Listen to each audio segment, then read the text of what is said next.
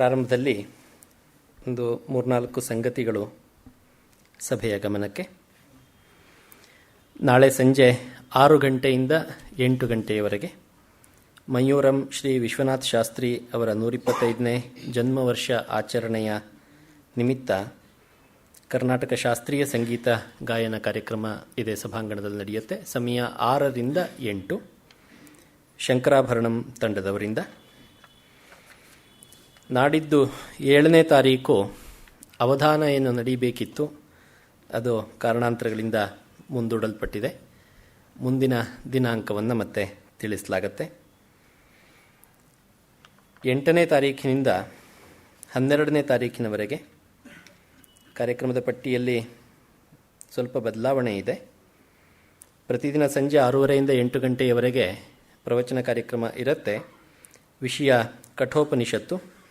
ವಿದ್ವಾನ್ ML ನರಸಿಂಹಮೂರ್ತಿಯವರು ಈ ಕಾರ್ಯಕ್ರಮವನ್ನು ನಡೆಸಿಕೊಡ್ತಾರೆ. 8ನೇ ತಾರೀಖಿನಿಂದ 12ನೇ ತಾರೀಖಿನವರೆಗೆ ಪ್ರತಿದಿನ ಸಂಜೆ 6:30ರಿಂದ 8. ಇನ್ನೊಂದು ಸಂಗತಿ, ಈ ಹಿಂದೆ ಇದೇ ವೇದಿಕೆಯಲ್ಲಿ ವಿದ್ವಾನ್ ಡಾಕ್ಟರ್ ಎಸ್ ರಂಗನಾಥ್ ಅವರು ನಡೆಸಿಕೊಟ್ಟಿರ್ತಕ್ಕಂತಹ ಋಗ್ವೇದ ಪಠಣದ CD ಅದು ಇದೇ ವೇದಿಕೆಯಲ್ಲಿಯೇ ಲೋಕಾರ್ಪಣೆಯಾಗಿತ್ತು. ಸಂಪೂರ್ಣ ಋಗ್ವೇದ ಪಾರಾಯಣವನ್ನು ನಾವು ಅದರಲ್ಲಿ ಕೇಳಬಹುದು. ಆ CD DVG ಪುಸ್ತಕ ಭಂಡಾರದಲ್ಲಿ ಲಭ್ಯ ಇದೆ.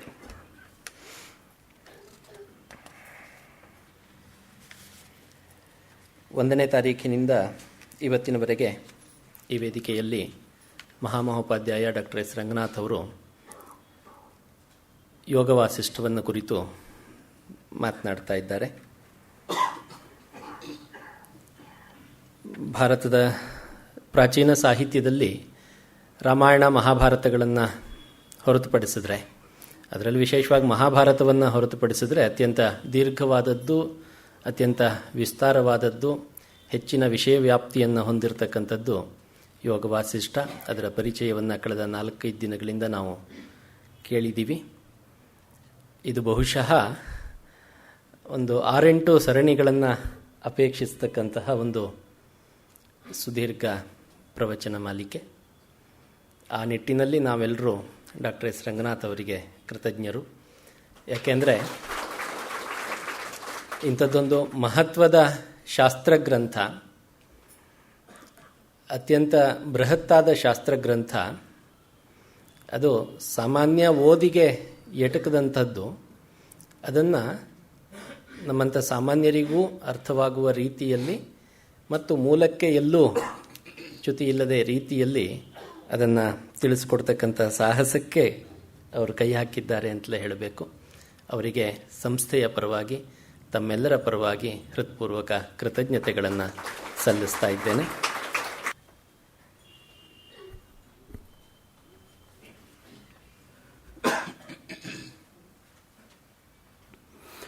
ಮೌಲೌ ಮಂದಾಕಿನೀಯಸ್ಯ ಮಾಲತಿ ಮಾಲಿಕಾನಿಭಃ ಮೌನಿ ಮಾನಸಹಂಸೋಯಂ ಮೌಢ್ಯಂ ಹರತು ನಃ ಶಿವಃ. ಯೋಗ ವಾಸಿಷ್ಠ ಉಪನ್ಯಾಸ ಮಾಲಿಕೆಯ ಮೊದಲನೇ ಕಂತಿನ 5ನೇ ಹಾಗೂ ಕೊನೆ ದಿನವಾಗಿರತಕ್ಕಂಥ ಇಂದು ಉಪೋದ್ಘಾತದ ಯಾವ ಒಂದು ಪ್ರಾರಂಭವನ್ನು ನಾನು ಮಾಡಿದ್ದೀನೋ ಅದನ್ನು ಮುಂದುವರಿಸ್ತಾ ಇದ್ದೀನಿ. ಸನ್ಮಾನ್ಯರಾದಂತಹ ಶೇಷ ನವರತ್ನ ಅವರು 40 ವರ್ಷಗಳ ಕೆಳಗೆ ಧಾರವಾಡದ ಸಮಾಜ ಪುಸ್ತಕ ಭಂಡಾರದಿಂದ ಅಚ್ಚಾಗಿರ್ತಕ್ಕಂಥ ಗ್ರಂಥದ ಉಪೋದ್ಘಾತವನ್ನು ಏನು ನಮಗೆ ದಯಪಾಲಿಸಿದ್ರೋ ಅದನ್ನು ತಮಗೆ ಮೊನ್ನೆಯಿಂದ ಹಂಚೋ ಪ್ರಯತ್ನ ಮಾಡ್ತಾ ಇದ್ದೀನಿ. ಅದನ್ನೇ ಮುಂದುವರಿಸಿಕೊಂಡು ಇವತ್ತು ಕೂಡ ಯೋಗ ಮಾರ್ಗದ ಅನುಸರಣದಲ್ಲಿ ಅತ್ಯಂತ ಮುಖ್ಯವಾದದ್ದು ಪ್ರಾಣ ನಿರೋಧ. ಮನಸ್ಸನ್ನು ನಿಗ್ರಹಿಸಿದಂತಹ ಪ್ರಾಣದ ಗತಿಯನ್ನು ನಿಯಂತ್ರಿಸಿ ಧ್ಯಾನ ಆರೂಢವಾಗುವುದೇ ಯೋಗ. ನೋಡಿ, ಧ್ಯಾನ ಎಂಬತಕ್ಕಂಥದ್ದು ತುಂಬ ಮುಖ್ಯವಾಗಿರತಕ್ಕಂತಹ ಒಂದು ಅಂಗ. ತಮಗೆ ಗೊತ್ತಿರೋ ಹಾಗೆಯೇ ಒಟ್ಟು ಇರತಕ್ಕಂಥದ್ದು ಯೋಗಕ್ಕೆ 8 ಅಂಗಗಳು. ಯಮ, ನಿಯಮ, ಆಸನ, ಪ್ರಾಣಾಯಾಮ, ಪ್ರತ್ಯಾಹಾರಗಳು ಬಾಹ್ಯ ಯೋಗವಾದರೆ, ಧಾರಣ, ಧ್ಯಾನ, ಸಮಾಧಿ ಅಂತರ್ಯೋಗ. ಈಗ ಮೊದಲ 5 ತುಂಬ ಜನ ಮಾಡ್ತಾ ಇದ್ದಾರೆ, ಪ್ರಯತ್ನಪೂರ್ವಕವಾಗಿ ಬೆಳಗ್ಗೆ ಯೋಗಾಭ್ಯಾಸ ಮಾಡೋರು. ಆದರೆ ಕೊನೆ 3 ಆಂತರಿಕವಾಗಿರ್ತಕ್ಕಂಥ ಯೋಗದ ಕಡೆಗೂ ಗಮನ ಕೊಡಬೇಕು ಅಂತ ನಾನು ಕಳಕಳಿಯಿಂದ ಭಿನ್ನವಿಸ್ಕೋತೀನಿ. ನೋಡಿ, ಯಮ ಅಂದರೆ ಏನಪ್ಪ ಅಂದರೆ ಸಂಯಮವೇ ಯಮ. ಯಾವುದು ಸಂಯಮ ಮಾಡತಕ್ಕಂಥದ್ದು ಅಂತ ಕೇಳಿದರೆ 5 ರೀತಿಯಾಗಿ ಯಮ ಎಂಬತಕ್ಕಂಥದ್ದನ್ನು ಹೇಳ್ತಾರೆ. ಯಾವುದಪ್ಪ ಅಂದರೆ ಮೊದಲನೇದು ಅಹಿಂಸಾ. ಮೊಟ್ಟಮೊದಲನೇ ಯಮ ಯಾವುದು ಅಂದರೆ ಅಹಿಂಸೆ. ಈಗಿನ ಕಾಲಕ್ಕೆ ಅತ್ಯಂತ ಪ್ರಸ್ತುತವಾಗಿರೋದು ಯಾವುದಪ್ಪ ಅಂದರೆ ಅಹಿಂಸೆ. ಅಹಿಂಸಾ ಪರಮೋ ಧರ್ಮ. ಮಹಾಭಾರತದ ಒಂದು ಸಾರ ಸರ್ವಸ್ವ ಏನು ಅಂದರೆ ಅಹಿಂಸೆ. ಮಾ ಹಿಂಸ್ಯಾತ್ ಸರ್ವಭೂತಾನಿ. ನೀವು ಯಾವ ಪ್ರಾಣಿಯನ್ನೂ ಕೂಡ ಹಿಂಸೆ ಮಾಡತಕ್ಕಂತಹ ನೈತಿಕ ಹಕ್ಕನ್ನು ಪಡೆದಿಲ್ಲ. ಇವತ್ತು ನನಗೆ ಓಡಾಡೋದಕ್ಕೆ ಎಷ್ಟು ಸಾಮರ್ಥ್ಯ ಇದೆಯೋ ಅಲ್ಲಿ ಹೋಗ್ತಕ್ಕಂಥ ಇರುವೆಗೂ ಅಷ್ಟೇ ಒಂದು ನೈತಿಕವಾಗಿರೋ ಹಕ್ಕಿದೆ. ಯಾವುದೇ ಕಾರಣಕ್ಕೂ ನಾನು ಆ ಇರುವೆ ಮೇಲೆ ಕಾಲಿಟ್ಟು ಅದನ್ನು ಕೊಲ್ತಕ್ಕಂತಹ ನೈತಿಕ ಸಾಮರ್ಥ್ಯವನ್ನು ಪಡ್ಕೊಂಡಿಲ್ಲ. ಆ ರೀತಿ ಮಾಡಬಾರ್ದು ಅಂತ ಚಂದ್ರಶೇಖರ ಭಾರತಿ ಮಹಾಸ್ವಾಮಿಗಳ ಅನುಗ್ರಹ. ಅವ್ರು ಯಾವಾಗಲೂ ನೆಲ ನೋಡ್ಕೊಂಡು ನಡೀತಾ ಇದ್ರಂತೆ. ಅವರ ಶಿಷ್ಯರು ಕೇಳಿದ್ರಂತೆ, ತಮಗೆ ಅತ್ಯಂತ ಪರಿಚಿತವಾಗಿರ್ತಕ್ಕಂಥ ಜಾಗ ಸ್ವಾಮಿ, ನೆಲ ನೋಡ್ಕೊಂಡು ತಾವು ಯಾಕೆ ನಡೀತೀರಾ?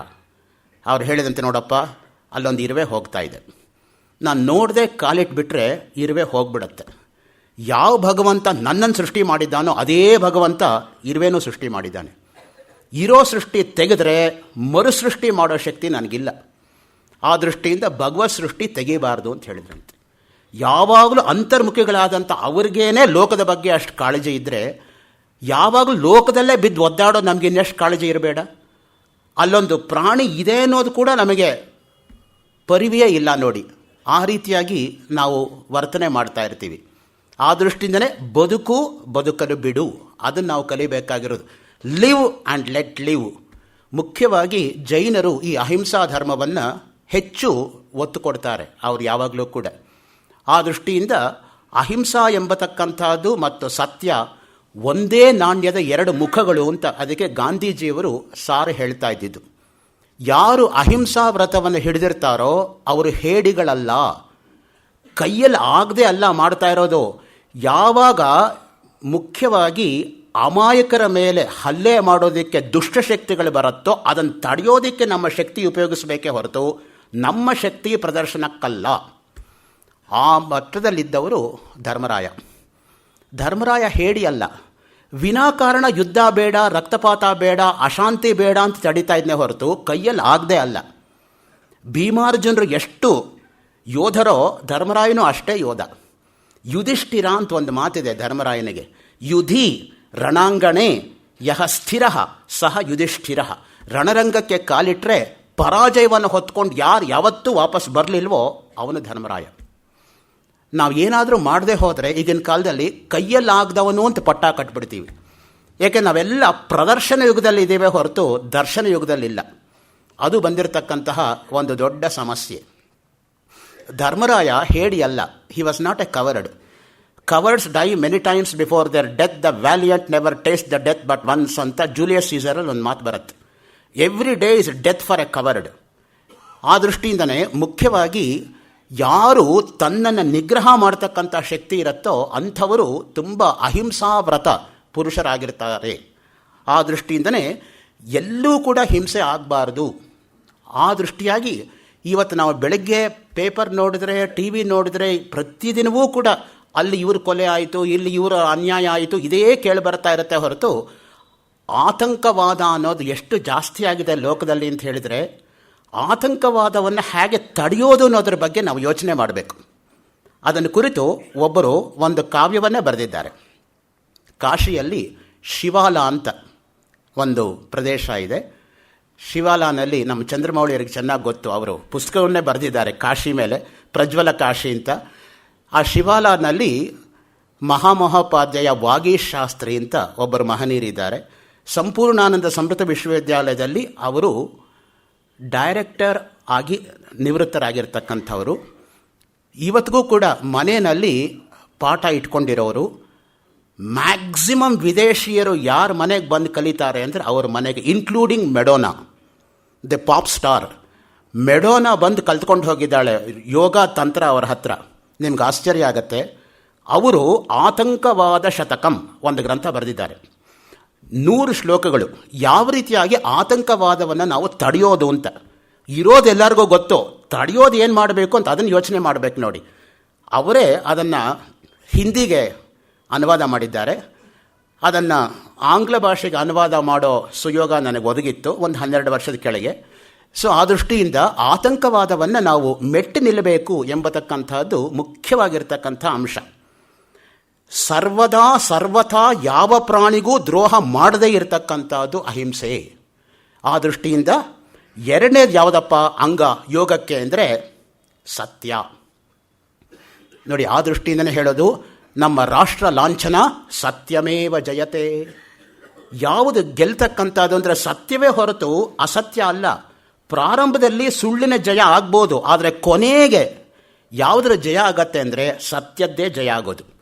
ಅದಕ್ಕೆ ಒಂದು ಮಾತಿದೆ ಇಂಗ್ಲೀಷಲ್ಲಿ, he laughs best who laughs last ಅಂತ. Who has got the last laugh. ಮೊದಲು ಅವ್ನು ನಗ್ಲಿ, ಎಷ್ಟು ಬೇಕಾದ್ರೂ ನಕ್ಕೊಳ್ಳಿ, ಕೊನೆಗೆ ಯಾರು ನಗ್ತಾರೆ ಅನ್ನೋದು ಮುಖ್ಯ. ಆಯಿತು, ನಗು, ಎಷ್ಟೊತ್ತು ನಗ್ತೀಯೋ ನಗು, ಕೊನೆ ನಗು ನಂದಿರತ್ತೆ ಅಂತ. ಸೊ ಆ ದೃಷ್ಟಿಯಿಂದ ಸತ್ಯ ಅನ್ನೋದು ನೋಡಿ, ನಮ್ಮಲ್ಲಿ ಸತ್ಯಮೇವ ಜಯತೆ, ಯಾವತ್ತೂ ಸತ್ಯವೇ ಗೆಲ್ತಕ್ಕಂಥದ್ದು. ಅದನ್ನೇ ರಾಷ್ಟ್ರ ಲಾಂಛನ ನಾವು ಇಟ್ಕೊಂಡಿರೋದು. ಅದಕ್ಕೆ ತೈತ್ರಿಯ ಉಪನಿಷತ್ತು ಏನು ಹೇಳುತ್ತೆ, ಸತ್ಯಂ ವದ, ಅಷ್ಟು ಹೇಳಿಬಿಡಲಿಲ್ಲ, ಸತ್ಯಾನ್ನ ಪ್ರಮದಿತವ್ಯಂ ಅದನ್ನು ಹೇಳುತ್ತೆ. ಒಂದು ವಿಧಿ, ಒಂದು ನಿಷೇಧ, ಇದನ್ನು ಮಾಡು, ಇದನ್ನು ಮಾಡಬೇಡ, ಎರಡನ್ನೂ ಹೇಳುತ್ತೆ. ಯಾಕೆಂದರೆ ಏನು ಮಾಡಬೇಕು ಅಷ್ಟು ಮಾತ್ರ ಹೇಳಿಬಿಟ್ರೆ ಏನು ಮಾಡಬಾರ್ದೋ ಅದ್ರಲ್ಲಿ ನಮಗೆ ಸಂದೇಹ ಹಾಗೆಯೇ ಉಳ್ಕೊಳ್ಳುತ್ತೆ. ಆ ದೃಷ್ಟಿಯಿಂದನೇ ವೇದ ನಿರ್ದಿಷ್ಟವಾಗಿ ನಿರ್ದಿಷ್ಟವಾಗಿ ನಿರೂಪಣೆ ಮಾಡೋದರಲ್ಲಿ ಎತ್ತಿದ ಕೈ. ಸತ್ಯ ಎಂಬತಕ್ಕಂಥದ್ದು ಅತ್ಯಂತ ಮುಖ್ಯವಾಗಿ ಬೇಕಾಗಿರತಕ್ಕಂತಹ ಒಂದು ಧರ್ಮ. ಸತ್ಯವೇ ನಮ್ಮ ತಾಯಿ ತಂದೆ, ಸತ್ಯವೇ ನಮ್ಮ ಬಂಧು ಬಳಗ, ಸತ್ಯವಾಕ್ಯಕ್ಕೆ ಮೆಟ್ಟಿ ನಿಂತರೆ ಮೆಚ್ಚನ ಪರಮಾತ್ಮನು. ಅದಕ್ಕೆ ಪುಣ್ಯಕೋಟಿ ಕಥೆಯಲ್ಲಿ ಆ ಮಾತು ಬರೋದು. ಬ್ರಹ್ಮಣೋ ನಾಮ ಸತ್ಯಂ, ಛಾಂದೋಗ್ಯ ಉಪನಿಷತ್ತು ಹೇಳುತ್ತೆ. ಬ್ರಹ್ಮನಿಗಿರ್ತಕ್ಕಂಥ ಇನ್ನೊಂದು ಹೆಸರು ಅಂದರೆ ಸತ್ಯ. Man does not go from error to truth, he goes from lower truth to higher truth. You are the truth of truths, you are Brahman. Swami ವಿವೇಕಾನಂದರ ಮಾತು. ಮನುಷ್ಯನು ಸುಳ್ಳಿಂದ ಅಲ್ವಂತೆ ಸತ್ಯಕ್ಕೆ ಹೋಗ್ತಾ ಇರೋದು, ಕೆಳಮಟ್ಟದ ಸತ್ಯದಿಂದ ಮೇಲ್ಮಟ್ಟದ ಸತ್ಯಕ್ಕೆ ಹೋಗ್ತಾ ಇದ್ದಾನೆ. ಅಂದ್ರೆ ಏನು ಹೇಳ್ದಂಗಾಯಿತು, 3 ರೀತಿಯಾಗಿರೋ ಸತ್ಯ ಇರೋದು. ಮೊದಲನೇದು ಯಾವುದಪ್ಪ, ಪ್ರಾತಿಭಾಸಿಕ ಸತ್ಯ. ಅಂದ್ರೇನು, ಹಾಗೆ ತೋರ್ತಕ್ಕಂಥದ್ದು. ಯಾವುದು ತೋರತ್ತೋ ಅದು ಹೋಗತ್ತೆ. ಹಾಗೆ ತೋರೋದು ಯಾವುದು, ಯಾರೋ ಹೇಳ್ತಾರೆ, ಇವತ್ತು ಉಪನ್ಯಾಸಕ್ಕೆ ಹೋಗಬೇಡ್ರಿ, ಗೋಖಲೆ ಇನ್ಸ್ಟಿಟ್ಯೂಟ್ ಮುಂದೆ ಒಂದು ಹಾವಿದೆ ಗೇಟಲ್ಲಿ, ಯಾರೋ ಏನು ಹಾವು ನೋಡೇ ಬಿಡ್ತೀನಿ ಅಂತ ಬಂದರೆ ಹಗ್ಗ, ಅದು ಹಾವೇ ಅಲ್ಲ. ಯಾಕೆ ಅಂದರೆ ಹಾವಿನ ಆಕಾರದಲ್ಲಿ ಅಂಕುಡೊಂಕಾಗಿ ಬಿದ್ದಿರತಕ್ಕಂತಹ ಹಗ್ಗದಲ್ಲಿ ಹಾವಿನ ಭ್ರಮೆ ಉಂಟಾಯಿತು ನನಗೆ. ಅದು ಒಂದು ರೀತಿಯಾಗಿರೋ ಭ್ರಮೆ. ಇನ್ನೊಂದು ರೀತಿಯಾಗೂ ಭ್ರಮೆ ಆಗ್ಬೋದಲ್ಲ. ಹಗ್ಗ ಅಂತ ಬಂದಾಗ ಬುಸ್ ಅಂತ ಒಂದು ಹಾವು ಎದ್ದು ನಿಂತ್ಕೊಂಡ್ಬಿಡ್ಲಿ, ಯಾವತ್ತು ಓಡದೇ ಇರೋರು 100 ಮೀಟರ್ಸ್ ರೇಸ್ ಓಡ್ಬಿಡ್ತಾರೆ ಅವತ್ತು. ಪ್ರಾಣ ಭಯ ಅನ್ನೋದು ಆ ರೀತಿಯಾಗಿರುತ್ತೆ ಮನುಷ್ಯನಿಗೆ. ನೋಡಿ, ಅದಕ್ಕೆ ರಜ್ಜು ಸರ್ಪ ದೃಷ್ಟಾಂತ ಅಂತ ಹೇಳೋದು. ಇದನ್ನು ಇಟ್ಕೊಂಡೇ ಹಾಸನ್ ರಾಜಾರಾಯರು ಸರ್ಪೆಂಟ್ ಅಂಡ್ ದ ರೋಪ್ ಅನ್ನೋ ಒಂದು ನಾವೆಲ್ ಬರೆದು ವಿಶ್ವವಿಖ್ಯಾತಿಯನ್ನು ಪಡ್ಕೊಂಡ್ರು ಅವರು, ಹಾಸನ್ ರಾಜಾರಾಯರು. ಆ ದೃಷ್ಟಿಯಿಂದನೇ ಇದು ಭ್ರಮಾತ್ಮಕವಾಗಿರೋ ಕಲ್ಪನೆ, ಇದು ಕೇವಲ ತೋರಿಕೆ. ಅದರಿಂದ ಅದಕ್ಕೇನು ಕರಿತೀವಿ, ಪ್ರಾತಿಭಾಸಿಕ ಸತ್ಯ. ಇನ್ನೊಂದು ಉದಾಹರಣೆ ತೆಗೆದುಕೊಳ್ಳಿ. ಹೊಳಿತಾ ಇರತಕ್ಕಂಥ ಪದಾರ್ಥ ದೂರದಿಂದ ನೋಡ್ತೀರ, ಸೂರ್ಯನ ಕಿರಣಗಳು ಬಿದ್ದಾಗ ಬೆಳ್ಳಿ ಸಿಕ್ತು ಅಂತ ಓಡೋಗ್ತೀನಿ, ಹತ್ರ ಹೋಗಿ ನೋಡಿದ್ರೆ ಕಪ್ಪೆ ಚಿಪ್ಪದು, ಬೆಳ್ಳಿನೇ ಅಲ್ಲ. ನಿಜವಾಗಿರೋದೇನೋ ಕಪ್ಪೆ ಚಿಪ್ಪು. ಅದರಲ್ಲಿ ಇಲ್ಲದೇ ಇರತಕ್ಕಂತಹ ಬೆಳ್ಳಿಯ ಭ್ರಾಂತಿ ನನಗುಂಟಾಯಿತು. ಅದಕ್ಕೆ ಪ್ರಪಂಚದಲ್ಲಿರೋದು ಎರಡೇ, ಪ್ರಮ ಭ್ರಮ. ಪ್ರಮ ಅಂದ್ರೇನು, ಯಥಾರ್ಥಂ ಜ್ಞಾನಂ ಪ್ರಮ, ಅಯಥಾರ್ಥಂ ಜ್ಞಾನಂ ಭ್ರಮ. ಇದ್ದದ್ದನ್ನು ಇದ್ದ ಹಾಗೆ ತಿಳ್ಕೊಂಡ್ರೆ ಪ್ರಮಾತ್ಮಕ ಜ್ಞಾನ, ಇರೋದನ್ನು ಇಲ್ಲದೇ ಇರೋ ಹಾಗೆ, ಇಲ್ಲದೇ ಇರೋದನ್ನು ಇರೋ ಹಾಗೆ ತಿಳ್ಕೊಂಡ್ರೆ ಅದು ಭ್ರಮಾತ್ಮಕ ಜ್ಞಾನ. ಇನ್ನು 3ನೇ ಉದಾಹರಣೆ, ಯಾರೋ ಕಾಡಲ್ಲಿ ಕಳೆದು ಹೋಗ್ಬಿಟ್ಟು ಒಂದು ಮೋಟು ಮರ ಹೀಗಿರೋದನ್ನು ನೋಡಿ, ಓಹೋ ಮನುಷ್ಯ ಇದ್ದಾರೆ ನನಗೆ ದಾರಿ ತೋರಿಸ್ತಾರೆ ಅಂತ ಹತ್ರ ಹೋಗಿ ನೋಡಿದ್ರೆ ಅದು ಮನುಷ್ಯನೇ ಅಲ್ಲ, ಮೋಟು ಮರ ಅದು. ಅಲ್ಲಿಗೇನಾಯಿತು, ಇರ್ತಕ್ಕಂತಹ ಮೋಟು ಮರದಲ್ಲಿ ಇಲ್ಲದೇ ಇರತಕ್ಕಂಥ ಮನುಷ್ಯನ ಭ್ರಾಂತಿ. ಇದೂ ಕೂಡ ಪ್ರಾತಿಭಾಸಿಕ ಸತ್ಯವೇ. ಇನ್ನು 4ನೇ ಉದಾಹರಣೆ. ದೂರದಿಂದ ನೋಡಿದಾಗ ಬೇಸಿಗೆನಲ್ಲಿ ನಮಗೆ ನೀರಿರೋ ಹಾಗೆ ತೋರುತ್ತೆ.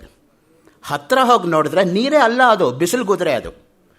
ಆ ದೃಷ್ಟಿಯಿಂದ ಈ 4 ಕೂಡ ಬರೀ ತೋರಿಕೆಗಳು ಮಾತ್ರ. ಅದನ್ನಿಟ್ಕೊಂಡೇ ಕಿನ್ನಾಮ ಸತ್ಯತ್ವಂ ಪ್ರಶ್ನೆ ಕೇಳ್ತಾರೆ ಶಂಕರಾಚಾರ್ಯರು ಭಾಷ್ಯದಲ್ಲಿ. ಸತ್ಯಂ ಜ್ಞಾನಮನಂತಂ ಬ್ರಹ್ಮ. ಆ ಒಂದು ಮಾತಿನ ಮೇಲೆ ಸತ್ಯ ಅಂದ್ರೇನಪ್ಪ? ತ್ರಿಕಾಲ ಅಬಾಧ್ಯತ್ವಂ ಸತ್ಯತ್ವಂ. 3 ಕಾಲದಲ್ಲೂ ವ್ಯತ್ಯಾಸವಾಗದೆ ಏಕರೂಪವಾಗಿ ಯಾವುದಿರುತ್ತೋ ಅದೇ ಸತ್ಯ. ನೆನ್ನೇನೂ ಅದೇ ಸತ್ಯ, ಇವತ್ತು ಅದೇ ಸತ್ಯ, ನಾಳೆನೂ ಅದೇ ಸತ್ಯ. ಕಾಲ ದೇಶಗಳಿಗೆ ಅತೀತವಾಗಿರ್ತಕ್ಕಂಥದ್ದು ಅದು ಸತ್ಯ. ಮುಖ್ಯವಾಗಿ ಹಾಗಿರೋದು ಯಾವುದು? ಬ್ರಹ್ಮ ಒಂದೇ. ಪ್ರಪಂಚ ಹೇಗಿದೆ? ಪ್ರಪಂಚ ಹಾಗಿಲ್ಲ. ಪ್ರಪಂಚ ಕ್ಷಣ ಕ್ಷಣಕ್ಕೆ ವ್ಯತ್ಯಾಸ ಆಗ್ತಾ ಇದೆ. ಅವರು ಉದಾಹರಣೆ ಕೊಡ್ತಾರೆ ಅದರಲ್ಲಿ. ಬಂಜೆಯ ಮಗ, ದಯವಿಟ್ಟು ಅಂಡರ್ಲೈನ್ ಮಾಡ್ಕೊಳ್ಳಿ. ಬಂಜೆಯ ಮಗ ಮರುಮರೀಚಿಕೆ ನೀರಿನಲ್ಲಿ ಸ್ನಾನ ಮಾಡಿಕೊಂಡು, ಗಗನ ಕುಸುಮವನ್ನೇ ಹೂವಾಗಿ ಮುಡ್ಕೊಂಡು, ಮೊಲದ ಕೋಡನ್ನೇ ಆಯುಧವನ್ನಾಗಿ ಇಟ್ಕೊಂಡು ಯುದ್ಧಕ್ಕೆ ಬರ್ತಾ ಇದ್ದೇನೆ ಅನ್ನೋ ಮಾತು ಎಷ್ಟು ಸತ್ಯವೋ, ಈ ತೋರ್ತಾ ಇರ್ತಕ್ಕಂಥ ಪ್ರಪಂಚವು ಅಷ್ಟೇ ಸತ್ಯ. ಮೃಗತೃಷ್ಣಾಂ ಬಸಿಸ್ನಾತಃ ಕಪುಷ್ಪಕೃತ ಶೇಖರ ಯೇಷ ವಂದ್ಯಾಸುತೋ ಯಾತಿ ಶಶಶೃಂಗ ಧನುರ್ಧರ. ಇದು ಶಂಕರ ಭಾಷ್ಯ. ಸತ್ಯಂ ಜ್ಞಾನಂ ಅನಂತಂ ಬ್ರಹ್ಮ ಅನ್ನೋ ವಾಕ್ಯದ ಮೇಲೆ ಯಾವುದು ತೋರತ್ತೋ ಅದು ಹೋಗುತ್ತೆ. ಅದಕ್ಕೆ ನಾವು ಇಟ್ಕೊಂಡಿರೋದು ದೃಕ್ ದೃಶ್ಯ ವಿವೇಕ ಅಂತ. ದೃಕ್ ಬ್ರಹ್ಮ, ದೃಶ್ಯಂ ಜಗತ್ ಇತಿ ವೇದಾಂತ ಡಿಂಡಿಮಃ. ದೃಕ್ ಶಕ್ತಿಯೈ ನಮಃ. ಲಲಿತಾ ಸಹಸ್ರನಾಮ. ಸೊ ಲಲಿತಾ ಅಂದರೆ ಏನು ಅಂತ ನಾನು ಮೊನ್ನೆ ಹೇಳಿದ್ದೀನಿ. ಸೊ ಆ ದೃಷ್ಟಿಯಿಂದ ಮುಖ್ಯವಾಗಿ ಇದು ನಮಗೆ ಬೇಕಾಗಿರ್ತಕ್ಕಂಥದ್ದು. ಯಾವುದು ದೃಕ್ಕು, ಯಾವುದು ದೃಶ್ಯ, ಯಾವುದು ಸತ್ಯ, ಯಾವುದು ಮಿಥ್ಯ, ಯಾವುದು ಇರುವಿಕೆ, ಯಾವುದು ಹೋಗುವಿಕೆ, ಯಾವುದು ತೋರುವಿಕೆ, ಯಾವುದು ತೋರದೇ ಇರುತ್ತುವಿಕೆ, ಅದು ಮುಖ್ಯವಾಗಿ. ಅರಿವು, ಇರುವು, ಜ್ಞಾನ, ಜ್ಞಾತೃ, ಜ್ಞೇಯ, ಇವುಗಳ ವಿಷಯ ಸರಿಯಾಗಿ ಅರ್ಥ ಮಾಡಿಕೊಂಡ್ರೆ ಆವಾಗ ನಮಗೆ ಯೋಗ ವಾಸಿಷ್ಠದ ಸಾರ ಏನು ಎಂಬತಕ್ಕಂಥದ್ದು ಅರ್ಥ ಆಗತ್ತೆ. ಅದಕ್ಕೆ ನಮ್ಮಲ್ಲಿರೋದು ಸತ್ಯಂ ಶಿವಂ ಸುಂದರಂ. ಯಾವುದು ಸತ್ಯವೋ ಅದು ಶಿವ, ಯಾವುದು ಶಿವವೋ ಅದು ಸುಂದರ. ಸುಂದರ ಅಂದ್ರೇನು? ಸುಂದರಾತಿ ಸುಂದರಂ ಅರವಿಂದ ನಂದ ದರ್ಶನಂ ಅಂತ ಭಾರತಕ್ಕೆ ಸ್ವಾತಂತ್ರ್ಯ ಬಂದಂತಹ ಆಗಸ್ಟ್ 14ನೇ ತಾರೀಕು ರಾತ್ರಿ 12 ಗಂಟೆಗೆ 1947ನೇ ಇಸ್ವಿನಲ್ಲಿ ಕಪಾಲಿ ಶಾಸ್ತ್ರಿಗಳು ಅರವಿಂದ್ ಘೋಷ್ ಮೇಲೆ ಆಶುವಾಗಿ ಹೇಳಿದಂಥ ಶ್ಲೋಕ. ಸುಂದರಾತಿ ಸುಂದರಂ ಅರವಿಂದ ನಂದ ದರ್ಶನಂ ಅಂತ ಕಪಾಲಿ ಶಾಸ್ತ್ರಿಗಳು ಅರವಿಂದ್ ಘೋಷ್ ಮೇಲೆ ಹೇಳಿರ್ತಕ್ಕಂಥ ಶ್ಲೋಕ ನೋಡಿ. ಆಶು ಕವಿತ್ವ ಅಂದರೆ ಹಾಗೆ ಬರಬೇಕು. ಆ ಶ್ಲೋಕಗಳು ಬರ್ತಾ ಇದ್ರೆ ಪುಂಖಾನುಪುಂಖವಾಗಿ ಅದು ಬರ್ತಾ ಇರಬೇಕು ಹೊರತು ಇವನು ಶ್ಲೋಕವನ್ನು ಹುಡ್ಕೊಂಡು ಹೋಗಬಾರ್ದು, ಶ್ಲೋಕವೇ ಇವನನ್ನು ಹುಡ್ಕೊಂಡ್ಬರ್ಬೇಕು. ಬಾಣನ ಬಗ್ಗೆ ಒಂದು ಮಾತು ಹೇಳ್ತಾರೆ. Bana never went in search of words, on the contrary words came rushing and gushing towards him ಅಂತ. ಬಾಣ ಯಾವತ್ತೂ ಪದಗಳನ್ನು ಹುಡ್ಕೊಂಡು ಹೋಗ್ಲಿಲ್ಲ, ಪದಗಳೇ ನನ್ನನ್ನು ಬಿಡಬೇಡ ನನ್ನನ್ನು ಬಿಡಬೇಡ ಅಂತ ಅವನು ಹುಡ್ಕೊಂಡು ಬಂತಂತೆ. 13 ಪುಟ ಒಂದೇ ವಾಕ್ಯ ಇದೆಯಲ್ಲ ಬಾಣನ ಕಾದಂಬರಿನಲ್ಲಿ, ಒಂದೇ ವಾಕ್ಯ 13 ಪುಟ. ಚಿಕ್ಕ ವಾಕ್ಯವೇ 7-8 ಸಾಲ ಆಗತ್ತಪ್ಪ.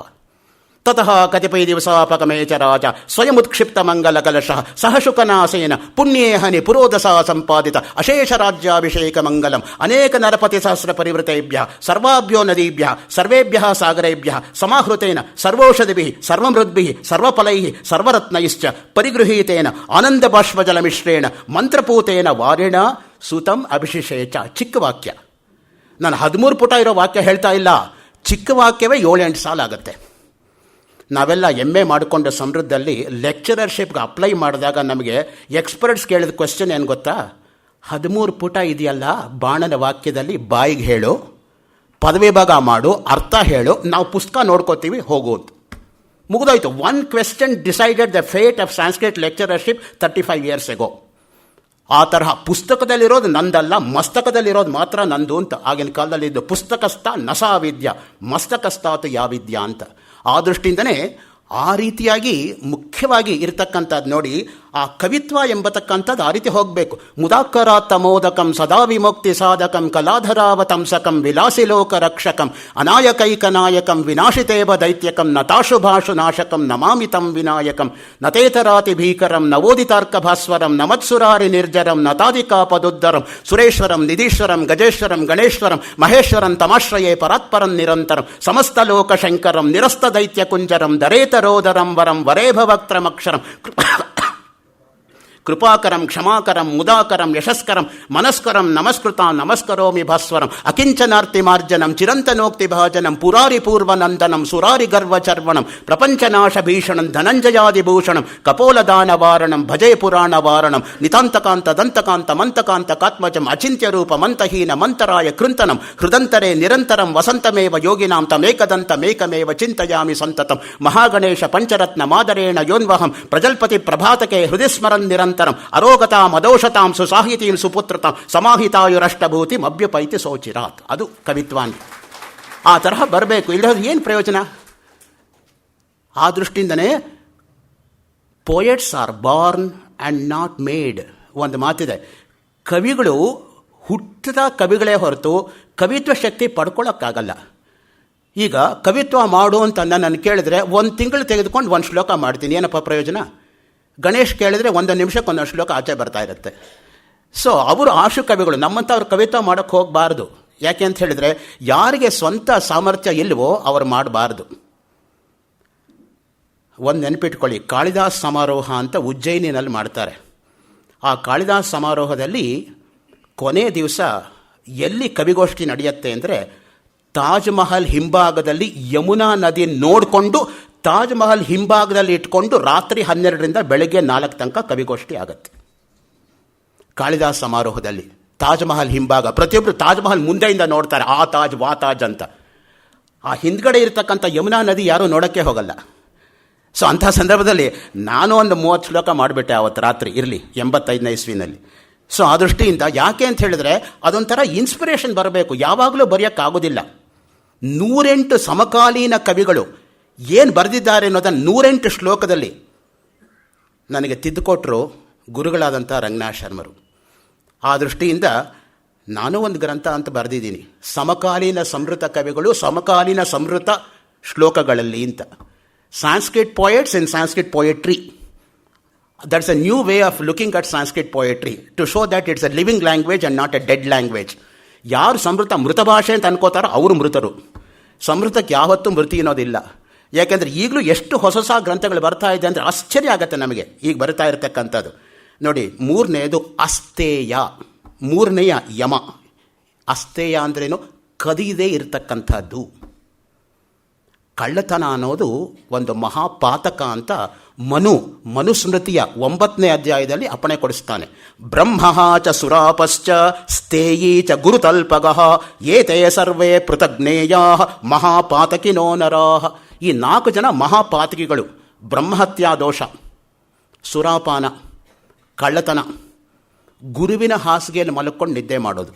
ಈ 4 ಕೂಡ ಮಹಾಪಾತಕಗಳು ಅಂತ ಮನುಸ್ಮೃತಿನಲ್ಲಿ ಹೇಳಿರ್ತಕ್ಕಂಥದ್ದು. ಬರೀ ಪಾತಕಗಳಲ್ಲ, ಮಹಾಪಾತಕಗಳು. ಅದಕ್ಕೆ ಕದಿಯೋದು ಅಂದರೆ ಬರೀ ಹಣ ಕದಿಯೋದು ಅಂತಲ್ಲ, ಕೃತಿ ಚೌರ್ಯ ಎಲ್ಲಕ್ಕಿಂತ ದೊಡ್ಡ ಪಾಪ.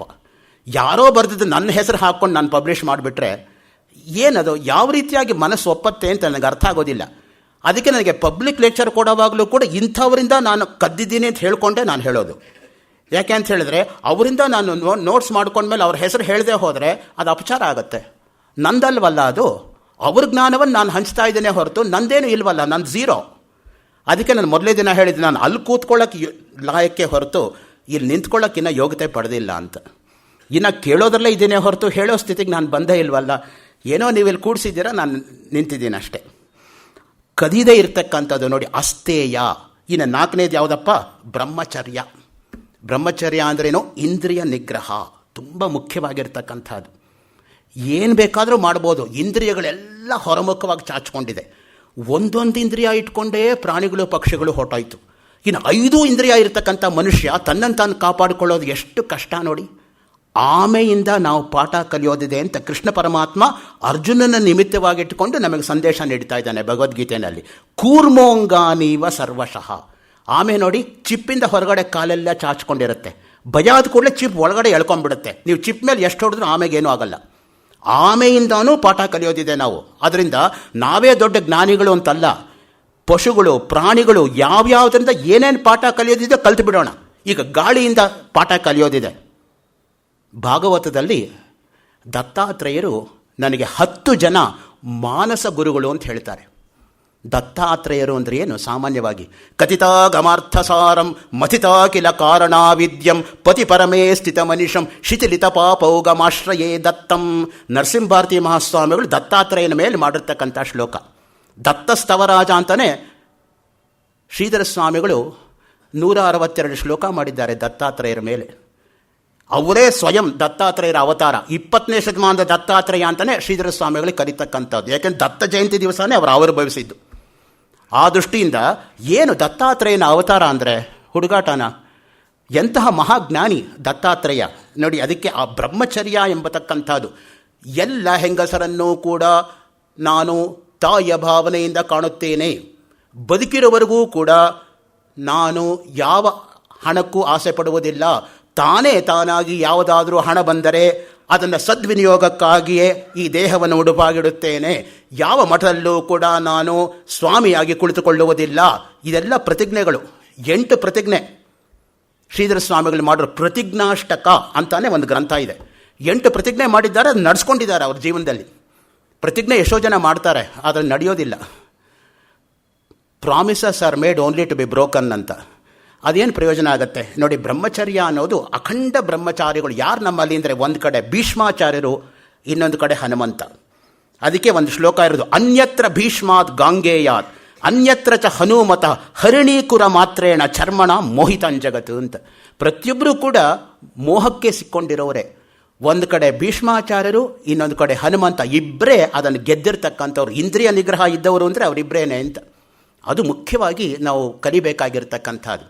ಆ ದೃಷ್ಟಿಯಿಂದನೇ ಇಂದ್ರನನ್ನು ಬೇಕಾದರೂ ಗೆಲ್ಲಬಹುದು, ಆದರೆ ಇಂದ್ರಿಯವನ್ನು ಗೆಲ್ತಕ್ಕಂಥದ್ದು ಅಷ್ಟು ಸುಲಭವಲ್ಲ. ಇನ್ನು ಮುಂದೆ 5ನೇ ನೋಡಿ, ಅಪರಿಗ್ರಹ, ವಿಷಯಗಳನ್ನು ಸ್ವೀಕರಿಸದೇ ಇರತಕ್ಕಂಥದ್ದು. ವಿಷಯ ಎಷ್ಟು ವ್ಯತ್ಯಾಸ ಗೊತ್ತಾ ಪರಿಣಾಮದಲ್ಲಿ? ವಿಷ ಯಾರು ಪಾನ ಮಾಡ್ತಾರೋ ಅವ್ರನ್ನ ಮಾತ್ರ ಕೊಲ್ಲತ್ತೆ. ವಿಷಯ ಹತ್ತಿರ ಬಂದವ್ರನ್ನೆಲ್ಲ ಎಳ್ಕೊಂಡ್ಬಿಡುತ್ತೆ. ವಿಷಕ್ಕಿಂತಲೂ ವಿಷಯ ಹೆಚ್ಚು ಡೇಂಜರಸ್ಸು. ಚಿತೆಗಿಂತಲೂ ಚಿಂತೆ ಜಾಸ್ತಿ ಡೇಂಜರಸ್ಸು. ಚಿತಾಯಾಶ್ಚ ಚಿಂತಾಯಾಶ್ಚ ಬಿಂದು ಮಾತ್ರ ವಿಶೇಷತಃ. ಚಿತಾದಹತಿ ನಿರ್ಜೀವಂ ಚಿಂತಾದಹತಿ ಜೀವಿನಂ. ಅದಕ್ಕೆ ನಮ್ಮಲ್ಲಿರೋ ಮಾತು, ಚಿತೆಗೂ ಚಿಂತೆಗೂ 0 ಮಾತ್ರ ವ್ಯತ್ಯಾಸ. ಚಿತೆ ಸತ್ತ ಮೇಲೆ ಸುಟ್ಟರೆ, ಚಿಂತೆ ಬದುಕಿರೋವಾಗಲೇ ಸುಟ್ಟಾಕ್ಬಿಡತ್ತೆ ಅಂತ. ಅದಕ್ಕೆ ಆ ಚಿಂತೆಯಿಂದ ನಾವು ಆಚೆ ಬರಬೇಕು. ಅದಕ್ಕೆ ಆಕಾಶವಾಣಿನಲ್ಲಿ ಬೆಳಗ್ಗೆ ಚಿಂತನ ಅಂತ ಒಂದು ಕಾರ್ಯಕ್ರಮ ಬರುತ್ತೆ. ಇವತ್ತು ಯಾರು ಆಕಾಶವಾಣಿ ಕೇಳೋರೇ ಇಲ್ವಲ್ಲ. ಎಷ್ಟು ಜನ ಮನೇಲಿ ರೇಡಿಯೋ ಇದೆ? ಮಾರ್ಕೋನಿ ಅಂದರೆ ಯಾರು ಅಂತ ಕೇಳ್ತಾರೆ ಚಿಕ್ಕ ಮಕ್ಕಳು. ತೋರಿಸು ನನಗೆ ರೇಡಿಯೋ ಅಂತಾರೆ. ತೋರ್ಸೋಕ್ಕೆ ಮನೇಲಿ ಇಲ್ಲ ರೇಡಿಯೋ. ಎಲ್ಲರ ಮಧ್ಯೆನೂ ಟಿ ವಿ ಇದೆ. ಎಲ್ಲ ಟಿ ವಿ ಮುಂದೆ ಟಿವಿಯಾಗಿ ಕೂತ್ಕೊಂಡು ಒಂದೊಡೆ ಮೇಲೆ ರಿಮೋಟು, ಒಂದೊಡೆ ಮೇಲೆ ಮೊಬೈಲ್ ಇಟ್ಕೊಂಡು ಸ್ವರ್ಗ ಸುಖ ಅಂತ ಅಂದ್ಕೊಂಡಿರ್ತಾರೆ ಹಾಲಲ್ಲಿ. ಎಲ್ಲಿದೆ ಈಗ ರೇಡಿಯೋ? ಹೊಟ್ಟೋಯ್ತು ರೇಡಿಯೋ ಜ್ಞಾನ. ರೇಡಿಯೋ ಅಂದ್ರೇನೋ ಅದು ಪದ್ಯಕಾವ್ಯ ತರಹ. ಟಿ ವಿ ಅಂದ್ರೇನು? ದೃಶ್ಯಕಾವ್ಯ. ಅದಕ್ಕೆ ದೃಶ್ಯಕಾವ್ಯ ಬಂದಮೇಲೆ ಪದ್ಯಕಾವ್ಯ ಹಿಂದಕ್ಕೆ ಹೋಗಿದ್ದು. ಈಗ ಮಹಾಕಾವ್ಯವನ್ನು ಯಾರು ಓದ್ತಾರೆ? ನಾಟಕ ಬಂದ ಮೇಲೆ ಎಲ್ಲರೂ ನಾಟಕದ ರುಚಿಯನ್ನು ಸವಿಯೋದರಲ್ಲಿ ತಲ್ಲೀನರಾಗಿರ್ತಾರೆ ಹೊರತು ಆ ಮಹಾಕಾವ್ಯದಲ್ಲಿರ್ತಕ್ಕಂಥ ಲಕ್ಷಣಗಳು, ಅಲ್ಲಿ ಬರತಕ್ಕಂತಹ ಇದನ್ನು ಯಾರು ಓದ್ತಾರೆ? ಈಗ ಹೊರಟೋಯ್ತು. This is not epic tradition at all. Epic ಅಂದ್ರೇನು? ಅದಕ್ಕೆ ಮಿಲ್ಟನ್ ಹೇಳೋದು, one should never come down from Miltonic heights ಅಂತ. So that is epic writer ಅಂದರೆ ಅವನೇ. ಆ ದೃಷ್ಟಿಯಿಂದ ಆ ಮಠದಲ್ಲಿ ಇರ್ತಕ್ಕಂಥ ಕವಿ ಅಂದ್ರೆ ಯಾರು? ನಮ್ಮಲ್ಲಿ ವಾಲ್ಮೀಕಿಯೇ ಕವಿ. ಜಾತೆ ಜಗತಿ ವಾಲ್ಮೀಕೌ ಕವಿರಿತ್ಯಭಿಧಾಭವತ್ ಕವಿ ಇತಿ ತಥೋ ವ್ಯಾಸೇ ಕವಯಸ್ತ್ವಯಿ ದಂಡಿನಿ. ಕವಿ ಕವಯಃ ಅಂತ ಶಬ್ದ ನಡೆಯುತ್ತೆ ಸಂಸ್ಕೃತದಲ್ಲಿ. ಕವಿಹಿ ಅನ್ನೋದು ಏಕವಚನ, ಕವಿ ಅನ್ನೋದು ದ್ವಿವಚನ, ಕವಯಃ ಅನ್ನೋದು ಬಹುವಚನ. ಕವಿನೋ ಏಕವಚನ ಯಾವಾಗ ಬಳಕೆಗೆ ಬಂತು ಅಂದರೆ ವಾಲ್ಮೀಕಿಯಿಂದ ಕವಿ ಶಬ್ದ ಸಾರ್ಥಕವಾಯ್ತಂತೆ. ಕವಿ ಅನ್ನೋ ದ್ವಿವಚನ ಯಾವಾಗ ಬಂತು? ವ್ಯಾಸರಿಂದ ಕವಿ ಅನ್ನೋ ಶಬ್ದ ದ್ವಿವಚನ ಸಾರ್ಥಕ ಆಯಿತು. ಕವಯಃ ಅನ್ನೋ ಮಾತು ಯಾವಾಗ ಬಂತು? ದಂಡಿಯಿಂದ ಅದು ಬಂತು ಅಂತ. ಆ ದೃಷ್ಟಿಯಿಂದ ಮುಖ್ಯವಾಗಿ ಕವಿ ಕವಯಃ ಅದು ನಾವು ಇಟ್ಕೋಬೇಕಾಗಿರೋದು. ಇನ್ನು 2ನೇದು ಯಾವುದಪ್ಪ? ಯಮ ಆದಮೇಲೆ ಅಂದರೆ ನಿಯಮ. ನಿಯಮ ಕೂಡ 5 ಪ್ರಕಾರಗಳಾಗಿ ಇರತಕ್ಕಂಥದ್ದು. ಯಮ 5 ಇರೋ ಹಾಗೇನೆ ನಿಯಮಗಳು 5. ಯಾವುದದು? ಮೊದಲನೇದು ಶೌಚ. ಬಾಹ್ಯ ಮತ್ತು ಅಭ್ಯಂತರ ಶುದ್ಧಿ. ಸಬಾಹ್ಯಾಭ್ಯಂತರ ಶುಚಿ ಸಂಧ್ಯಾ ವಂದನೆಯಲ್ಲಿ ಬರ್ತಕ್ಕಂಥ ಮಂತ್ರ. ಬರೀ ಬಾಹ್ಯ ಶುಚಿ ಇದ್ದರೆ ಪ್ರಯೋಜನ ಇಲ್ಲ, ಅಂತಃಶುಚಿ ತುಂಬ ಮುಖ್ಯ. ಸುಮ್ಮನೆ ಪೂಜೆ ಮಾಡ್ಕೊಂಡು ಯಾರನ್ನ ಬೈಕೊಂಡು ಪೂಜೆ ಮಾಡಿದ್ರೆ ಏನು ಪ್ರಯೋಜನ ಅದು? ಸೊ ಆ ದೃಷ್ಟಿಯಿಂದ ಮನಸಾ ವಾಚ ಕಾಯಿಕವಾಗಿ ನಾವು ಶುದ್ಧರಾಗಿರಬೇಕು. ಅದಿಲ್ಲದೆ ಹೋದರೆ ಪ್ರಯೋಜನಕ್ಕೆ ಬರೋದಿಲ್ಲ. ಪೂಜೆ ಅಂದರೆ ನನಗೆ ನೆನಪಾಗ್ತಕ್ಕಂಥದ್ದೇ ಚಂದ್ರಶೇಖರ ಭಾರತಿ ಮಹಾಸ್ವಾಮಿಗಳ ಪೂಜೆ. ಒಂದು ಸಲ ಅವರು ಶೃಂಗೇರಿ ಶಾರದಾ ಪೀಠದಲ್ಲಿ ಶಾರದಾ ಸನ್ನಿಧಾನದಲ್ಲಿ ಪೂಜೆ ಮಾಡ್ತಾ ಇದ್ರಂತೆ. ಇಬ್ಬರು ತರ್ಕಶಾಸ್ತ್ರ ವಿದ್ವಾಂಸರು ಮಹಾ ಗರ್ವದಿಂದ ಇವತ್ತು ಸ್ವಾಮಿಗಳನ್ನು ಸೋಲಿಸಿಬಿಡ್ತೀವಿ ತರ್ಕದಲ್ಲಿ ವಾದ ಮಾಡಿ ಅಂತ ಬಂದ್ರಂತೆ. ಅಲ್ಲೊಬ್ಬ ಮೂಗ ನಿಂತಿದ್ದಾನೆ. ಜನ್ಮೇಪಿ ಅವನು ಮಾತಾಡಿಲ್ಲ, ಮಾತು ಬರಲ್ಲ. ಇವರು ಪೂಜೆ ಮಾಡ್ತಾ ಇದ್ದವರು ಸುಮ್ಮನೆ ಮೂಗನ್ನು ನೋಡಿದ್ರಂತೆ. ಮೂಗ ಮಾತಾಡಿದ್ದು ಒಂದು ಆಶ್ಚರ್ಯ ಆದರೆ ತಮ್ಮ ಸಮಸ್ತವಾಗಿರ್ತಕ್ಕಂಥ ತರ್ಕಶಾಸ್ತ್ರ ಪಾಂಡಿತ್ಯವನ್ನು ಅವನಿಗೆ ಧಾರೆ ಎರೆದು ಅವನು ಅವರ ಹತ್ರ ಮಾತಾಡಿ ತರ್ಕಶಾಸ್ತ್ರದಲ್ಲಿ ಅವರ ಆಚೆ ಓಡಿಸಿದ್ನಂತೆ. ಇದೆಯಾ ಆ ಶಕ್ತಿ ಯಾರಿಗಾದರೂ? ಅದು ನಿಜವಾಗಿರ್ತಕ್ಕಂಥ ಸಿದ್ಧಿ ಅಂದರೆ ಹಾಗಿರಬೇಕು. ಮಾತೇ ಆಡದೆ ಮೂಗನನ್ನು ಮಾತಾಡಿಸಿದ್ದು ಮೊದಲನೇ ಆಶ್ಚರ್ಯ ಆದರೆ, ಮಾತಾಡಿಸೋರ ಜೊತೆಗೆ ತರ್ಕಶಾಸ್ತ್ರದಲ್ಲಿ ಪ್ರಾವೀಣ್ಯತೆಯನ್ನು ಅವನಿಗೆ ಒದಗಿಸಿಕೊಟ್ಟಿದ್ದು ಇನ್ನೊಂದು ಆಶ್ಚರ್ಯ. ಆಶ್ಚರ್ಯದ ಮೇಲೆ ಆಶ್ಚರ್ಯ. ಅದಕ್ಕೆ ಹೇಳೋದು ಆಶ್ಚರ್ಯೋ ಭಕ್ತ ಕುಶಲಾನುಶಿಷ್ಟ ಕಠೋಪನಿಷತ್ತಲ್ಲಿ. ಆಶ್ಚರ್ಯಕರ ಗುರು, ಆಶ್ಚರ್ಯಕರ ಶಿಷ್ಯ ಅಂತ. ಅದಕ್ಕೆ ಸ್ವಾಮಿ ಪುರುಷೋತ್ತಮಾನಂದಜಿ ಅವರು ರಾಮಕೃಷ್ಣ ಪರಮಹಂಸರು ಮತ್ತು ವಿವೇಕಾನಂದರ ಬಗ್ಗೆ ಆ ಮಾತನ್ನು ಹೇಳಿರೋದು. ಅಂಥ ಗುರುಗಳು ಸಿಗಲಿಲ್ಲ, ಇಂಥ ಶಿಷ್ಯನೂ ಸಿಗಲಿಲ್ಲ ಅಂತ. ಸೊ ಆದ್ದರಿಂದ ಮುಖ್ಯವಾಗಿ ಬಾಹ್ಯ ಮತ್ತು ಅಭ್ಯಂತರ ಶುಚಿ, ಮೃತ್ತಿಕಾ ಜಲ, ಪವಿತ್ರ ಭೋಜನದಿಂದ ಬಾಹ್ಯ ಶುದ್ಧಿ ಉಂಟಾಗುತ್ತೆ. ಚಿತ್ತ ಮಲದ ನಿವಾರಣೆಯೇ ಆಭ್ಯಂತರ ಶೌಚ. ಚಿತ್ತದ ಮಲವನ್ನು ನಾವು ನಿವಾರಣೆ ಮಾಡ್ಕೋಬೇಕು. ಶೌಚ ಅಂದ್ರೇನು? ಹಾಗಿದ್ರೆ ಅತ್ರಿ ಸಂಹಿತ 1ನೇ ಅಧ್ಯಾಯ 35ನೇ ಶ್ಲೋಕವನ್ನು ಶೇಷಾನವರತ್ನ ಅವರು ಕೋಟ್ ಮಾಡ್ತಾರೆ ಅಂತ ನಾನು ಕೋಟ್ ಮಾಡ್ತಾ ಇದ್ದೀನಿ. ನನ್ನ ಮಾತಲ್ಲ, ಅವ್ರ ಮಾತು. ಅಭಕ್ಷ್ಯ ಪರಿಹಾರಶ್ಚ ಸಂಸರ್ಗಶ್ಚಾಪಿ ಅನಿಂದಿತೈ ಆಚಾರೇಶು ವ್ಯವಸ್ಥಾನಂ ಶೌಚಮಿತ್ಯಭಿಧೀಯತೆ. ನೋಡಿ, ಶೌಚ ಅನ್ನೋದಕ್ಕೆ ಯಾವ ಲಕ್ಷಣ ಅಂದರೆ, ಅತ್ರಿ ಸಂಹಿತ ಹೆಸರು ಯಾರಪ್ಪ ಕೇಳಿದ್ದಾರೆ? ಅದೊಂದು ಗ್ರಂಥ ಇದೆ ಅಂತಲೇ ನಮಗೆ ಗೊತ್ತಿಲ್ಲ. ಅತ್ರಿ ಒಬ್ಬ ಋಷಿ ಅಂತ ಗೊತ್ತೇ ಹೊರತು ಅತ್ರಿ ಸಂಹಿತ ಅನ್ನೋ ಗ್ರಂಥ ಇದೆ ಅಂತಲೇ ಗೊತ್ತಿಲ್ಲ. ಎಂಥ ಸ್ಟ್ರೇಂಜ್ ಕೊಟೇಶನ್ಸ್ ನೋಡಿ, ಎಷ್ಟು ಅಪರೂಪವಾಗಿರ್ತಕ್ಕಂಥದ್ದು. ತಿನ್ನಬಾರದ್ದನ್ನು ಬಿಡುವುದು, ದೋಷವಿಲ್ಲದವರೊಡನೆ ಸಹವಾಸ ಮಾಡುವುದು, ಆಚಾರವನ್ನು ಬಿಡದಿರುವುದು ಶೌಚ. 3 ಕ್ವಾಲಿಫಿಕೇಶನ್ ಇರಬೇಕು ಶೌಚ ಅಂದರೆ. ಮೊದಲನೇದು ತಿನ್ನಬಾರದ್ದನ್ನು ಬಿಡುವುದು. ಯಾವುದನ್ನು ತಿನ್ನಬಾರ್ದು ಅದನ್ನು ತಿನ್ನಬಾರ್ದು ಅಷ್ಟೇ. ನ ಕಲಂಚಂ ಭಕ್ಷಯೇತ್ ನ ಸುರಾಂ ಪಿಬೇತ್ ಸ್ಪಷ್ಟವಾಗಿ ಹೇಳುತ್ತೆ. ಮಾಡಬಾರದನ್ನು ಮಾಡಬೇಡ, ತಿನ್ನಬಾರದನ್ನು ತಿನ್ನಬೇಡ, ಕುಡಿಯಬಾರದನ್ನು ಕುಡಿಯಬೇಡ, ಸ್ಪಷ್ಟವಾಗಿ ಹೇಳ್ತಾ ಇದೆ ವೇದ ಅನ್ನೋದು. ಆಮೇಲೆ 2ನೇದು ದೋಷವಿಲ್ಲದವರೊಡನೆ ಸಹವಾಸ. ಯಾಕಂದರೆ ಅವನ ದೋಷದಿಂದ, ಆ ಸಹವಾಸ ದೋಷದಿಂದ ನಿನಗೂ ಕೆಟ್ಟದ್ದು ಬಂದ್ಬಿಡುತ್ತೆ. ಕೆಟ್ಟ ಗುಣಗಳು ಬರೋದು ಭಾಳ ಸುಲಭ, ಒಳ್ಳೆಯ ಗುಣ ಅದನ್ನು ಡೆವಲಪ್ ಮಾಡಿಕೊಳ್ಳೋದು ಭಾಳ ಕಷ್ಟ. ಆ ದೃಷ್ಟಿಯಿಂದನೇ ಸಹವಾಸ ದೋಷ ಅಂತ ಹೇಳ್ತಕ್ಕಂಥದ್ದು. ಸತ್ಸಂಗ ಇರಬೇಕು ಅಂತ ಅದಕ್ಕೆ ಹೇಳೋದು. ಸತ್ಸಂಗ ಜೀವನ್ಮುಕ್ತಿ ತನಕ ಕರ್ಕೊಂಡು ಹೋಗುತ್ತೆ ನಮ್ಮನ್ನು. ಸತ್ಸಂಗತ್ವೇ ನಿಸ್ಸಂಗತ್ವಂ, ನಿಸ್ಸಂಗತ್ವೇ ನಿರ್ಮೋಹತ್ವಂ, ನಿರ್ಮೋಹತ್ವೇ ನಿಶ್ಚಲಿತತ್ವಂ, ನಿಶ್ಚಲಿತತ್ವೇ ಜೀವನ್ಮುಕ್ತಿ ಅಂತ. ಜೀವನ್ಮುಕ್ತಿ ತನಕ ಸತ್ಸಂಗ ಅನ್ನೋದು ಕರ್ಕೊಂಡು ಹೋಗುತ್ತೆ. ಸತ್ಸಂಗದ ಬಗ್ಗೆನೇ ಸಾವಿರಾರು ಶ್ಲೋಕ ಇದೆ ಯೋಗ ವಾಸಿಷ್ಠದಲ್ಲಿ. ಅಲ್ಲಿ ಬಂದಾಗ ಅದನ್ನು ಹೇಳ್ತೀನಿ. ಈಗ ನಾನು ಇನ್ನು ಉಪೋದ್ಘಾತದಲ್ಲಿ ಇದನ್ನು ನಿಮಗೆ ಇಂಟ್ರೊಡ್ಯೂಸ್ ಮಾಡ್ತಾ ಇದ್ದೇನೆ ಅಷ್ಟೇ. ಕಾನ್ಸೆಪ್ಟ್ಸು ಏನೇನು ಬರುತ್ತೆ 32,000 ಶ್ಲೋಕದಲ್ಲಿ ಅಂತ ಅಷ್ಟೇ. ತಿನ್ನಬಾರದನ್ನು ಬಿಡುವುದು, ದೋಷವಿಲ್ಲದವರೊಡನೆ ಸಹವಾಸ. ಅಲ್ಲಿಗೇನಾಯಿತು? ಸತ್ಸಹವಾಸ. ಅದನ್ನು ನಿಷೇಧ ಮುಖಾಂತರವಾಗಿ ಅವರು ಹೇಳ್ತಾ ಇದ್ದಾರೆ. ನಾನು ನಿನ್ನೆ ನಿಮಗೊಂದು ಮಾತು ಹೇಳಿದೆ. ಪಾರ್ವತಿ ಶಿವನ ಹತ್ತಿರ ಸಂವಾದದಲ್ಲಿ ಶಿವ ಬ್ರಹ್ಮಚಾರಿ ವೇಷ ಹಾಕೊಂಬಂದು ತನ್ನಂತಾನೆ ಬೈಕೋತಾನೆ. ಆಗ ಪಾರ್ವತಿ ಒಂದೇ ಒಂದು ಮಾತು ಹೇಳ್ತಾಳೆ, ಯಾರು ಮಹಾತ್ಮರ ಬಗ್ಗೆ ಕೆಟ್ಟ ಮಾತನ್ನು ಬಾಯಿಂದ ಆಡ್ತಾರೋ ಆಡೋವ್ರಿಗೆ ಮಾತ್ರ ಪಾಪ ಬರಲ್ಲ, ಯಾರು ಕೇಳ್ತಾರೋ ಅವರಿಂದ ಪಾಪ ಬರುತ್ತೆ. ದಯವಿಟ್ಟಿಂದ ಹೊರಟೋಗು ಅಂತ ಹೇಳ್ತಾಳೆ ಪಾರ್ವತಿ. ನಿನಗೆ ಶಿವ ಅಂದರೆ ಏನು ಅಂತಲೇ ಗೊತ್ತಿಲ್ಲ ಅಂತ ಶಿವನಿಗೆ ಹೇಳ್ತಾ ಇದ್ದಾಳೆ. ನೋಡಿ, ಅದು ಮುಖ್ಯವಾಗಿ ನಾವು ತಿಳ್ಕೋಬೇಕಾಗಿರ್ತಕ್ಕಂಥದ್ದು. ಸೊ ಆ ದೃಷ್ಟಿಯಿಂದ ಬರೀ ಆ ಆಡೋದಲ್ಲ, ಕೇಳೋದಲ್ಲೂ ಪಾಪ ಬರುತ್ತೆ. ಆ ಜಾಗ ಬಿಟ್ಟು ಹೊರಟೋಗ್ಬಿಡ್ಬೇಕು ಅಂತ 365 ಪ್ರವಚನಗಳು ಅಂತ ಶ್ರೀಧರ ಸ್ವಾಮಿಗಳು ಒಂದು ಗ್ರಂಥ ಬರೆದಿದ್ದಾರೆ. ಅದರಲ್ಲಿ ಇದೇ ಮಾತನ್ನೇ ಅವ್ರು ಹೇಳ್ತಾರೆ. ಯಾರಾದರೂ ಕೆಟ್ಟ ಮಾತನ್ನು ಆಡ್ತಾ ಇದ್ದರೆ ಪ್ರತ್ಯುತ್ತರ ಕೊಡೋದಿರಲಿ, ನೀನು ಆ ಜಾಗದಲ್ಲೇ ಇರಬಾರ್ದು ಅಂತ. ಯಾಕಂದರೆ ಅದರಿಂದನೇ ಒಂದು ಕೆಟ್ಟ ಸಂಸ್ಕಾರ ಅನ್ನೋದು ಉಂಟಾಗ್ಬಿಡುತ್ತೆ. ಕೆಟ್ಟ ಮಾತುಗಳು ಮನಸ್ಸಲ್ಲಿ ಬಂದರೆ ನಿಮಗೆಲ್ಲ ಗೊತ್ತೇ ಇದೆ. ಮಹಾಭಾರತದಲ್ಲಿ ಬರ್ತಕ್ಕಂತಹ ರಾಮಶುಕ, ಲಕ್ಷ್ಮಣ ಶುಕ, 2 ಗಿಳಿ ಮರಿಗಳ ವೃತ್ತಾಂತ ಗೊತ್ತಿಲ್ವಾ? ನೋಡಿ, ರಾಮನ ಗಿಳಿ ಮರಿಯನ್ನು ಒಬ್ಬ ಸಾಧು ತೆಗೆದುಕೊಂಡು ಹೋಗಿ ಸಾಕ್ತಾನೆ. ಅದೇನು ಕೇಳುತ್ತೆ? ಬೆಳಗ್ಗೆ ಆದರೆ ಬನ್ನಿ, ಕೂತ್ಕೊಳ್ಳಿ, ಊಟ ಮಾಡಿ, ವಿಶ್ರಾಂತಿ ಪಡೀರಿ, ಅದೇ ಮಾತೇ ಕೇಳುತ್ತೆ. ಲಕ್ಷ್ಮಣನ ಗಿಳಿ ಮರಿಯನ್ನು ಒಬ್ಬ ಕಟುಕ ತೆಗೆದುಕೊಂಡು ಹೋಗಿ ಸಾಕ್ತಾನೆ. ಅದೇನು ಕೇಳುತ್ತೆ? ಬೆಳಗ್ಗೆ ಆದರೆ ಹೊಡಿತೀನಿ, ಬಡಿತೀನಿ, ಕೊಲ್ತೀನಿ, ಚಚ್ತೀನಿ, ಅದನ್ನೇ ಕೇಳುತ್ತೆ. ಸೊ ಅದರಿಂದ ಯಾವ ರೀತಿ ನಾವು ಕೇಳಿದರೆ ಆ ರೀತಿಯಾಗಿ ಅದು ಬರುತ್ತೆ. ಅದಕ್ಕೆ ಹೇಳೋದು ಯಾವಾಗಲೂ ಕೂಡ 5ರಿಂದ 12 ವರ್ಷ ಇರತಕ್ಕಂಥ ಮಕ್ಕಳ ಮುಂದೆ ನಾನು ಕೈ ಮುಗಿದು ಬೇಡ್ಕೋತೀನಿ, ದಯವಿಟ್ಟು ತಂದೆ ತಾಯಿ ಅಂದರೆ ಜಗಳ ಆಡಬೇಡಿ ಅಂತ. ಅವ್ರ ಮುಂದೆ ಏಕೆಂದರೆ ಅದು ಎಷ್ಟು ಸಂಸ್ಕಾರ ಆಗುತ್ತೆ ಅವರ ಮೇಲೆ ಅಂದರೆ ಕೊನೆ ತನಕ ಅವರಿಗೆ ಅದೇ ಮನಸ್ಸಲ್ಲಿ ಉಳಿಯೋದು. 5-12 ವರ್ಷ ನೀವು ಏನು ಓದಿದ್ದೀರೋ ಶಾಶ್ವತವಾಗಿ ನಿಲ್ಲತ್ತೆ ಅದು ಕೊನೆ ತನಕ. ಆಮೇಲೆ ಓದಿದ್ದು ಮರ್ತೋಗುತ್ತೆ. ಎನ್ ಮೂರ್ತಿರಾಯರೇ ಹೇಳಿದರು ಒಂದು ಸಂದರ್ಭದಲ್ಲಿ, ಅವರ 100ನೇ ಹುಟ್ಟುಹಬ್ಬದ ದಿವಸ 8 ವರ್ಷದ ಕೆಳಗೆ ನಿಮ್ಮ ಜೀವನದಲ್ಲಿ ಏನಾಯಿತು ಅಂದರೆ ಅವರಿಗೆ 92 ಆಗಿದ್ದಾಗ ಅವ್ರು ಹೇಳಿದರು, 8 ವರ್ಷದ ಕೆಳಗೆ ಏನಾಯಿತು ಅಂತ ಕೇಳಿಬಿಡಿ ಮರ್ತೋಗಿದೆ, 88 ವರ್ಷದ ಕೆಳಗೆ ಏನಾಯಿತು ಅಂತ ಕೇಳಿ ನಾನು ಹೇಳ್ತೀನಿ ಅಂದರು. ಆ ದೃಷ್ಟಿಯಿಂದನೇ 5-12 ಭಾಳ ಫಾರ್ಮೇಟಿವ್ ಪೀರಿಯಡ್. ಅದಕ್ಕೆ ಕ್ರಿಶ್ಚಿಯನ್ಸಲ್ಲೂ ಕೂಡ ಒಂದು ಮಾತಿದೆ, give the child at the age of 5 and take it back for the rest of its life ಅಂತ. That's the time when the start goading the mind. So ಆ ದೃಷ್ಟಿಯಿಂದ 5-12 ಬಹಳ ಪ್ರಭಾವಪೂರ್ಣವಾಗಿರ್ತಕ್ಕಂಥ ವಯಸ್ಸು. ಈ ಶೌಚ ಆದ ಮೇಲೆ ಮುಖ್ಯವಾಗಿ ಎರಡನೇದು ಯಾವುದಪ್ಪ ಅಂದರೆ ಸಂತೋಷ. ಸನ್ನಿಹಿತವಾದ ಸಾಧನಕ್ಕಿಂತ ಅಧಿಕವಾದ ವಸ್ತುವನ್ನು ಗ್ರಹಿಸಲು ಇಚ್ಛೆ ಮಾಡದೇ ಇರುವುದು. ನೋಡಿ, ನಮಗೆ ದುಃಖ ಯಾವಾಗತ್ತೆ? ನಮ್ಮ ಕೈಯಲ್ಲಿ ಪಡ್ಕೊಳ್ಳೋಕ್ಕೆ ಯಾವುದು ಆಗಲ್ವೋ ಅದ್ರ ಬಗ್ಗೆ ಯೋಚನೆ ಮಾಡಿ ಸಿಗದೆ ಹೋದಾಗ ದುಃಖ ಆಗತ್ತೆ. ನನ್ನ ಕೈಯಲ್ಲಿ ಯಾವುದಾಗತ್ತೋ ಅದ್ರ ಬಗ್ಗೆ ನಾನು ಅಪೇಕ್ಷೆ ಇಟ್ಕೊಂಡ್ರೆ ನನಗೆ ಸಿಗತ್ತೆ, ಆವಾಗ ಸಂತೋಷ ಆಗತ್ತೆ. ಸೊ ಆ ದೃಷ್ಟಿಯಿಂದ ಸಂತೋಷ ಎಂಬತಕ್ಕಂಥದ್ದು ಮಾನಸಿಕ ಸ್ಥಿತಿ. ಅದು ನಾನು ಚೆನ್ನಾಗಿದ್ದೀನಿ ಅಂತ ಅಂದ್ಕೊಂಡ್ರೆ ಚೆನ್ನಾಗೇ ಇರ್ತೀನಿ. ನಾನು ಚೆನ್ನಾಗಿಲ್ಲ ಅಂತ ಅಂದ್ಕೊಂಡ್ರೆ ನೀವು ಯಾರು 100 ಜನ ಬಂದು ಹೇಳಿದ್ರು ಕೂಡ ನೀನು ಚೆನ್ನಾಗಿದ್ದೀಯಾ ಅಂತ ನಮಗೆ ಚೆನ್ನಾಗಿಲ್ಲ ಅಂತಲೇ ಅರಿವಾಗುತ್ತೆ. ಆ ದೃಷ್ಟಿಯಿಂದ ಯಾವಾಗಲೂ ಕೂಡ ಆ ಒಂದು ಮನಸ್ಥಿತಿಯನ್ನು ನಾವು ಇಟ್ಕೋಬೇಕು. ಮುಖ್ಯವಾಗಿ ಯಾವ ಒಂದನ್ನು ಕೂಡ ನಾವು ಅತಿಯಾಗಿ ಹಚ್ಕೊಳ್ಳೋಕ್ಕೆ ಹೋಗಬಾರ್ದು. ನಿಮಗೊಂದು ಘಟನೆ ಹೇಳ್ತೀನಿ, ನಡೆದಿರೋ ಘಟನೆ.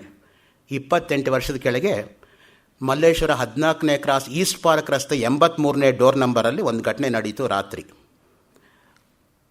ಪೂರ್ತಿ ತಾರಸಿ ಇರತಕ್ಕಂಥ ಮನೆ, ಒಂದೇ ಒಂದು ರೂಮ್ ಮಾತ್ರ ಹೆಂಚಿರ್ತಕ್ಕಂಥದ್ದು.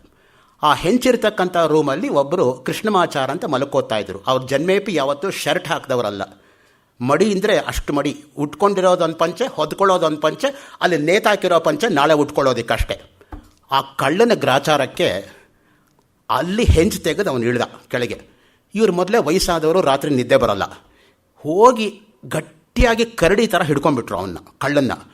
ಅಲ್ಲಿಂದ ಮಲ್ಲೇಶ್ವರಂ ಸರ್ಕಲಲ್ಲಿ ಪೊಲೀಸ್ ಸ್ಟೇಷನ್ ಇರೋದು, ದರ ಅಂತ ಎಳ್ಕೊಂಡೋದ್ರು ಪೊಲೀಸ್ ಸ್ಟೇಷನ್ಗೆ. ದಾರಿಯಲ್ಲಿ ಕಳ್ಳ ಎಲ್ಲಿ ಸಿಯಾಕೊಂಡ್ಬಿಡ್ತಾನೋ ಅಂತ ಅವ್ನು ಶರ್ಟ್ ಗುಂಡಿಗಳು ಬಿಚ್ಕೊಂಡು ಓಡೋಗ್ಬಿಟ್ಟ. ಅವನಿಗಿದ್ದ ಶರ್ಟೂ ಹೋಯ್ತು, ಏನೂ ಸಿಗ್ಲೂ ಇಲ್ಲ. ಆ ಥರ 2 ಕೇಸುಗಳಾದರೆ ಕಳ್ಳರಿಗೆಲ್ಲ ವೈರಾಗ್ಯ ಬಂದ್ಬಿಡುತ್ತೆ. ನಿಜವಾಗ್ಲೂ ಕೂಡ ಹ್ಯಾಟ್ಸ್ ಆಫ್ ಟು ಹಿಮ್.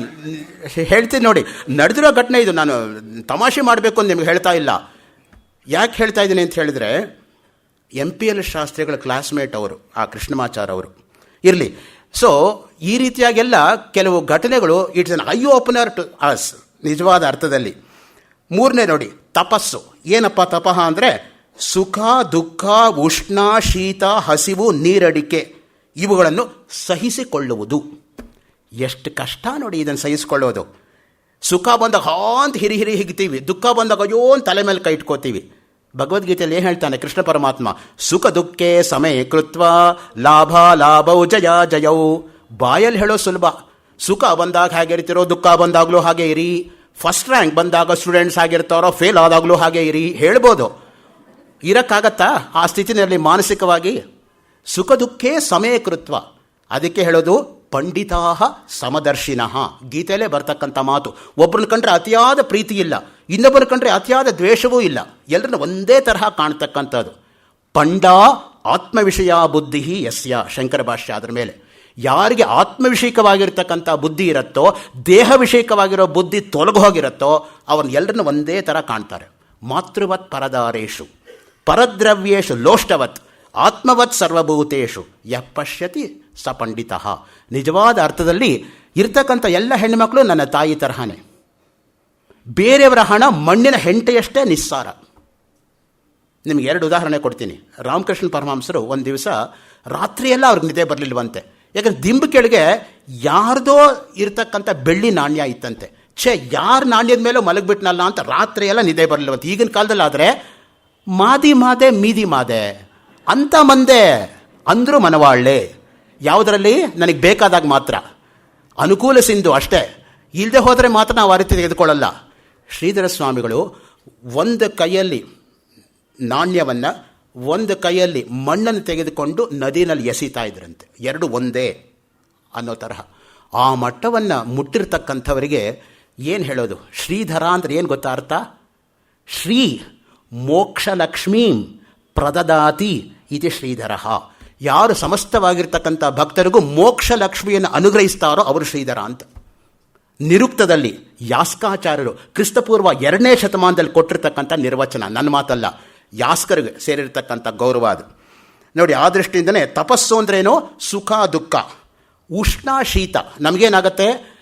ಎಲ್ಲ ಹಿತವಾಗಿರಬೇಕು. ತೀರ ಉಷ್ಣವನ್ನೂ ಸಹಿಸ್ಕೊಳ್ಳೋಕ್ಕಾಗಲ್ಲ, ತೀರ ಶೈತ್ಯವನ್ನೂ ಸಹಿಸ್ಕೊಳ್ಳೋಕ್ಕಾಗಲ್ಲ. ನಾವು ಹೇಳ್ತೇವೆ, ಏನ್ರಿ ಬೆಂಗಳೂರಲ್ಲಿ ಈ ಸಲ ಇಂಥ ಶೆಕೆನಪ್ಪ ಯಾವತ್ತೂ ನಾವು ಕಂಡಿಲ್ಲ, ಏನ್ರಿ 40 ಕೊಟ್ಟೋಯ್ತಲ್ರಿ. ಶೀತ ಆದರೆ ಅಯ್ಯೋ 11ಕ್ಕೆ ಬಂದುಬಿಟ್ಟಿದೆ ಬೆಂಗಳೂರು ಟೆಂಪರೇಚರು.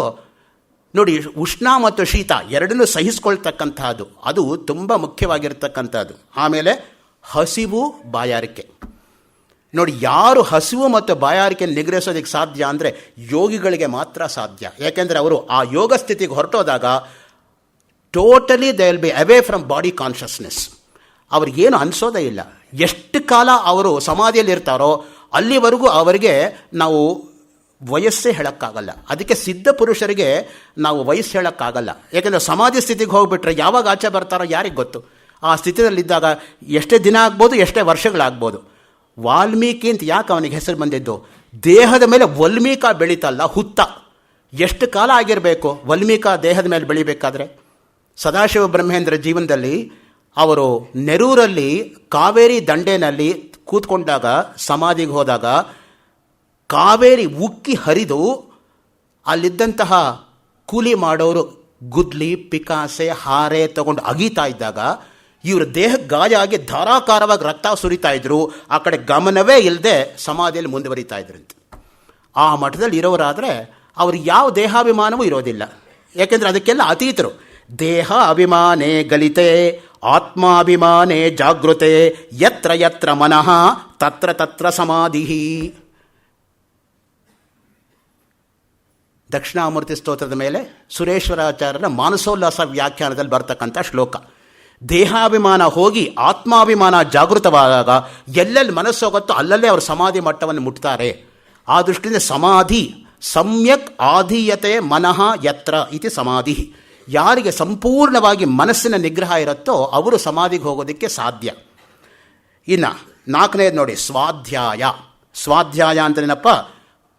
ಪ್ರಣವ ಜಪ. ಪ್ರಣವ ಅಂದ್ರೇನು? ಓಂಕಾರ. ಓಂಕಾರ ಎಂಬತಕ್ಕಂಥದ್ದು ಧ್ಯಾನಕ್ಕೆ ಅತ್ಯಂತ ಅವಶ್ಯಕವಾಗಿರ್ತಕ್ಕಂಥದ್ದು. ಓಂ ಅಂದ್ರೇನು? ಎಂಥ ಪವಿತ್ರವಾಗಿರ್ತಕ್ಕಂಥದ್ದು ಓಂಕಾರ ಅಂದರೆ, ಓಂ ಇತ್ಯಗ್ರೇ ವ್ಯಾಹರೇತ್ ನಮ ಇತಿ ಪಶ್ಚಾತ್. ಸ್ಪಷ್ಟವಾಗಿ ಹೇಳ್ತಾ ಇದೆ, ಮೊದಲು ಓಂಕಾರವನ್ನು ಉಚ್ಚಾರ ಮಾಡು, ಆಮೇಲೆ ನಮಃ ಅನ್ನೋ ಶಬ್ದ ಬರಬೇಕು. ಓಂ ನಮೋ ಭಗವನ್ ವಿಶ್ವೇಶ್ವರಾಯ ಮಹಾದೇವಾಯ ತ್ರ್ಯಂಬಕಾಯ ತ್ರಿಕಾಗ್ನಿ ಕಾಲಾಯ ಕಾಲಾಗ್ನಿ ರುದ್ರಾಯ ನೀಲಕಂಠಾಯ ಮೃತ್ಯುಂಜಯಾಯ ಸರ್ವೇಶ್ವರಾಯ ಸದಾಶಿವಾಯ ಶ್ರೀಮನ್ ಮಹಾದೇವಾಯ ನಮಃ. ನೋಡಿ, ಓಮಿಂದ ಶುರುವಾಯಿತು, ನಮಃ ಇಂದ ಕೊನೆ ಆಯಿತು. ಓಮಿತಿ ಬ್ರಹ್ಮ ಓಮಿತಿ ಇದಗಂ ಸರ್ವಂ ಓಮಿತ್ಯೇತದನುಕೃತಿ ಸ್ಮವ ಅಪ್ಯೋ ಶ್ರಾವಯೇತ್ಯಾಶ್ರಾವಯಂತಿ ಓಮಿತಿ ಸಾಮಾನಿ ಗಾಯಂತಿ ಓಗಂ ಶೋಮಿತಿ ಶಸ್ತ್ರಾಣಿ ಶಗಂಸಂತಿ ಓಮಿತ್ಯಧ್ವರ್ಯು ಪ್ರತಿಗರಂ ಪ್ರತಿಗೃಣಾತಿ ಓಮಿತಿ ಬ್ರಹ್ಮ ಪ್ರಸೌತಿ. ತೈತರಿಯ ಉಪನಿಷತ್ತು. ಓಂಕಾರಕ್ಕೇನೆ ಒಂದು ಅಧ್ಯಾಯ ಮೀಸಲಾಗಿರ್ತಕ್ಕಂಥದ್ದು. ಪ್ರಣವೋ ಧನು ಶರೋಹಿ ಆತ್ಮ ಬ್ರಹ್ಮತಲ್ಲಕ್ಷ್ಯಮುಚ್ಯತೆ ಅಪ್ರಮತ್ತೇನ ವೇದ್ದವ್ಯಂ ಶರವತ್ತನ್ಮಯೋ ಭವೇತ್. ಮುಂಡಕೋಪನಿಷತ್ತು. ಓಂಕಾರ ಎಂಬತಕ್ಕಂಥ ಬಿಲ್ಲಿನಲ್ಲಿ ಆತ್ಮ ಎಂಬತಕ್ಕಂಥ ಬಾಣವನ್ನು ನೆಟ್ಟು ಬ್ರಹ್ಮ ಎಂಬತಕ್ಕಂಥ ಲಕ್ಷ್ಯದಲ್ಲಿ ಬಿಟ್ಟಾಗ ಇದು ಅದರೊಂದಿಗೆ ಒಂದಾದಾಗ ಅಹಂ ಬ್ರಹ್ಮಾಸ್ಮಿ ಅಯಮಾತ್ಮ ಬ್ರಹ್ಮ ಅನ್ನೋದು ಆಂತರಿಕವಾಗಿ ಸ್ಫುರಿಸತ್ ಮುಂಡಕೋಪನಿಷತ್ ಪ್ರಕಾರ. ಹಾಗಿದ್ರೆ ಯಾತಕ್ಕೆ ಓಂಕಾರಕ್ಕೆ ಎಷ್ಟು ಪಾವಿತ್ರ್ಯ ಕೊಡ್ತೀರಾ ಅಂತ ಹೇಳಿದ್ರೆ, ಬ್ರಹ್ಮನ ಮುಖದಿಂದ ಹೊರಹೊಮ್ಮಿರ್ತಕ್ಕಂಥ ಪದವಾದ್ದರಿಂದ ಬ್ರಹ್ಮನಷ್ಟೇ ಪವಿತ್ರ ಓಂಕಾರ ಅಂತ. ಓಂಕಾರಶ್ಚಾತ ಶಬ್ದಶ್ಚ ದ್ವಾವೇತೌ ಬ್ರಹ್ಮಣ ಪುರ ಕಂಠಂ ಬಿತ್ವಾ ವಿನಿರ್ಯಾತೌ ತಸ್ಮಾನ್ ಮಾಂಗಲಿಕಾ ಉಭೌ. ಓಂಕಾರ ಮತ್ತು ಅಥಾತೋ ಬ್ರಹ್ಮ ಜಿಜ್ಞಾಸ ಅನ್ನಲ್ಲಿರ್ತಕ್ಕಂಥ ಅಥಶಬ್ದ ಈ ಎರಡೂ ಕೂಡ ಬ್ರಹ್ಮನಷ್ಟೇ ಮುಖ್ಯ ಅನ್ನೋ ದೃಷ್ಟಿಯಿಂದ ಅಥಾತೋ ಬ್ರಹ್ಮ ಜಿಜ್ಞಾಸ ಮೊದಲನೇ ಬ್ರಹ್ಮಸೂತ್ರ, ಅದರ ಮೇಲೆ ಶಂಕರ ಭಾಷ್ಯ, ಅದರ ಮೇಲೆ ರತ್ನಪ್ರಭಾ ವ್ಯಾಖ್ಯಾನಕಾರರು ಈ ಮಾತನ್ನು ಹೇಳ್ತಾರೆ. ಇನ್ನು ಯಾವ್ಯಾವ ಸಂದರ್ಭದಲ್ಲಿ ನಾವು ಓಂಕಾರವನ್ನು ಜಪ ಮಾಡ್ಬೋದು? ಅಭ್ಯುದಾನೆ ಅಭ್ಯುಪಗಮೆ ತೂಷ್ಣೀಂ ಭಾವೆ ಸಮರ್ಚನೆ ದಾನ ಪ್ರತಿಗ್ರಹಾದೋಚ ಓಂಕಾರೇಪಿ ಚ ಮಂಗಳೇ. ಎಲ್ಲ ಸಂದರ್ಭದಲ್ಲೂ ಓಂಕಾರವನ್ನು ಜಪ ಮಾಡ್ಬೋದು. ಯಾವ್ಯಾವಾಗ? ಅಭ್ಯುದಾನೆ ಅಭ್ಯುಪಗಮೆ, ಯಾರಿಗಾದ್ರೂ ದಾನ ಕೊಡುವಾಗ, ದಾನ ತೆಗೆದುಕೊಳ್ಳುವಾಗ. ತೂಷ್ಣೀಂ ಭಾವೆ, ನಿಶ್ಶಬ್ದವಾಗಿ ಧ್ಯಾನ ಮಾಡುವಾಗ. ಸಮರ್ಚನೆ ಪೂಜೆ ಮಾಡುವಾಗ ಮಂಗಳಕರವಾಗಿರ್ತಕ್ಕಂತಹ ಎಲ್ಲ ಸಂದರ್ಭದಲ್ಲೂ ಕೂಡ ಓಂಕಾರವನ್ನು ನೀವು ಪಠನೆ ಮಾಡ್ಬೋದು ಅನ್ನೋ ಮಾತನ್ನು ಹೇಳ್ತಾರೆ. ಆ ದೃಷ್ಟಿಯಿಂದನೇ ಓಂ ತತ್ಸದಿತಿ ನಿರ್ದೇಶ ಬ್ರಹ್ಮಣಸ್ತ್ರಿವಿಧ ಸ್ಮೃತಃ ಭಗವದ್ಗೀತೆ. ಓಂ ತತ್ ಸತ್ ಈ ಮೂರೂ ಕೂಡ ಬ್ರಹ್ಮನಿಗಿರ್ತಕ್ಕಂಥ ಮೂರು ವಿಶೇಷಣಗಳು. ಓಂ ಅಂದ್ರೆ ಒಂದೇ, ತತ್ ಅಂದ್ರೆ ಒಂದೇ, ಸತ್ ಅಂದ್ರೆ ಒಂದೇ. ಅದಕ್ಕೆ ಓಂ ತತ್ ಸತ್ ಅಂತಾನೆ ಗಣೇಶ್ ಉಪನ್ಯಾಸ ಶುರು ಮಾಡೋದು. ಯಾಕೆ ಗೊತ್ತಾ? ಓಂ ತತ್ ಸತ್ ಅಂದರೆ ಅದು ಬ್ರಹ್ಮವಾಚಕವಾಗಿರ್ತಕ್ಕಂಥ ಪ್ರಣವಕ್ಕೆ ನಮಸ್ಕಾರ ಅಂತ ಇಟ್ಕೊಂಡು ಅವರು ಆ ಮಾತನ್ನು ಹೇಳಿ ಪ್ರವಚನ ಶುರು ಮಾಡೋದು ಅಂತ ನಿಮ್ಮ ಗಮನಕ್ಕೆ ತರ್ತಾ ಇದ್ದೀನಿ. ಯಾಕೆಂದರೆ ಅವರಂತೂ ಹೇಳಲ್ಲ, ಅದನ್ನು ನಾವಾದರೂ ತಿಳಿಪಡಿಸ್ಬೇಕು ನಿಮಗೆ. ಏಕೆಂದರೆ ಅವರು ಆವಾಗವಾಗ ಇಲ್ಲಿ ಮಾತಾಡ್ತಾ ಇರೋದರಿಂದ ಅವರ ಮಹತ್ವ ಏನು, ಅವರ ಹಿನ್ನೆಲೆ ಏನು ಅನ್ನೋದು ನಾವು ತಿಳ್ಕೊಂಡಿರಬೇಕು. ಈ ದೃಷ್ಟಿಯಿಂದ ನೋಡಿ, ಸ್ವಾಧ್ಯಾಯ ಎಂಬತಕ್ಕಂಥದ್ದು ತುಂಬ ಮುಖ್ಯ. ಸ್ವಾಧ್ಯಾಯೋ ಅಧ್ಯೇತವ್ಯ. ಶ್ರುತಿ ಹೇಳುತ್ತೆ ಸ್ವಾಧ್ಯಾಯ ಅಂದ್ರೇನು? ವೇದ. ವೇದಾಧ್ಯಯನವನ್ನು ಬಿಡಬೇಡ. ವೇದೋ ನಿತ್ಯಮಧೀಯತಾಂ ತದಿದಿತಂ ಕರ್ಮಸ್ವನುಷ್ಠೀಯತಾಂ ತೇನೇಶಸ್ಯ ವಿಧೀಯತಾಂ ಅಪಚಿತಿ ಕಾಮ್ಯೇ ಮತಿಸ್ತ್ಯಜ್ಯತಾಂ ಪಾಪೋಗ ಪರಿಧೂಯತಾಂ ಭವಸುಖೇ ದೋಷೋನುಸಂಧೀಯತಾಂ ಆತ್ಮೇಚ್ಛಾ ವಿನಿಗಮ್ಯತಾಂ ನ ಜಗೃಹಾತ್ ತೂರ್ಣಂ ವಿನಿರ್ಗಮ್ಯತಾಂ. ಪ್ರತಿನಿತ್ಯ ವೇದಾಧ್ಯಯನ ಮಾಡು. ನೆನ್ನೆ ಮಾಡಿದ್ನಲ್ಲ, ಇವತ್ತು ಯಾಕೆ ಮಾಡಬೇಕು? ನೆನ್ನೆ ಊಟ ಮಾಡಿದ್ಯೋ ಇಲ್ವೋ? ಇವತ್ತು ಮಾಡಬೇಡ. ಅದು ಮಾತ್ರ ಆಗಬೇಕು ಟೈಮ್ಗೆ. ಇದು ಮಾತ್ರ ಆಗಲ್ಲ ಅಂದರೆ ಹೆಂಗೆ ಸಾಧ್ಯ? ವೇದ ಶಿವ ಶಿವೋ ವೇದ ವೇದಾಧ್ಯಾಯಿ ಸದಾಶಿವ ತಸ್ಮಾತ್ ಸರ್ವ ಪ್ರಯತ್ನೇನ ವೇದಮೇವ ಸದಾ ಜಪೇತ್. ಅದಕ್ಕೆ ನಾವು ಹೇಳಿರೋದು, ಯಾರು ವೇದಾಧ್ಯಯನ ಮಾಡ್ತಾರೋ ಸಾಕ್ಷಾತ್ ಪರಮೇಶ್ವರನ ಸ್ವರೂಪ ಅಂತವರು. ಆ ದೃಷ್ಟಿಯಿಂದನೇ ಈಶ್ವರ ಸರ್ವಭೂತಾನಾಂ ಹೃದ್ದೇಶೇ ಅರ್ಜುನ ತಿಷ್ಠತಿ ಭಗವದ್ಗೀತೆ. ಹೃದ್ದೇಶೇ ಅರ್ಜುನ ತಿಷ್ಠತಿ. ಯಾವಾಗಲೂ ಕೂಡ ಪರಮಾತ್ಮ ಒಳಗಡೆ ಇರ್ತಕ್ಕಂಥವನು, ಹೊರಗಡೆ ಅಲ್ಲ. ನೀಲತೋ ಯದ ಮಧ್ಯಸ್ಥಾದ್ ವಿದ್ಯುಲ್ಲೇಖೇ ಭಾಸ್ವರ ನೀವಾರ ಶೂಕವತ್ತನ್ವಿ ಪೀತಾಭಾ ಸ್ವತ್ಯನೂಪಮ ತಸ್ಯ ಶಿಖಾಯ ಮಧ್ಯೆ ಪರಮಾತ್ಮ ವ್ಯವಸ್ಥಿತ ಸಬ್ರಹ್ಮ ಸಶಿವಸ್ಸೇಂದ್ರ ಸೋಕ್ಷರ ಪರಮಸ್ವರಾಟ್. ಆ ದೃಷ್ಟಿಯಿಂದ ಒಳಗಡೆ ಇರತಕ್ಕಂಥದ್ದು ಯಾವಾಗಲೂ ಕೂಡ ಸಂತ್ಯಜ್ಯ ಹೃದ್ಗುಹೇಶಾನಂ ದೇವಮನ್ಯಂ ಪ್ರಯಾಂತಿತೆ ತೇ ರತ್ನಮಭಿವಾಂಚಂತಿ ತ್ಯಕ್ತಹಸ್ತಸ್ಯ ಕೌಸ್ತುಭಾಹ. ಮುಂದೆ ಬರುತ್ತೆ ಆ ಶ್ಲೋಕ ಯೋಗ ವಾಸಿಷ್ಠದಲ್ಲಿ. ಈಗಲೇ ನಿಮಗೆ ಪರಿಚಯ ಮಾಡಿಕೊಳ್ತಾ ಇದ್ದೀನಿ ಅಷ್ಟೇ. ಆವಾಗ ಇದನ್ನು ಜ್ಞಾಪಿಸ್ಕೊಳ್ಳಿ ಅಂತ. ಆವಾಗ ಮೇ ಬಿ ಇನ್ನು 1 ವರ್ಷ ಆದಮೇಲೆ ನಾನು ಆ ಘಟ್ಟಕ್ಕೆ ಬಂದಾಗ ಈ ಶ್ಲೋಕ ನಿಮಗೆ ನೆನಪಾಗಲಿ ಅಂತ. ಆ ದೃಷ್ಟಿಯಿಂದ ಯಾಕೆ ಹೇಳ್ತಾ ಇದ್ದೀನಿ ಅಂತ ಹೇಳಿದ್ರೆ, ಹಿಂದೆ ಮತ್ತು ಮುಂದೆ ಎಂಬತಕ್ಕಂಥದ್ದು ಕಾಲ ನಮ್ಮಲ್ಲಿ ಯಾವತ್ತೂ ಕೂಡ ಹೆಂಗಿರತ್ತೆ ಕಾಲ ಅಂದರೆ, ನದೀವ ಪ್ರಭವ ಕಾಚಿತ್ ಕಾಲ ಸಂವತ್ಸರಗಶ್ರಿತೋ ಅಣುಬಿಶ್ಚ ಮಹದ್ಬಿಶ್ಚ. ನದಿ ನೀರು ಹರ್ಕೊಂಡು ಹೋಗೋ ಹಾಗೆ ಕಾಲ ಯಾವಾಗಲೂ ಕೂಡ ಓಡ್ತಾ ಇರುತ್ತೆ. ಆ ದೃಷ್ಟಿಯಿಂದ ಕಾಲಕ್ಕೆ ನಿಲುಗಡೆ ಎಂಬತಕ್ಕಂಥದ್ದೇ ಇಲ್ಲ. ಟೈಮ್ ಆ್ಯಂಡ್ ಎಟರ್ನಿಟಿ ಅಂತ ಆನಂದ್ ಕುಮಾರಸ್ವಾಮಿ ಒಂದು ಪುಸ್ತಕ ಬರೆದಿದ್ದಾನೆ. ಮಾರ್ವಲಸ್ ಬುಕ್ ಅದು. ಇರ್ತಕ್ಕಂಥದ್ದು ಒಂದು 70 ಪುಟ ಆದರೂ ಕೂಡ ನೋಟ್ಸು 140 ಪುಟ. ನಾನು ಮೊನ್ನೆನೇ ಹೇಳಿದ ಹಾಗೆ 16 ಭಾಷೆಗೂ ರೆಫರೆನ್ಸ್ ಕೊಡ್ತಾನೆ ಆನಂದ್ ಕುಮಾರಸ್ವಾಮಿ. ನಿಮಗೆ ಒಂದು ವಾಕ್ಯ ಅರ್ಥ ಆಗಬೇಕಾದ್ರೆ ಅದಕ್ಕೆ ರೆಫರೆನ್ಸು 16 ಭಾಷೆಯಲ್ಲಿ ಫುಟ್ ನೋಟ್ಸ್ ಇರುತ್ತೆ. ಫುಟ್ ನೋಟ್ಸ್ ನೋಡಿದ್ರೆ ಗಾಬರಿ ಆಗುತ್ತೆ ನಮಗೆ, ಏನು ಅರ್ಥ ಆಗಲ್ವಲ್ಲ ಅಂತ. ಯಾಕೆಂದ್ರೆ ನಮಗೆ ಆ ಭಾಷೆ ಗೊತ್ತಿಲ್ಲ, ಅವನು ಕೋಟ್ ಮಾಡೋ ಭಾಷೆಗಳು. ಯಾಕೆಂದರೆ ಅಂತಹ ವಿದ್ವಾಂಸರು ನಿಜವಾಗ್ಲೂ ಕೂಡ ಬೆರಳಿಕೆ ಎಷ್ಟು ಕೂಡ ಸಿಗ್ತಾ ಇಲ್ಲ ಈಗ. ಈ ದೃಷ್ಟಿಯಿಂದನೇ ಸ್ವಾಧ್ಯಾಯ ಎಂಬತಕ್ಕಂಥದ್ದು ಪ್ರಣವ ಜಪ. ವೇದಗಳಲ್ಲಿ ಓಂಕಾರ, ಉಪನಿಷತ್ತುಗಳಲ್ಲಿ ಓಂಕಾರ, ರಾಮಾಯಣದಲ್ಲಿ ಓಂಕಾರ, ಮಹಾಭಾರತದಲ್ಲಿ ಓಂಕಾರ, ತಂತ್ರಶಾಸ್ತ್ರದಲ್ಲಿ ಓಂಕಾರ, ಈ ರೀತಿಯಾಗಿ 432 ಹೇಳಿಕೆಗಳು ನನ್ನ ಅಲ್ಪ ಬುದ್ಧಿಗೆ ಸಿಕ್ಕಿದೆ ಓಂಕಾರದ ಬಗ್ಗೆ. 20 ವರ್ಷದ ಕೆಳಗೆ ಶಂಕರ ಜಯಂತಿ ಮಂಡಳಿಯವರು ಅದನ್ನು ಅಚ್ಚಾಕಿದ್ರು. ಇವಾಗ ನನ್ನ ಹತ್ರ ಒಂದೇ ಒಂದು ಕಾಪಿ ಇದೆ. ನಾಗೇಶ್ ಅಪ್ನವರು ಅದನ್ನು ನಾನು ಮತ್ತೆ ಅಚ್ಚಾಕ್ತೀನಿ ಅಂತ ಹೇಳಿರೋದ್ರಿಂದ ಪ್ರೆಸ್ಸಿಗೆ ಕೊಟ್ಟು ಬಂದಿದ್ದೀನಿ. ಈಗ ಯಾತಕ್ಕೆ ಹೇಳ್ತಾ ಇದ್ದೀನಿ ಅಂತ ಹೇಳಿದರೆ, ಮುಖ್ಯವಾಗಿ ಆ ಓಂ ಅನ್ನೋದು ಎಲ್ಲೆಲ್ಲಿ ಬರುತ್ತೋ ಅದನ್ನೆಲ್ಲ ಒಂದು ಕಡೆ ತರಬೇಕು ಅಂತ ಅದೊಂದು ಹುಚ್ಚು ನನಗೆ ತುಂಬ ಹುಚ್ಚುಗಳಿದೆ. ಅದರಲ್ಲಿ ಅದು ಒಂದು ಹುಚ್ಚು. ಈಶ್ವರ ಪ್ರಣಿಧಾನ ನೋಡಿ, ಯಾವಾಗಲೂ ಕೂಡ ಈಶ್ವರ ಪ್ರಣಿಧಾನ ಅಂದೇನು? ಭಕ್ತಿಯಲ್ಲಿ ಈಶ್ವರನಲ್ಲಿ ಸಮಸ್ತ ಕರ್ಮಗಳ ಸಮರ್ಪಣೆ. ನಾನು ಮಾಡೋದೆಲ್ಲ ಯಾವುದು ನಂದಲ್ಲಪ್ಪ, ಅದೆಲ್ಲ ನಿಂದೆ. ನಾನು ಕೇವಲ ನಿಮಿತ್ತ ಮಾತ್ರ. ನಿಮಿತ್ತ ಮಾತ್ರಂ ಭವ ಸವ್ಯಸಾಚಿನ್. ಸ್ಪಷ್ಟವಾಗಿ ಕೃಷ್ಣ ಪರಮಾತ್ಮ ಹೇಳ್ತಾ ಇದ್ದಾನೆ. ನೀನು ಯಾರು ಕೊಲ್ಲೋದಕ್ಕೆ? ನೀನು ಬಾಣ ಬಿಡೋಂಥ ಭೀಷ್ಮ, ದ್ರೋಣ, ಕೃಪಾ ಅವ್ರು ಸಾಯ್ತಾರೆ ಅನ್ನೋದು ಭ್ರಮೆ. ಅದು ನಾನು ಕೊಂದುಬಿಟ್ಟಿದ್ದೀನಿ ಮೊದಲೇ. ನೀ ಸುಮ್ಮನೆ ಬಾಣ ಬಿಡು, ಅವ್ರು ಬೀಳ್ತಾರಷ್ಟೇ. ನಿಮಿತ್ತ ಮಾತ್ರಂ ಭವ ಸವ್ಯಸಾಚಿನ್. ನಾವೆಲ್ಲ ಕೇವಲ ನಿಮಿತ್ತ ಅಷ್ಟೇ, ಕೈಗೊಂಬೆಗಳು. ನಾವು ಭಗವಂತನ ಕೈಯಲ್ಲಿ ಹೇಗೆ ಬೇಕಾದ್ರೂ ಆಟ ಆಡಿಸ್ಬೋದು. ಭಗವಂತನಿಗೂ ಮನರಂಜನೆ ಬೇಕಾಯಿತು, ಅದಕ್ಕೆ ನಮ್ಮನ್ನೆಲ್ಲ ಸೃಷ್ಟಿ ಮಾಡ್ದ ಅಷ್ಟೇ. ಇಲ್ದೇವ್ರು ಅವನಿಗೂ ಬೋರ್ ಆಗಿಬಿಡುತ್ತಲ್ಲ, ಭಗವಂತನಿಗೂ ಬೋರ್ ಆಗಬಾರ್ದು.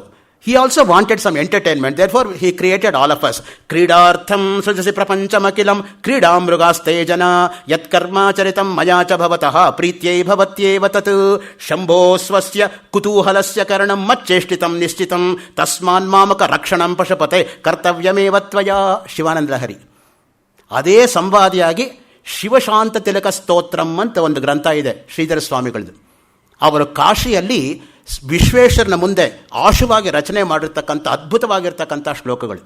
ಶಿವ ಕಾನ್ಷಿಯಸ್ನೆಸ್ ಇನ್ 20th century ಅಂತ ಯಾರಾದರೂ PhD ಥೀಸಿಸ್ ವರ್ಕ್ ಮಾಡೋದಾದರೆ ಆ ಎಲ್ಲ ಮೆಟೀರಿಯಲ್ಲು ಸಿಗ್ತಾ ಹೋಗುತ್ತೆ. ಶಿವನ ಮೇಲೆ ಯಾರ್ಯಾರು ಏನೇನು ಬರೆದಿದ್ದಾರೆ. ಗಂಗೆ ಮೇಲೆ 26 ಸ್ತೋತ್ರಗಳಿದೆಯಪ್ಪ, ಒಂದಲ್ಲ ಎರಡಲ್ಲ.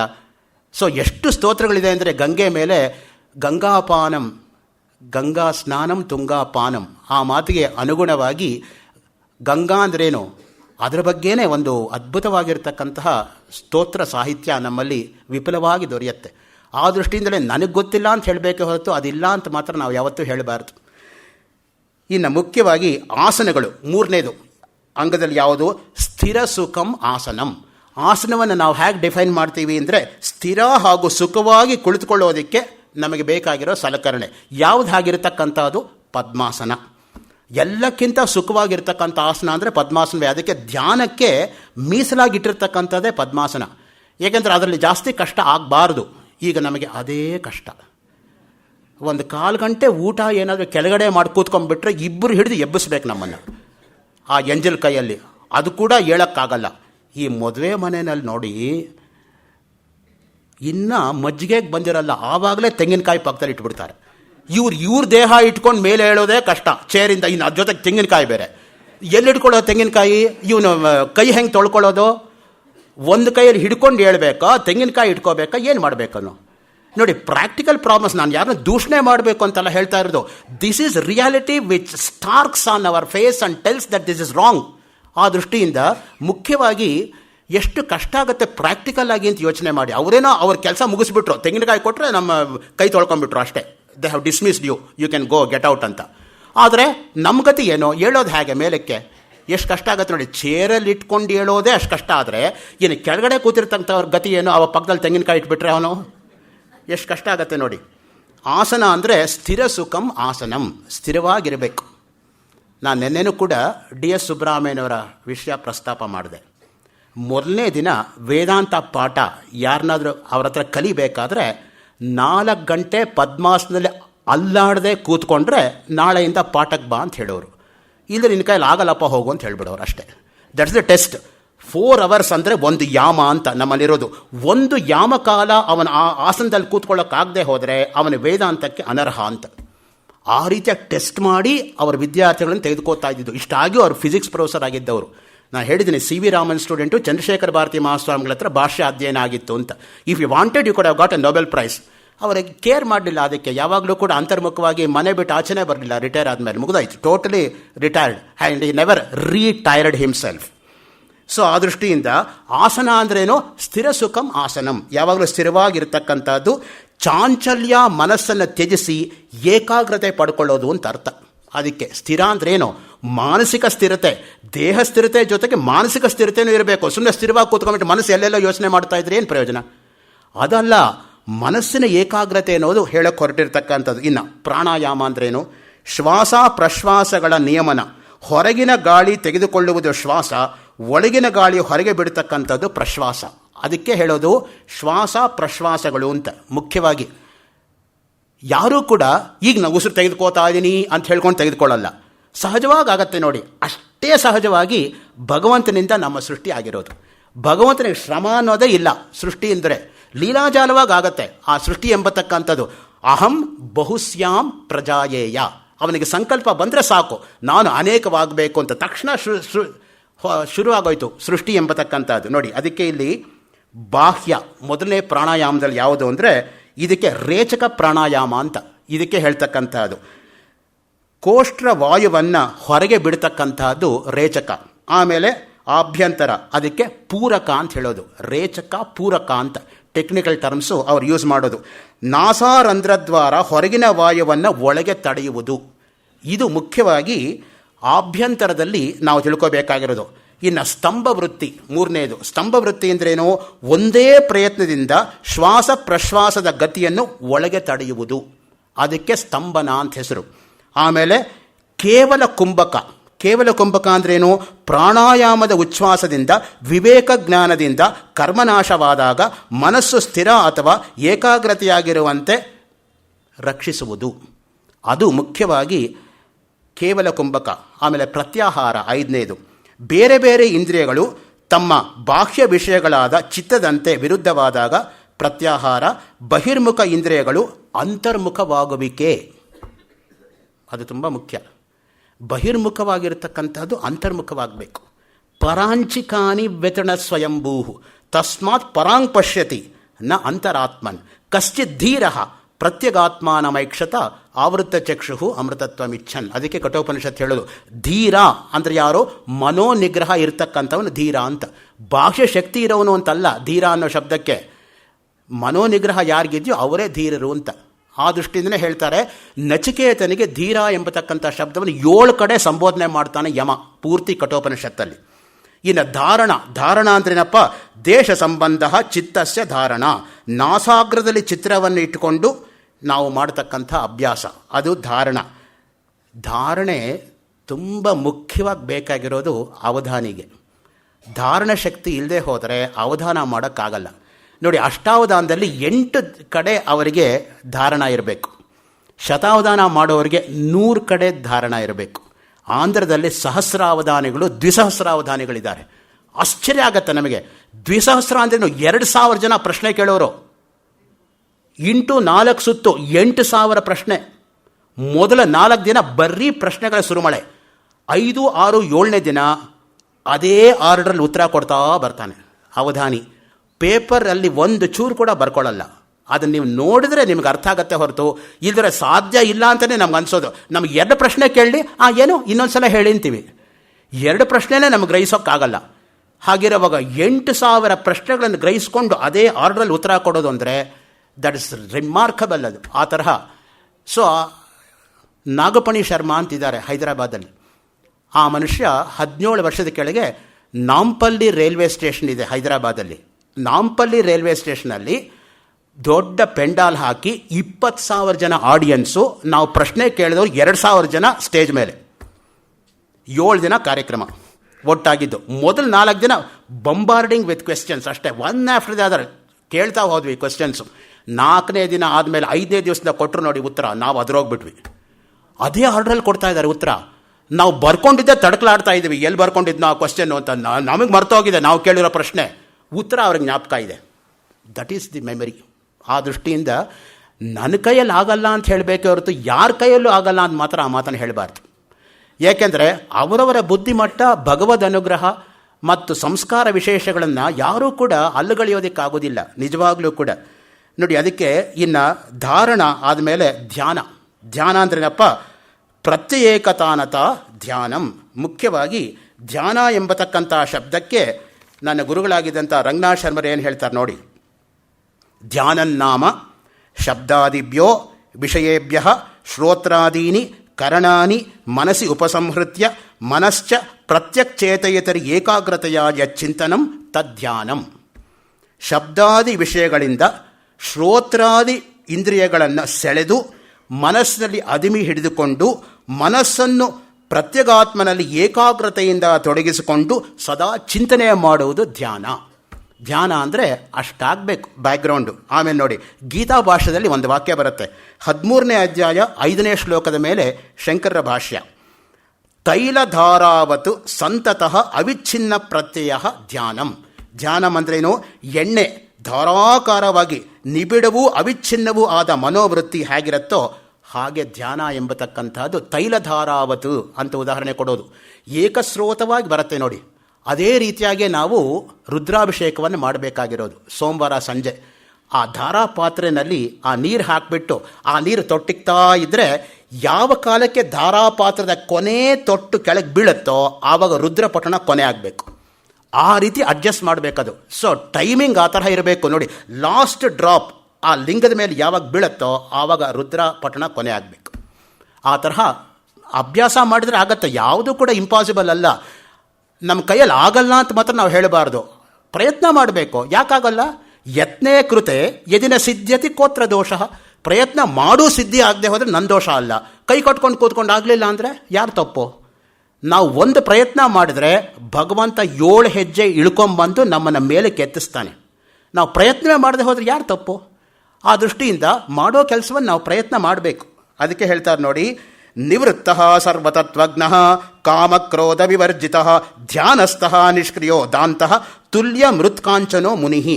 ಪದ್ಮಪುರಾಣದಲ್ಲಿ ಬರ್ತಕ್ಕಂಥ ಮಾತು. ಧ್ಯಾನ ಅಂದ್ರೇನು ಅಂತ ನೋಡಿ. ನಮ್ಮಲ್ಲಿ 18 ಪುರಾಣಗಳಿರೋದು, 18 ಉಪಪುರಾಣಗಳು, ಮಹಾಭಾರತದಲ್ಲಿ 18 ಪರ್ವಗಳು, ಭಗವದ್ಗೀತೆಯಲ್ಲಿ 18 ಅಧ್ಯಾಯಗಳು, ಒಟ್ಟಿರ್ತಕ್ಕಂಥದ್ದು 18 ಅಕ್ಷೌಹಿಣಿ ಸೈನ್ಯ. ಮಹಾಭಾರತದಲ್ಲಿ 18 ದಿನಗಳ ಕಾಲ ಆದ ಯುದ್ಧ. ಆ ದೃಷ್ಟಿಯಿಂದ 18 ಅನ್ನೋದು ಜಯಸೂಚಕ.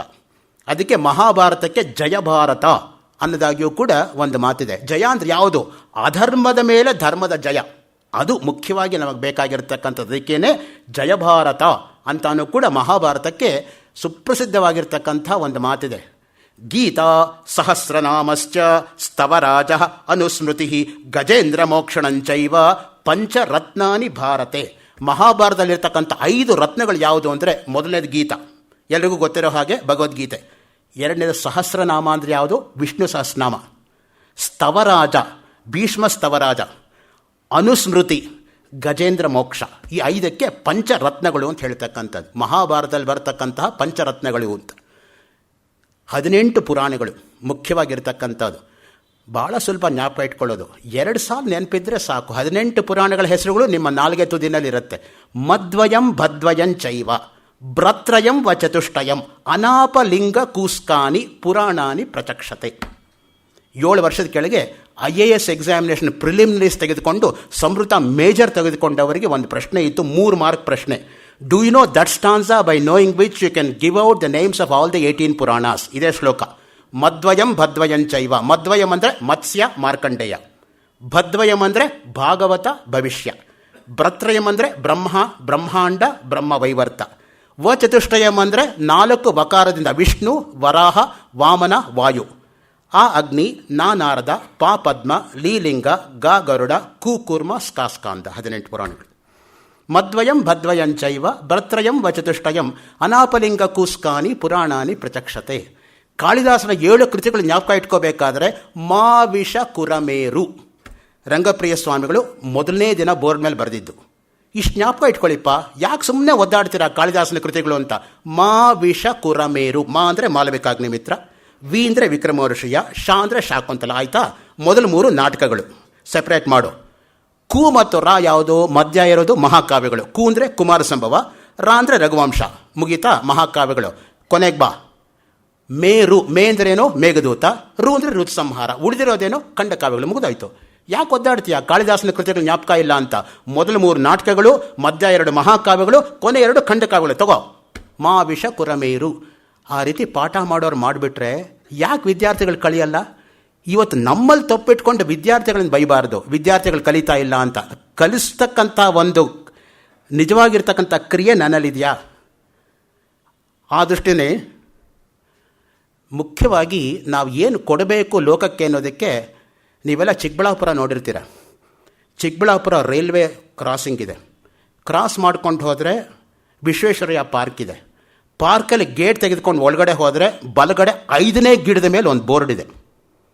ಹೂ ಬಿಡುವುದೇ ನೇಚರ್, ಅದನ್ನು ತಲೆಯಲ್ಲಿ ಮುಡಿಯುವುದೇ ಕಲ್ಚರ್, ಕಾಲಲ್ಲಿ ತುಳಿಯುವುದೇ ವಲ್ಚರ್ ಅಂತ. ಹೂ ಬಿಡೋದು ನೇಚರು. ಯಾರೂ ಕೂಡ ಎಲೆ ಹೂವೇ ಬಿಡೋಣವಾಗಲಿ ಅಂತ ಕೇಳ್ಕೊಳ್ಳಲ್ಲ. ಸಹಜವಾಗಿ ಹೂ ಬಿಡುತ್ತೆ. So the process of blossoming, ಅದಕ್ಕೆ ಹೇಳೋದು ದ ಪ್ರಾಸೆಸ್ ಆಫ್ ಅರಳಿಂಗ್ ಅಂತ. Don't see when it has totally ಅರಲ್ಡ್ because the petals will drop out. So ಆಗ್ತಾನೆ ಅರಳ್ತಾ ಇರತಕ್ಕಂಥ ಹೂವನ್ನು ನೋಡಬೇಕು. ನೋಡಿ, ಹೀಗಿರ್ತಕ್ಕಂಥದ್ದು ಹೀಗೆ ಆಗೋದು ನೋಡೋದೇ ಒಂದು ಚಂದ. ಹೀಗಾಗ್ಬಿಟ್ಟ ಮೇಲೆ ಎಲ್ಲ ಬಿದೋಗುತ್ತೆ. ಬಹಳ ಅಲ್ಪಾಯುಸ್ಸು ಅದಕ್ಕಿರ್ತಕ್ಕಂಥದ್ದು ಹೂಗಳಿಗೆ. ನೋಡಿ, ಬೆಳಿಗ್ಗೆ ಅಷ್ಟೆಲ್ಲ ನಮಗೆ ಮುದ ಕೊಡ್ತಕ್ಕಂಥ ಸಂಜೆ ಆಗೋಷ್ಟೊತ್ತಿಗೆ ಬಾಡಿ ಹೋಗಿರುತ್ತೆ. ಅಷ್ಟೇ ಅದರ ಆಯುಸ್ಸು ಇರ್ತಕ್ಕಂಥದ್ದು. ಅದನ್ನು ನೋಡಾದ್ರೂ ನಾವು ಪಾಠ ಕಲಿಬಾರ್ದಾ? ನಾಳೆ ನನ್ನ ಗತಿನೂ ಇಷ್ಟೇ ಅಂತ. ಪ್ರಕೃತಿಯಿಂದ ಪಾಠ ಕಲಿಯೋದಿದೆಯಪ್ಪ. ಗಾಳಿಯಿಂದ ಏನು ಪಾಠ ಕಲಿತೀರಾ? ಸಮತ್ವ ಬುದ್ಧಿ. ಗಾಳಿ ಹೂದೋಟದ ಮೇಲೂ ಬೀಸುತ್ತೆ, ಸ್ಮಶಾನದ ಮೇಲೂ ಬೀಸುತ್ತೆ. ಹೂ ದೊಡ್ಡದ ಮೇಲೆ ಬೀಸಬೇಕು, ಸ್ಮಶಾನದ ಮೇಲೆ ಬೀಸಬಾರ್ದು ಅಂತ ಇಲ್ವೇ ಇಲ್ಲ. ಗಾಳಿಗೆ ಎಲ್ಲ ಕಡೆ ಬೀಸುತ್ತೆ ನೋಡಿ. ಪಂಡಿತ ಸಮದರ್ಶಿನ ಅನ್ನೋದಕ್ಕೆ ಯಾರು ಉದಾಹರಣೆ? ಗಾಳಿ. ಗಾಳಿಯಿಂದ ಪಾಠ ಕಲಿ. ಇನ್ನು ದುಂಬಿಯಿಂದ ಏನಿದೆ ಪಾಠ ಕಲಿಯೋದು? ದುಂಬಿ ಒಂದು ಹೂವಿನಿಂದ ಮತ್ತೊಂದು ಹೂವಿಗೆ ಹೋಗಿ ಅಲ್ಲಿರ್ತಕ್ಕಂತಹ ಹೂವಿಗೆ ತೊಂದರೆ ಕೊಡದೇ ಇರೋ ಹಾಗೆ ಮಧುವನ್ನು ಶೇಖರಿಸುತ್ತೆ. ಹಾಗೆ ವಿದ್ಯಾರ್ಥಿಗಳು ಒಬ್ಬ ಗುರುವಿನಿಂದ ಇನ್ನೊಬ್ಬ ಗುರುವಿನ ಹತ್ರ ಹೋಗಿ ವಿದ್ಯೆಯನ್ನು ಕಲಿಯಬೇಕು. ದುಂಬಿಯಿಂದ ವಿದ್ಯಾರ್ಥಿಗಳು ಕಲಿಬೇಕಾಗಿರ್ತಕ್ಕಂತಹ ಪಾಠ ಅದು. ಇನ್ನು ನೈರ್ಮಲ್ಯ, ಶುದ್ಧಿ, ಅದಕ್ಕಿರ್ತಕ್ಕಂಥದ್ದು ಯಾವುದು? ನೀರು. ಅದಕ್ಕೆ ನೀರೇ ಅತ್ಯಂತ ಶುದ್ಧವಾಗಿರ್ತಕ್ಕಂಥದ್ದು. ಇಮಮ್ಮೆ ಗಂಗೆ ಯಮುನೆ ಸರಸ್ವತಿ ಶುದ್ಧಿ ಸ್ತೋಮಗಂ ಸಚತ ಪರುಷ್ಣ್ಯ ಅಸಿಕ್ನಿಯ ಮರುದ್ರದೇವಿತಸ್ತಯಾರ್ಜೀಕೀಯೇ ಶುಣುಕ್ಯ ಸುಶೋಮಯ. ಈ ಮಂತ್ರ ಹೇಳಿ 60 ಅಡಿ ಬಾವಿಲಿರ್ತಕ್ಕಂಥ ನೀರಿನ ಹಗ್ಗವೇ ಇಲ್ಲದೆ ತಲೆ ಮೇಲೆ ಬಿದ್ದು ಸ್ನಾನ ಮಾಡೋ ಹಾಗೆ ಮಾಡಿರ್ತಕ್ಕಂಥ ಉದಾಹರಣೆ ನನ್ನ ತಾತ 45 ವರ್ಷದಿಂದ ನನಗೆ ಹೇಳಿದ್ದು 70 ವರ್ಷದ ಕೆಳಗೆ ಮೈಸೂರಿಂದ ಬೆಂಗಳೂರು ನಡ್ಕೊಂಡು ಬರೋವಾಗ ಆಯಿತು ಅಂತ. ಆ ದೃಷ್ಟಿಯಿಂದ ಒಂದು ಮಂತ್ರಕ್ಕೆ ಅಷ್ಟು ಶಕ್ತಿ ಇದ್ದರೆ ನನಗೆ ಶಕ್ತಿ ಇಲ್ಲ ಅಂತ ಹೇಳಬೇಕೇ ಹೊರತು ಮಂತ್ರಕ್ಕೆ ಶಕ್ತಿ ಇಲ್ಲ ಅಂತ ಮಾತ್ರ ಯಾರೂ ಹೇಳಬಾರ್ದು. ಅದು ನಿಜವಾಗ್ಲೂ ಕೂಡ ಆ ರೀತಿಯಾಗಿ ನಡೆದಿರ್ತಕ್ಕಂಥ ಘಟನೆ. ಒಂದು ಮಂತ್ರದಿಂದ ಅವರು ಆ ರೀತಿಯಾಗಿ ಸಿದ್ಧಿ ಎಂಬತಕ್ಕಂಥದ್ದು ಇರ್ತಾ ಇತ್ತು ನೋಡಿ. ಹಿಂದೆ ಮಹಾರಾಜರ ಆಸ್ಥಾನದಲ್ಲಿ ಜರಿ ಶಾಲು ಕೊಡುವಾಗ, ಜರಿ ಈ ತರಹ ಕೊನೆಯಲ್ಲಿರೋವಾಗ ಮಹಾರಾಜರು ಕೊಟ್ಟಾಗ ಪಂಡಿತರು ಬಲಗೈಲಿ ಇಸ್ಕೊಳ್ದೆ ಎಡಗೈಲಿ ಇಸ್ಕೊಂಡ್ರಂತೆ. ಮಹಾರಾಜರು ಕೇಳಿದಂಥ ಎಲ್ಲ ಗೊತ್ತಿರ್ತಕ್ಕಂಥ ತಾವು ಸಾಮಾನ್ಯವಾಗಿ ಏನೇ ಕೊಟ್ಟರು ಬಲಗೈಲಿ ಇಸ್ಕೋಬೇಕು, ಎಡಗೈಲಿ ಇಸ್ಕೋತಾ ಇದ್ದೀರಾ ಅಂತ. ಅವ್ರು ಹೇಳಿದಂತೆ ಮಹಾಪ್ರಭುಗಳ ಅಪ್ಪಣೆ ಆದರೆ ಬಲಗೈಲಿ ಇಸ್ಕೋತೀನಿ, ಪರಿಣಾಮ ಏನಾಗತ್ತೆ ನೀವು ಕಣ್ಣಿಂದ ನೋಡ್ತೀರಾ ಅಂತ. ಅಗ್ನಿ ಕಾರ್ಯ ಮಾಡೋ ಕೈ ಅದು, ಮುಟ್ಟಿದ ಕೂಡಲೇ ಅದು ಭಸ್ಮಾಗಿ ಕೆಳಗಡೆ ಬಿದ್ದೋಯ್ತಂತೆ ಶಾಲು. ಆ ದೃಷ್ಟಿಯಿಂದ ಅಗ್ನಿ ಅನ್ನೋದು ಆ ರೀತಿಯಾಗಿ ಪ್ರಜ್ವಲಿಸ್ತಾ ಇರುತ್ತೆ. ಅದಕ್ಕೆ ಋಗ್ವೇದದ ಮೊದಲನೇ ಮಂತ್ರವೇ ಅಗ್ನಿ. ಅಗ್ನಿಮೀಳೆ ಪುರೋಹಿತಂ ಯಜ್ಞಸ್ಯ ದೇವ ಮೃತ್ವಿಜಂ ಹೋತಾರಂ ರತ್ನಧಾತಮಂ ಅಗ್ನಿ ಪೂರ್ವೇ ಬಿರುಷಿಬಿರೀಢ್ಯೋ ನೂತನೈರುತ ಸ ದೇವಾಂ ಯೇಹ ವಕ್ಷತಿ ಅಗ್ನಿನಾರಯಿಮಶ್ನವತ್ಪೋಷಮೇವ ದಿವೇ ದಿವೇ ಯಶಸಂ ವೀರವತ್ತಮಂ ಅಗ್ನೇಯಂ ಯಜ್ಞಮಧ್ವರಂ ವಿಶ್ವತಃ ಪರಿಭೂರಸಿ ಸ ಯದ್ದೇವೇಷು ಗಚ್ಚತಿ ಅಗ್ನಿರ್ಹೋತಾ ಕವಿಕ್ರತುಃ ಸತ್ಯಶ್ಚಿತ್ರಶ್ರವಸ್ತಮಃ ದೇವೋ ದೇವೇಭಿರಾಗಮತ್ ಯದಂಗದಾಶುಷೇ ತ್ವಮಗ್ನೇ ಭದ್ರಂ ಕರಿಷ್ಯಸಿ ತವೇತತ್ ಸತ್ಯಮಂಗಿರಃ ಉಪತ್ವಾಗ್ನೇ ದಿವೇ ದಿವೇ ದೋಷಾವಸ್ತರ್ಧಿಯ ವಯಂ ನಮೋ ಭರಂತಯೇಮಸಿ ರಾಜಂತಮಧ್ವರಾಣಾಂ ಗೋಪಾಮೃತಸ್ಯ ದೀದಿವಿಂ ವರ್ಧಮಾನಂ ಸ್ವೇದಮೇ ಸನಪ್ಪಿತೇವ ಸೂನವೇಗ್ನೇ ಸೂಪಾಯನೋ ಭವ ಸಚಸ್ವಾನ ಸ್ವಸ್ತಯೇ. ಋಗ್ವೇದದ ಮೊದಲನೇ ಮಂತ್ರಪ್ಪ, ಪೂರ್ತಿ ಹೇಳ್ತಾ ಇಲ್ಲ, ಭಯ ಪಡಬೇಡಿ. ಪೂರ್ತಿ ಹೇಳಿದ್ರೆ ಆಚೆ ನಾಳಿದ್ದು ರಾತ್ರಿ ಆಗತ್ತೆ. ಸೊ ಆ ದೃಷ್ಟಿಯಿಂದ ಯಾತಕ್ಕೆ ಹೇಳ್ತೀನಿ ಅಂದರೆ 8 ಅಷ್ಟಕಗಳು, 10 ಮಂಡಲಗಳು, 10,552 ಮಂತ್ರಗಳು, 1028 ಸೂಕ್ತಗಳು, 64 ಗಂಟೆ ಪಠಣ ಒಟ್ಟಿರ್ತಕ್ಕಂಥದ್ದು. ಭಟ್ರು ನನ್ನ ಉಪನ್ಯಾಸದ ಮುಂಚೆ ಅನೌನ್ಸ್ ಮಾಡಿದರು, ಆ ಸಿಡಿಗಳಲ್ಲಿ ಇರುತ್ತೆ, ಯಾರಾದರೂ ನೋಡ್ಬೋದು ಅಂತ. ಅದಕ್ಕೋಸ್ಕರ ಹೇಳ್ತಾ ಇದ್ದೀನಿ. ಸೊ ಆ ದೃಷ್ಟಿಯಿಂದ ಮುಖ್ಯವಾಗಿ ಯಾವ ಮಟ್ಟದಲ್ಲಿ ಇರುತ್ತೆ ಅನ್ನೋದಕ್ಕೆ ನೋಡಿ. ಅದಾದ ಮೇಲೆ ಬರತಕ್ಕಂಥದ್ದು ಯಾವುದಪ್ಪ? ಸಮಾಧಿ. ಸಮಾಧಿ ಅಂದರೆ ಏನು? ಸಮ್ಯಕ್ ಆಧೀಯತೆ ಏಕಾಗ್ರೀಕ್ರಿಯತೆ ವಿಕ್ಷೇಪಾನ್ ಪರಿಹೃತ್ಯ ಮನೋಯತ್ರ ಸ ಸಮಾಧಿ. ವಿಕ್ಷೇಪವನ್ನು ಪಡೆದು ಚಿತ್ತವನ್ನು ಏಕಾಗ್ರಗೊಳಿಸ್ತಕ್ಕಂಥದ್ದು. ಧ್ಯಾನ ವಸ್ತು ಧ್ಯೇಯದ ಆವೇಗದಿಂದ ತನ್ನ ಸ್ವರೂಪ ಬಿಟ್ಟು ಧ್ಯೇಯ ವಸ್ತುವಿನ ಆಕಾರ ಗ್ರಹಿಸಿದಾಗ ಅದು ಸಮಾಧಿಯಾಗುತ್ತದೆ. ಇನ್ನು ಯೋಗಾಭ್ಯಾಸದಲ್ಲಿರ್ತಕ್ಕಂಥದ್ದು ಅಣಿಮಾದಿ ಅಷ್ಟಸಿದ್ಧಿಗಳು ನೋಡಿ. ಅಷ್ಟಸಿದ್ಧಿ ಅಂದರೆ ಯಾವ್ಯಾವುದು? ಅಣಿಮಾ ಮಹಿಮಾ ಚೈವ ಗರಿಮಾ ಲಗಿಮಾ ತತ ಪ್ರಾಪ್ತಿ ಪ್ರಾಕಾಮ್ಯಂ ಈಶತ್ವಂ ವಶಿತ್ವಂಚ ಅಷ್ಟಸಿದ್ಧಯ. ಒಟ್ಟು 8 ಸಿದ್ಧಿಗಳು ಇರತಕ್ಕಂಥದ್ದು. ಅಣಿಮಾ ಅಂದ್ರೇನು? ಅಣುಗಿಂತ ಸಣ್ಣದಾಗೋದು. ಹನುಮಂತ ಸುಂದರಕಾಂಡದಲ್ಲಿ ಬರ್ತಕ್ಕಂತಹ ಸುರಸಾ ಪ್ರಸಂಗ ನೀವು ಜ್ಞಾಪಕ ಮಾಡಿಕೊಂಡ್ರೆ ನಿಮಗೆ ಗೊತ್ತಾಗತ್ತೆ ಇದ್ರ ಅಣು ಅಂದ್ರೆ ಏನು ಅಂತ. ನೋಡಿ, ಆ ಸುರಸ ಮಾಡೋದೇನೋ, ಅವಳು ನುಂಗೋದಕ್ಕೆ ಬಂದ್ಲು ಹನುಮಂತನನ್ನು. ಏನು 10 ಬೆಳೆದ್ರೆ 20, 20 ಬೆಳೆದ್ರೆ 30, ಅಷ್ಟು ದೊಡ್ಡದಾಗಿ ಬೆಳೆದ್ಬಿಟ್ಟು 100 ಯೋಜನೆ ತನಕ ಇಷ್ಟು ಸಣ್ಣದಾಗಿ ಅವಳ ಹೊಟ್ಟೆ ಒಳಗೆ ಬಂದು ಆಚೆ ಬಂದು ನೀನು ಹೇಳಿದ್ದನ್ನು ನಾನು ಸ್ಯಾಟಿಸ್ಫೈ ಮಾಡಿದ್ದೀನಿ, ಮುಂದಕ್ಕೆ ಹೋಗೋಕೆ ಬಿಡು ಅಂತ ಹೇಳಿದ್ಲು. ಅದು ಅಣಿಮ. ಇನ್ನು ಲಘಿಮ, ಹಗುರವಾಗಿ ಮೇಲಕ್ಕೆ ಏರ್ತಕ್ಕಂಥದ್ದು. ನೋಡಿ ಎಷ್ಟು ದೇಹ ಹಗುರವಾಗಿರುತ್ತೆ ಅಂದರೆ ಕೆಲವರದು ಸ್ವಲ್ಪವೂ ಕೂಡ ದೇಹ ಅನ್ನೋದೇ ಇರೋದಿಲ್ಲ. ಕೌಸಲ್ಯ ಹೊಟ್ಟೆ, ಅವಳಿಗೂ ಹೊಟ್ಟೆ ಇದೆ ಅನ್ನೋದು ಶ್ರೀರಾಮನ ಜನನಕ್ಕೆ ಮುಂಚೆ ಗೊತ್ತಾಯಿತು ಜನಗಳಿಗೆ ಅಂತ ವರ್ಣನೆ ಮಾಡ್ತಾನೆ ಭೋಜ ಮಹಾರಾಜ. ಅಲ್ಲಿವರೆಗೂ ಹೊಟ್ಟೆ ಇರೋದೇ ಜನಗಳಿಗೆ ಗೊತ್ತಿರಲಿಲ್ವಂತೆ, ಅಷ್ಟು ಸಣ್ಣಕ್ಕಿದ್ಲು ಅಂತ. ಶ್ರೀರಾಮಚಂದ್ರ ಹೊಟ್ಟೆಯಲ್ಲಿ ಆವಿರ್ಭವಿಸಿದಾಗ ಮಾತ್ರ ಅವಳಿಗೆ ಹೊಟ್ಟೆ ಇರೋದು ಗೊತ್ತಾಯಿತು ಅಂತ. ಮಂದ ಮಂದಮಪಯದ್ವಲಿತ್ರಯ ಗಾದತ ವಿಷಯ ನಾಭಿಗಹ್ವರ ಕೋಸಲೇಂದ್ರ ದುಹಿತು ಶನೈರಭೂನ್ ಮಧ್ಯ ಎಷ್ಟಿರಪಿ ದೃಷ್ಟಿಗೋಚರ. ಚಂಪು ರಾಮಾಯಣ ಅಯೋಧ್ಯಾಕಾಂಡ 41ನೇ ಶ್ಲೋಕ ಅಂತ ನನ್ನ ನೆನಪು. I may be wrong, subject to correction. ಮಹಿಮಾ ಭಾರವಾಗಿರ್ತಕ್ಕಂಥದ್ದು ನೋಡಿ. ಮಹಿಮಾ ಅಂತ ಹೇಳಿದ್ರೆ ಅಣೋರಣೀಯಾನ್ ಮಹತೋ ಮಹೀಯಾನ್ ಆತ್ಮಾಸ್ಯ ಜಂತೋ ನಿಹಿತೋ ಗುಹಾಯಾಂ ತಮಕ್ರತು ಪಶ್ಯತಿ ವೀತಶೋಕ ಧಾತು ಪ್ರಸಾದಾನ್ ಮಹಿಮಾನಮಾತ್ಮನಃ. ಕಠೋಪನಿಷತ್ತಲ್ಲೇ ಬರುತ್ತೆ, ಅಣುವಿಗಿಂತಲೂ ಅಣು, ಮಹತ್ತಿಗಿಂತಲೂ ಮಹತ್ತು. ಅದು ಮತ್ತೆ ರಾವಣನ ಎದುರುಗಡೆ ಹನುಮಂತ ಅವನಿಗಿಂತ ಎತ್ತರ ಕೂತ್ಕೋತಾನೆ ನೋಡಿ. ಬಾಲ ಹಾಕ್ಕೊಂಡು ಬಾಲದ ಮೇಲೆ ಕೂತ್ಕೋತಾನೆ. ರಾವಣ ಈ ಹೈಟಲ್ಲಿದ್ದರೆ ಹನುಮಂತ ಈ ಹೈಟಲ್ಲಿ ಕೂತ್ಕೋತಾನೆ ನೋಡಿ. ಎಷ್ಟು ಅಣುವಾಗ್ತಕ್ಕಂಥ ಶಕ್ತಿ ಇತ್ತು, ಅಷ್ಟೇ ಬೃಹತ್ತಾಗಿ ಬೆಳೀತಕ್ಕಂಥದ್ದು ಶಕ್ತಿ ಇತ್ತು. ಅದಕ್ಕೆ ಸೀತಮ್ಮನವರಿಗೆ ತೋರಿಸ್ತಾನೆ ತನ್ನ ಸ್ವರೂಪವನ್ನು. ಮೊದಲು ಕಾಣಿಸ್ಕೊಳ್ಳೋದು ಚಿಕ್ಕ ಕೋತಿ ತರಹ ಮರದ ಮೇಲಿಂದ ಇದ್ದಾಗ. ಅದೇ ಆಮೇಲೆ ಅವಳಿಗೆ ಸಂದೇಹ ಪಡಬಾರ್ದು ಅನ್ನೋದಕ್ಕೆ ಒಂದ್ಸಲ ತೋರಿಸ್ತಾನೆ ತಾನು ಎಷ್ಟು ಬೆಳೀಬಲ್ಲ ಅಂತ. ಆವಾಗಲೇ ಅವಳಿಗೆ ಕಾನ್ಫಿಡೆನ್ಸ್ ಬರೋದು. ಅದರಿಂದಾನೇ ಅವಳು ಸಮುದ್ರ ದಾಟಿರೋದಕ್ಕೆ ಸಾಧ್ಯ ಆಗಿದ್ದು ಎಂಬುದಾಗಿ ಪುರಾವೆ ಬರ್ತಕ್ಕಂಥದ್ದು. ಆದರೆ ನಮ್ಮ ತಾಯಿ ರಾಮಾಯಣದಲ್ಲಿ ಏನಾಗಿದೆ ಅಂದರೆ ಹನುಮಂತನಿಗೆ 2 ಮದುವೆ ಮಾಡಿಸ್ಬಿಟ್ಟಿದ್ದಾರೆ. ನಾವು ಅದನ್ನು ಒಪ್ಪೋದಕ್ಕೆ ಆಗಲ್ಲ ನೋಡಿ. ನಮ್ಮಲ್ಲಿ ಆಜನ್ಮ ಬ್ರಹ್ಮಚಾರಿ ಹನುಮಂತ. 2 ಮದುವೆಗಳು. ಒಂದು ರಾವಣಾಸುರನ ಮಗಳು, ಇನ್ನೊಬ್ಬಳು ವಿಭೀಷಣನ ತಂಗಿ. ಇಬ್ಬರನ್ನೂ ಕೂಡ ಸಮುದ್ರಕ್ಕೆ ಸೇತುವೆ ಕಟ್ಟುವಾಗ ಮೋಹಿಸಿಬಿಟ್ಟು ಹನುಮಂತ ಮದುವೆಯಾಗಿ ಮಚ್ಚಾನು ಮಂಕೂಟ ಎಂಬುದಾಗಿ 2 ಮಕ್ಕಳನ್ನು ಪಡೆದು, ಆ ಮಕ್ಕಳು ಗೊತ್ತಿಲ್ಲದೇನೆ ರಾಮನನ್ನು ಕಟ್ಟಾಕಿ ಪಾತಾಳಕ್ಕೆ ಎಳ್ಕೊಂಡೋಗಿ, ತನಗೆ ಗೊತ್ತಿಲ್ಲದೇನೆ ಹನುಮಂತ ಮಕ್ಕಳ ಮುಂದೆ ಯುದ್ಧ ಮಾಡಿ ರಾಮನನ್ನು ಬಿಡಿಸ್ಕೊಂಡು ಭೂಲೋಕಕ್ಕೆ ಬರತಕ್ಕಂಥ ವಿಚಿತ್ರವಾಗಿರತಕ್ಕಂಥ ಕಥೆಗಳು ತಾಯಿ ರಾಮಾಯಣದಲ್ಲಿದೆ. ಯಾಕೆಂದರೆ ಸತ್ಯವ್ರತ ಶಾಸ್ತ್ರಿಗಳು ತಾಯಿ ರಾಮಾಯಣವನ್ನು ರಾಮಕೀರ್ತಿ ಮಹಾಕಾವ್ಯಂ ಅಂತ ಒಂದು ಬರೆದಿದ್ದಾರೆ. 25 ಸರ್ಗ, 2248 ಶ್ಲೋಕ. ಅದನ್ನು ಕನ್ನಡಕ್ಕೆ ಅನುವಾದ ಮಾಡ್ತಕ್ಕಂಥ ಪರಿಸ್ಥಿತಿ ನನಗೆ ಬಂದಿದ್ದರಿಂದ 2011ರಲ್ಲಿ ಬ್ಯಾಂಕಾಕ್ ಪ್ಯಾಲೇಸಲ್ಲಿ ಮಹಾರಾಣಿ ಅದನ್ನು ಉದ್ಘಾಟನೆ ಮಾಡಿದ್ರಿಂದ ನನಗೆ ಓದೋ ಸಂದರ್ಭ ಬಂದಿದ್ದರಿಂದ ನಿಮ್ಗೆ ಆ ಮಾತನ್ನು ಹೇಳ್ತಾ ಇದ್ದೀನಿ. ಸೊ ಆ ದೃಷ್ಟಿಯಿಂದ ತಾಯಿ ರಾಮಾಯಣ ಎಂಬತಕ್ಕಂಥದ್ದು ನಮಗೆ ಒಪ್ಪಿಗೆ ಆಗ್ತಕ್ಕಂಥದ್ದೇ ಅಲ್ಲ. ಅನೇಕ ವಿಕ್ಷೇಪಗಳು ಅದರಲ್ಲಿರ್ತಕ್ಕಂಥದ್ದು. ಇನ್ನು ಪ್ರಾಪ್ತಿ ಅಂದ್ರೇನಪ್ಪ, ಬೇರೆ ಕಡೆಯಿಂದ ವಸ್ತುವನ್ನು ಹೊಂದತಕ್ಕಂಥದ್ದು ಪ್ರಾಪ್ತಿ. ಆಮೇಲೆ ಪ್ರಾಕಾಮ್ಯ, ಸಂಕಲ್ಪ ಸಿದ್ಧಿ ನೋಡಿ. ಇತಿ ಸಂಕಲ್ಪ್ಯ, ನಾವು ದೇವತಾರ್ಚನೆ ಮಾಡುವಾಗ ಸಂಕಲ್ಪ ಮಾಡಿಕೊಂಡೇ ಆಮೇಲೆ ಮಾಡೋದು. ಆಗಮಾರ್ತಂತು ದೇವಾನಾಂ ಗಮನಾರ್ಥಂತು ರಕ್ಷಸಾಂ ಕುರ್ವೇ ಗಂಟಾರವನ್ ತತ್ರ ದೇವತಾ ಆಹ್ವಾನ ಲಾಂಛನಂ ಇತಿ ಗಂಟಾನಾದಂ ಕೃತ್ವ ಅಪಸರ್ಪಂತು ಯೇ ಭೂತ ಭೂಮಿ ಸಂಸ್ಥಿತಾ ಯೇ ಭೂತಾ ವಿಘ್ನಕರ್ತ ರಸ್ತೇನ ಶಂತು ಶಿವಾಗ್ನೇಯ ಅಪಕ್ರಾಮತು ಭೂತಾದ್ಯಾ ಸರ್ವೇ ದೇ ಭೂಮಿಭಾರಕಾಃ ಸರ್ವೇಷಾಮ ವಿರೋಧೇನ ದೇವಕರಂ ಸಮಾರ್ಭೇತ್ ಪೃಥಿವ್ಯಾಹ ಮೇರೋ ಪೃಷೃಷಿ ಕುರ್ಮೋ ದೇವತಾ ಸುತಲಂ ಚಂದ ಆಸನ ಪ್ರಾಣಾಯಾಮೇ ವಿನಿಯೋಗ ಹೇಳ್ಕೊಂಡು ಇತಿ ಸಂಕಲ್ಪ್ಯ ಹೇಳ್ತೀವಿ ಕೊನೆಗೆ. ಅಲ್ಲಿಗೇನು ಆ ಸಂಕಲ್ಪ ಶಕ್ತಿ ಅನ್ನೋದು ಅಷ್ಟು ದೃಢವಾಗಿದ್ದರೆ ಖಂಡಿತವಾಗಿಯೂ ಅದು ಮಾಡೋಕ್ಕೆ ಸಾಧ್ಯ ಆಗುತ್ತೆ. ಯಾವುದೇ ಆದರೂ ಅಷ್ಟೇ, ನಮಗೆ ಸತ್ಸಂಕಲ್ಪ ಅನ್ನೋದು ಬಂದಿದ್ದೆ ಆದರೆ ಭಗವಂತನೇ ಅದನ್ನು ನಡೆಸ್ತಾನೆ. ಆ ಒಂದು ಆತ್ಮವಿಶ್ವಾಸ ಮಾತ್ರ ದಯವಿಟ್ಟು ಯಾರು ಕಳ್ಕೋಬೇಡಿ. ನನ್ನ ಕೈಯಲ್ಲಿ ಆಗಲ್ಲ ಅನ್ನೋದು ಬಿಟ್ಬಿಡಿ ಮೊದಲು. ಯಾಕಾಗೋದಿಲ್ಲ?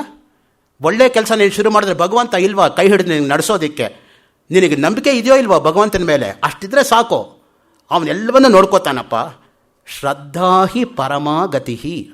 ಅದಕ್ಕೆ ವಿವೇಕಾನಂದರು ಹೇಳಿದ್ದು, ದಯವಿಟ್ಟು ಶ್ರದ್ಧಾ ಅನ್ನೋ ಪದವನ್ನು ಮಾತ್ರ ಇಂಗ್ಲೀಷಿಗೆ ಭಾಷಾಂತರ ಮಾಡೋಕ್ಕೆ ಹೋಗಬೇಡಿ, ಆಗಲ್ಲ. Shraddha is not faith.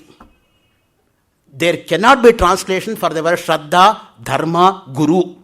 ಸತ್ಯವಾಗಿರೋ ಮಾತು ಅವ್ರು ಹೇಳಿರೋದು. ಧರ್ಮ ಅನ್ನೋದನ್ನು ಹೇಗೆ ಅನುವಾದ ಮಾಡ್ತೀಯಾ? ರಿಲಿಜನ್ನ, ಎಥಿಕ್ಸಾ, ಮೊರಾಲಿಟಿನ, ಕೋಡ್ ಆಫ್ ಕಾಂಡಕ್ಟಾ, ವ್ಯಾಲ್ಯೂ ಸಿಸ್ಟಮಾ? ಎಷ್ಟು ಪದಗಳು ಉಪಯೋಗಿಸಬೇಕು? ಯಾವುದೂ ಡೈರೆಕ್ಟ್ ಟ್ರಾನ್ಸ್ಲೇಷನ್ ಆಗಲ್ಲ ಧರ್ಮ ಅನ್ನೋದಕ್ಕೆ. ಧಾರಣಾ ಧರ್ಮ ಇತ್ಯಾಹು ಧರ್ಮ ಏವ ಹತೋ ಹಂತಿ ಧರ್ಮೋ ರಕ್ಷತೆ ರಕ್ಷಿತಃ. ನಾನು ಧರ್ಮವನ್ನು ರಕ್ಷಣೆ ಮಾಡಿದ್ರೆ ಅದನ್ನು ರಕ್ಷಣೆ ಮಾಡುತ್ತೆ, ಇಲ್ಲದೆ ಹೋದರೆ ಬೀಳ್ತೀನಿ ನಾನು ಅಷ್ಟೇ. ಹಾಗೆ ಗುರುನೋ ಶಬ್ದ ಹೇಗೆ ಟ್ರಾನ್ಸ್ಲೇಟ್ ಮಾಡ್ತೀರಾ? ಅಜ್ಞಾನ ನಿವಾರಕ ಅನ್ನೋ ಶಬ್ದವೇ ಬರಲ್ವಲ್ಲ. ಗು ಅಂದರೆ ಅಜ್ಞಾನ, ರು ಅಂದರೆ ನಿವಾರಕ. ಅಜ್ಞಾನ ನಿವಾರಕ, ಟೀಚರ್ ಅಲ್ಲ, ಮೆಂಟರ್ ಅಲ್ಲ, ಪ್ರಿಸೆಪ್ಟರ್ ಅಲ್ಲ. ಗುರು ಅಂದರೆ ಗುರುನೇ. ಈಗಿನ ಕಾಲದಲ್ಲಿ ಇರೋ ನಾವೆಲ್ಲ ಕೂಡ ಟೀಚರ್ಸೇ ಹೊರತು ನಾವು ಯಾರು ಗುರುಗಳಲ್ಲ. 3 ಥರ ನಾವು ಇರೋ teachers. Some of us we are outstanding teachers because we always stand outside the class room. ಒಳಗೆ ಬರಲ್ಲ, ಅದಕ್ಕೆ ನಾವು ಔಟ್ಸ್ಟ್ಯಾಂಡಿಂಗು. ಇನ್ಕೆ ನಾವು ರೇರ್ ಟೀಚರ್ಸ್, ದಿನ ಕ್ಲಾಸೇ ತಗೊಳ್ಳಲ್ಲ. Rarely we take classes, therefore we are rare teachers. ಇನ್ನು 3ನೇವ್ರು ಇದ್ದೀವಿ, we are class by ourselves because nobody ever attends our classes. We are all alone in the class room, therefore we are class by ourselves. ಈ ಥರ ಇರುವಾಗ ಇನ್ನು ಯಾವ distribution ಇಗ್ನೋರೆನ್ಸೇ ಹೊರತು distribution knowledge ಏನಿಲ್ಲ. ನನಗೆ knowledge ಇದ್ದರೆ ತಾನೇ ಡಿಸ್ಟ್ರಿಬ್ಯೂಟ್ ಮಾಡೋಕ್ಕೆ, ಇರೋದೇ ಇಗ್ನೋರೆನ್ಸ್ ಅಷ್ಟೇ. ಆ ದೃಷ್ಟಿಯಿಂದ ಪ್ರಾಕಾಮ್ಯ ಅಂದರೆ ನೋಡಿ, ಸಂಕಲ್ಪ ಸಿದ್ಧಿ ಮುಖ್ಯವಾಗಿ ಬೇಕಾಗಿರೋದು. ವಶಿತ್ವ, ಸಮಸ್ತ ಪ್ರಾಣಿಗಳನ್ನು ತನ್ನ ವಶದಲ್ಲಿ ಇಟ್ಕೊಳ್ತಕ್ಕಂಥ ಶಕ್ತಿ. ಮ್ಯೂಸಿಕ್ ಥೆರಪಿ ಅಂತ ಸೈಕಾಲಜಿನಲ್ಲಿ ಒಂದು ಕಾನ್ಸೆಪ್ಟ್ ಇದೆ. ಒಳ್ಳೆ ಸಂಗೀತದಿಂದ ಕೆಲವು ರೋಗಗಳನ್ನು ಕೂಡ ಗುಣ ಮಾಡ್ತಕ್ಕಂಥ ಶಕ್ತಿ ಸಂಗೀತಕ್ಕಿದೆ ಅಂತ. ದಯವಿಟ್ಟು ಸಂಗೀತವನ್ನು ಮಾತ್ರ ಯಾರೂ ಕಡೆಗಾಣಿಸಬೇಡಿ. ಸಾಹಿತ್ಯಂಚ ಸಂಗೀತಂಚ ಸರಸ್ವತ್ಯಾ ಸ್ತನದ್ವಯಂ. ಸಾಹಿತ್ಯ ಮತ್ತು ಸಂಗೀತ ಸರಸ್ವತಿ 2 ಸ್ತನಗಳ ತರಹ. ಸಾಹಿತ್ಯ ಸಂಗೀತ ಕಲಾವಿಹೀನ ಸಾಕ್ಷಾತ್ ಪಶು ಪುಚ್ಛ ವಿಷಾಣಹೀನ ತೃಣನ್ನ ಖಾದನ್ನಪಿ ಜೀವಮಾನ ತದ್ಭಾಗದೇಯಂ ಪರಮಂ ಪಶೂನಾಂ. ಭರ್ತೃಹರಿ ಹೇಳ್ತಾನೆ ನೀತಿಶತಕದಲ್ಲಿ, ಸಾಹಿತ್ಯ ಸಂಗೀತ ಗೊತ್ತಿಲ್ಲದೆ ಇರತಕ್ಕಂಥವನು ಬಾಲವಿಲ್ಲದ, ಕೊಂಬಿಲ್ಲದ, ಹುಲ್ಲನ್ನು ತಿನ್ನದ ಪಶು ಅಂತ. ಇವನು ಹುಲ್ಲನ್ನು ತಿಂದಾಕ್ಬಿಟ್ಟಿದ್ರೆ ಪಶುಗಳಿಗೆ ಅದು ಸಿಗ್ತಾ ಇರಲಿಲ್ಲ. ನೋಡಿ ಎಂಥ ಸ್ಥಿತಿ ಅದು. ಆ ದೃಷ್ಟಿಯಿಂದ ಮಾನವನಾಗಬೇಕಾದ್ರೆ ಸಮ್ ಅಂದ್ರೇನು, ಗೀ ಅಂದ್ರೇನು, ತಾ ಅಂದ್ರೇನು. ಸಮ್ ಅಂದರೆ ಪಾರ್ವತಿ, ಗೀ ಅಂದರೆ ಲಕ್ಷ್ಮಿ, ತಾ ಅಂದರೆ ದುರ್ಗಾ. 3 ಪಿಂಡೀಕೃತವಾಗಿ ಸಂಗೀತ ಆಗಿರೋದು ಅಂತ ಮಂತ್ರಶಾಸ್ತ್ರ dimension. Music is loftier than philosophy ಅಂತ ಬೇಟೋವನ್ ಹೇಳ್ತಾನೆ. ಜರ್ಮನ್ ಕಂಪೋಸರ್ ಅವನು. C major, C minor, what are you talking about? Technical ಆಗಿ ಮಾತಾಡಿದ್ರೆ western classical music, Indian classical music. Raja Ramanna knew western classical music. He used to play on piano and set it piano to ತರ್ಕಸಂಗ್ರಹ of Indian logic. That's the contribution of Raja Ramanna. ಕೆಲವು music ರಾಗಗಳಿಗೆ ಆ ಶಕ್ತಿ ಇದೆ. ಇವತ್ತು ಕೂಡ ಒಂದೊಂದು ರಾಗಕ್ಕೂ ಕೂಡ ಒಂದೊಂದು ಶಕ್ತಿ ಇದೆ. ಸಂಗೀತ ಸಮುದ್ರದಷ್ಟೇ ಆಳ, ಆಕಾಶದಷ್ಟೇ ವಿಸ್ತಾರ. ಪೂತಿನ ಹೇಳ್ತಾರೆ, ಸಂಗೀತ ಅನ್ನೋದು ಸಮುದ್ರದಷ್ಟೇ ಆಳನಪ್ಪ, ಆಕಾಶದಷ್ಟೇ ವಿಸ್ತಾರ ಇದೆ. ಎಂ ವಿ ಸೀತಾರಾಮಯ್ಯನವರು ಒಂದು ಕಡೆ ಹೇಳ್ತಾರೆ, ಸಂಗೀತ ಅನುಭವಿಸಬೇಕಾದರೆ ಕಿವಿ ತೆಗೆದು ಕಣ್ಣು ಮುಚ್ಚಬೇಕು, ಸಂಗೀತದ ಸಭೆ ಅನುಭವಿಸಬೇಕಾದ್ರೆ ಕಣ್ಣು ತೆಗೆದು ಕಿವಿ ಮುಚ್ಚಬೇಕು ಅಂತ. ಸೊ ನೋಡಿ, ಕೆಲವು ಕಣ್ಣು ಮುಚ್ಕೊಂಡು ಕೇಳ್ತಾ ಇರ್ತಾರೆ, ಯಾಕೆಂದರೆ ಏಕಾಗ್ರವಾಗಿ ತಲ್ಲೀನವಾಗಿ ಕೇಳ್ತಾ ಇರ್ತಾರೆ ಆ ಸಂಗೀತವನ್ನು. ಆ ದೃಷ್ಟಿಯಿಂದ ಮುಖ್ಯವಾಗಿ ಆ ರೀತಿಯಾಗಿ ಅಭ್ಯಾಸ ಮಾಡ್ತಕ್ಕಂಥದ್ದು ತುಂಬ ಮುಖ್ಯ ಅನ್ನೋ ದೃಷ್ಟಿಯಿಂದ ಏಕಾಗ್ರತೆ ನೋಡಿ, ಅಲ್ಲೂ ಕೂಡ ಬೇಕೇ ಬೇಕು ನಮಗೆ. ಎಲ್ಲೂ ಏಕಾಗ್ರತೆ ಇಲ್ಲದೆ ಹೋದರೆ ಎಲ್ಲೂ ಮುಂದುವರಿಯೋಕ್ಕಾಗಲ್ಲ. ಅದು ಶಾಸ್ತ್ರವಾಗಲಿ, ಸಂಗೀತವಾಗಲಿ, ಯಾವುದೇ ಆಗಲಿ. ಆ ಏಕಾಗ್ರತೆ ಅನ್ನೋದಕ್ಕೆ ಕೊನೆಗೆ ನಾವು ಬಂದು ಸೇರಬೇಕಾಗತ್ತೆ. ಘೋಷವತಿ ಅಂತ ಒಂದು ವೀಣೆ, ಉದಯನ ವತ್ಸರಾಜ ಘೋಷವತಿ ವೀಣೆ ನುಡಿಸ್ಬಿಟ್ಟು ಮದ್ದಾನೆಗಳನ್ನು ಕಂಟ್ರೋಲ್ ಮಾಡ್ತಾ ಇದ್ದ. ನೋಡಿ, ತಾನು ವೀಣೆಯಿಂದನೇ ಅವನದನ್ನು ಕಂಟ್ರೋಲ್ ಮಾಡ್ತಕ್ಕಂಥ ಶಕ್ತಿ ಇತ್ತು ಅವನಿಗೆ. ಚಿಟ್ಟಿಬಾಬು ವೀಣೆ ನುಡಿಸ್ಬಿಟ್ಟು ಕುಕ್ಕು ಸಾಂಗ್ ಅಂತ ಹೇಳಿಬಿಟ್ಟು ಮಂತ್ರಪುಷ್ಪ ನುಡಿಸಿದ್ದು ನಿಮಗೆಲ್ಲ ಗೊತ್ತೇ ಇದೆ ವೆಸ್ಟಲ್ಲಿ. ಯೋಪಾಂ ಪುಷ್ಪಂ ವೇದ ಪುಷ್ಪವಾನ್ ಪ್ರಜಾವಾನ್ ಪಶುಮಾನ್ ಭವತಿ ನಕ್ಷತ್ರಾಣಿವ ಅಪಾಂ ಆಯತನಂ ಆಯತನವಾನ್ ಭವತಿ ಕುಯ್ ಅದು ನುಡಿಸ್ಬಿಟ್ಟು ಕುಕ್ಕು ಸಾಂಗ್ ಅಂತ ಹೆಸರಿಟ್ಬಿಟ್ಟು ದುಡ್ಡು ಮಾಡಿದ್ದೆ ವೆಸ್ಟಲ್ಲಿ ಚಿಟ್ಟಿಬಾಬು. ಸೊ ಯಾತಕ್ಕೆ ಹೇಳ್ತಾ ಇದ್ದೀನಿ ಅಂತ ಹೇಳಿದ್ರೆ, ಎಷ್ಟು ಒಂದು ಆಂತರಿಕವಾಗಿರ್ತಕ್ಕಂಥ ಪವರ್ ಇದೆ ಮ್ಯೂಸಿಕ್ಗೆ ಅಂತ ಹೇಳಿದರೆ, ಸಂಗೀತ ಅನ್ನೋದು ಸಾಕ್ಷಾತ್ ದೈವಾಂಶ ಸಂಭೂತವಾಗಿದ್ದು. ಆಟಗಳಾಡೋಕ್ಕಾಗಲ್ಲ, ಅದ್ರ ಜೊತೆ ನಾವು ಸಾಧನೆ ಮಾಡಬೇಕು. ಅದಕ್ಕೆ ಆರ್ ಕೆ ಶ್ರೀಕಂಠನ್ 75 ವರ್ಷ ಸಾಧನೆ ಮಾಡಿದವರು ಸಂಗೀತ ಇಟ್ಕೊಂಡು. ಪ್ರತಿಯೊಂದು ಕೂಡ ಜನವರಿ 18ನೇ ತಾರೀಕು ಆರ್ ಕೆ ಶ್ರೀಕಂಠನ್ ಅವರ ಹುಟ್ಟುಹಬ್ಬ ಮಲ್ಲೇಶ್ವರದ 14ನೇ ಕ್ರಾಸಿನ ಸೇವಾ ಸದನದಲ್ಲಿ ಪ್ರತಿ ವರ್ಷವೂ ಅವರ ಮಗ RS ರಮಾಕಾಂತ್, ಅವರ ತಮ್ಮ ಇಬ್ಬರೂ ಕೂಡ ನಡೆಸ್ತಾ ಇದ್ದಾರೆ ಅನ್ನೋದು ತಮ್ಮ ಗಮನಕ್ಕೆ ತರ್ತಾ ಇದ್ದೀನಿ. ಅಬ್ದುಲ್ ಕಲಾಂ ಬಂದಿದ್ದರು 3 ವರ್ಷದ ಕೆಳಗೆ ಆರ್ ಕೆ ಶ್ರೀಕಂಠನ್ ಪ್ರೈಸನ್ನು ಡೊನೇಟ್ ಮಾಡೋದಕ್ಕೆ. ಆವತ್ತು ಎಲ್ಲರೂ ಬಲವಂತ ಮಾಡಿ ವೀಣೆ ನುಡಿಸ್ಬೇಕು ಅಂತ ಕೇಳ್ಕೊಂಡ್ರು ಕಲಾಂನ. ಯಾಕಂದರೆ ಕಲಾಂಗೆ ವೀಣೆ ನುಡಿಸೋದು ಕೂಡ ಬರ್ತಾ ಇತ್ತು. ಕೆಲವು ಫೋಟೋ ನೀವು ನೋಡಿರ್ಬೋದು, ರಾಮೇಶ್ವರದಲ್ಲಿ ಪಂಚೆ ಉಟ್ಕೊಂಡು, ಜರಿ ಇರ್ತಕ್ಕಂಥ ಪಂಚೆ ಉಟ್ಕೊಂಡು ಪದ್ಮಾಸನಲ್ಲಿ ಕೂತ್ಕೊಂಡು ವೀಣೆ ನುಡಿಸ್ತಾ ಇರ್ತಕ್ಕಂಥ ರೇರ್ ಫೋಟೋಸ್ ಇದೆ ಅಬ್ದುಲ್ ಕಲಾಂದು. ಯಾತಕ್ಕೆ ಹೇಳ್ತೀನಿ ಅಂದರೆ, ಫಿಸಿಕ್ಸ್ಗೂ ಮ್ಯೂಸಿಕ್ಗೂ ಎಲ್ಲೋ ಒಂದು ರೀತಿ ರಿಲೇಷನ್ ಇದೆ. ಈ ವೈಬ್ರೇಷನ್ಸ್ ಏನು ಬರುತ್ತೋ ಅದಕ್ಕೆ ಕರೆಕ್ಟಾಗಿ ರೆಸೊನೇಷನ್ಸ್ ಉಂಟಾಗತ್ತೆ ಅಲ್ಲಿ. So sounds ರೀಸೌಂಡ್ಸ್. ಸೊ ಆ ದೃಷ್ಟಿಯಿಂದ it has got A direct relation. ಆ ರೀತಿಯಾಗಿ ಸಂಗೀತವನ್ನು ಪ್ರೇಮವಾಗಿ ಬೆಳೆಸ್ತಕ್ಕಂಥ ಮಹನೀಯರು ಕೂಡ ನಮ್ಮಲ್ಲಿದ್ದರು ನೋಡಿ. ಇನ್ನು ಈಶಿತ್ವ ಅಂದ್ರೇನು? ಸಮಸ್ತ ಪ್ರಾಣಿಗಳ ಮೇಲೂ ಅಧಿಕಾರ ಹೊಂದತಕ್ಕಂಥದ್ದು. ಯಥಾಕಾಮಾವ ಸಂಕಿತ ಅಂದರೆ ಸಾಧಕನ ಸಂಕಲ್ಪ ಪೂರ್ಣವಾಗತಕ್ಕಂಥದ್ದು. ಆ ದೃಷ್ಟಿಯಿಂದಲೇ ಧ್ಯಾನ ಎಂಬತಕ್ಕಂಥದ್ದು ತುಂಬ ಮುಖ್ಯವಾಗಿ ನಾವು ಗಮನಿಸಬೇಕಾಗಿರ್ತಕ್ಕಂಥದ್ದು. ಇನ್ನು ಈ ನಿದ್ರೆ ಯಾವ ರೀತಿಯಾಗತ್ತೆ ಅಂದರೆ ನೋಡಿ, 3 ರೀತಿಯಂತೆ ನಿದ್ರೆ ಎಂಬತಕ್ಕಂಥದ್ದು. ಸ್ವಪ್ನ ನಿದ್ರಾ, ಸುಷುಪ್ತಿ ನಿದ್ರಾ, ಯೋಗ ನಿದ್ರಾ ಅಂತ. ಸೊ ನಾವೆಲ್ಲ ಮಾಡ್ತಕ್ಕಂಥದ್ದು ಸ್ವಪ್ನ ನಿದ್ರೆಯೇ ಹೊರತು ಯೋಗ ನಿದ್ರೆಗೆ ಹೋಗೋಕ್ಕೆ ನಮ್ಗೆ ಆಗೇ ಇಲ್ಲ. ಏಕೆಂದರೆ ಬರೀ ಮಹಾತ್ಮರು ಮಾತ್ರ ಯೋಗ ನಿದ್ರೆಯಲ್ಲಿ ಆ ಮಟ್ಟಕ್ಕೆ ಹತ್ತೋದಕ್ಕೆ ಸಾಧ್ಯ. ಜೀವ ಅನ್ನಮಯ ಶರೀರವನ್ನು, ವ್ಯಾಪಾರವನ್ನು ಮರೆತು ಪ್ರಾಕೃತಿಕ ಕರ್ಮ ರೂಢನಾಗಿರುವಾಗ ಯೋಗ ನಿದ್ರೆಯಲ್ಲಿ ಮಾನಸ ಕರ್ಮಗಳನ್ನು ನಾವು ಮಾಡಬಲ್ಲೆವು. ಆ ದೃಷ್ಟಿಯಿಂದಲೇ ಮಲಗಿದಾಗ ಯೋಗ ನಿದ್ರಾವಸ್ಥೆಯೇ ನಿರಭ್ರ ಮೌನದ ಪ್ರಶಾಂತ ಸಾಮ್ರಾಜ್ಯ, ಸಕಲ ಸಾಂಸಾರಿಕ ಕ್ಲೇಶಗಳಿಂದ ಅತೀತನಾಗಿ ಲೀನನಾಗುವ ಸಾಧಕನು ಯೋಗ ನಿದ್ರೆಯಲ್ಲಿ ನಿರಂಜನ ಪರಮ ಸಾಮ್ಯವನ್ನು ಅನುಭವಿಸುತ್ತಾನೆ. ಶೇಷಾನವರತ್ನ ವಾಕ್ಯ, ನನ್ನ ವಾಕ್ಯ ಅಲ್ಲ. ಹೆಂಗಿದೆ ನೋಡಿ ವಾಕ್ಯ. ಯೋಗ ನಿದ್ರಾವಸ್ಥೆ ನಿರಭ್ರ ಮೌನದ ಪ್ರಶಾಂತ ಸಾಮ್ರಾಜ್ಯ. ನಿರಭ್ರ ಅಂದರೆ ನನಗೆ ಜ್ಞಾಪಕ ಬರೋದು ಎಸ್.ಆರ್. ರಾಮಸ್ವಾಮಿಗಳು ಕವಳಿಗೆ ಅಂತ ಒಂದು ಪುಸ್ತಕ ಬಂದಿದೆ ಅವರದು. ಕವಳಿಗೆಯಲ್ಲಿ ಅವರು ಎಸ್.ಎಲ್. ಭೈರಪ್ಪನವರಿಗೆ ಅದನ್ನು ಅರ್ಪಣೆ ಮಾಡಿ ನಿಷ್ಕಂಪ ದೀಪ ಸದೃಶರಾದಂತಹ ಎಸ್.ಎಲ್. ಭೈರಪ್ಪ ಅಂತ ಬರೆದಿದ್ದಾರೆ ಅಂತ ನನ್ನ ನೆನಪು. ಅರ್ಪಣೆಯಲ್ಲಿ ನಿಷ್ಕಂಪ ದೀಪ ಅಂದ್ರೇನು? ದೀಪ ಯಾವಾಗ ಗಾಳಿ ಬೀಸಲ್ವೋ ಆವಾಗ ಏಕಮುಖವಾಗಿ ಉರಿತಾ ಇರುತ್ತೆ.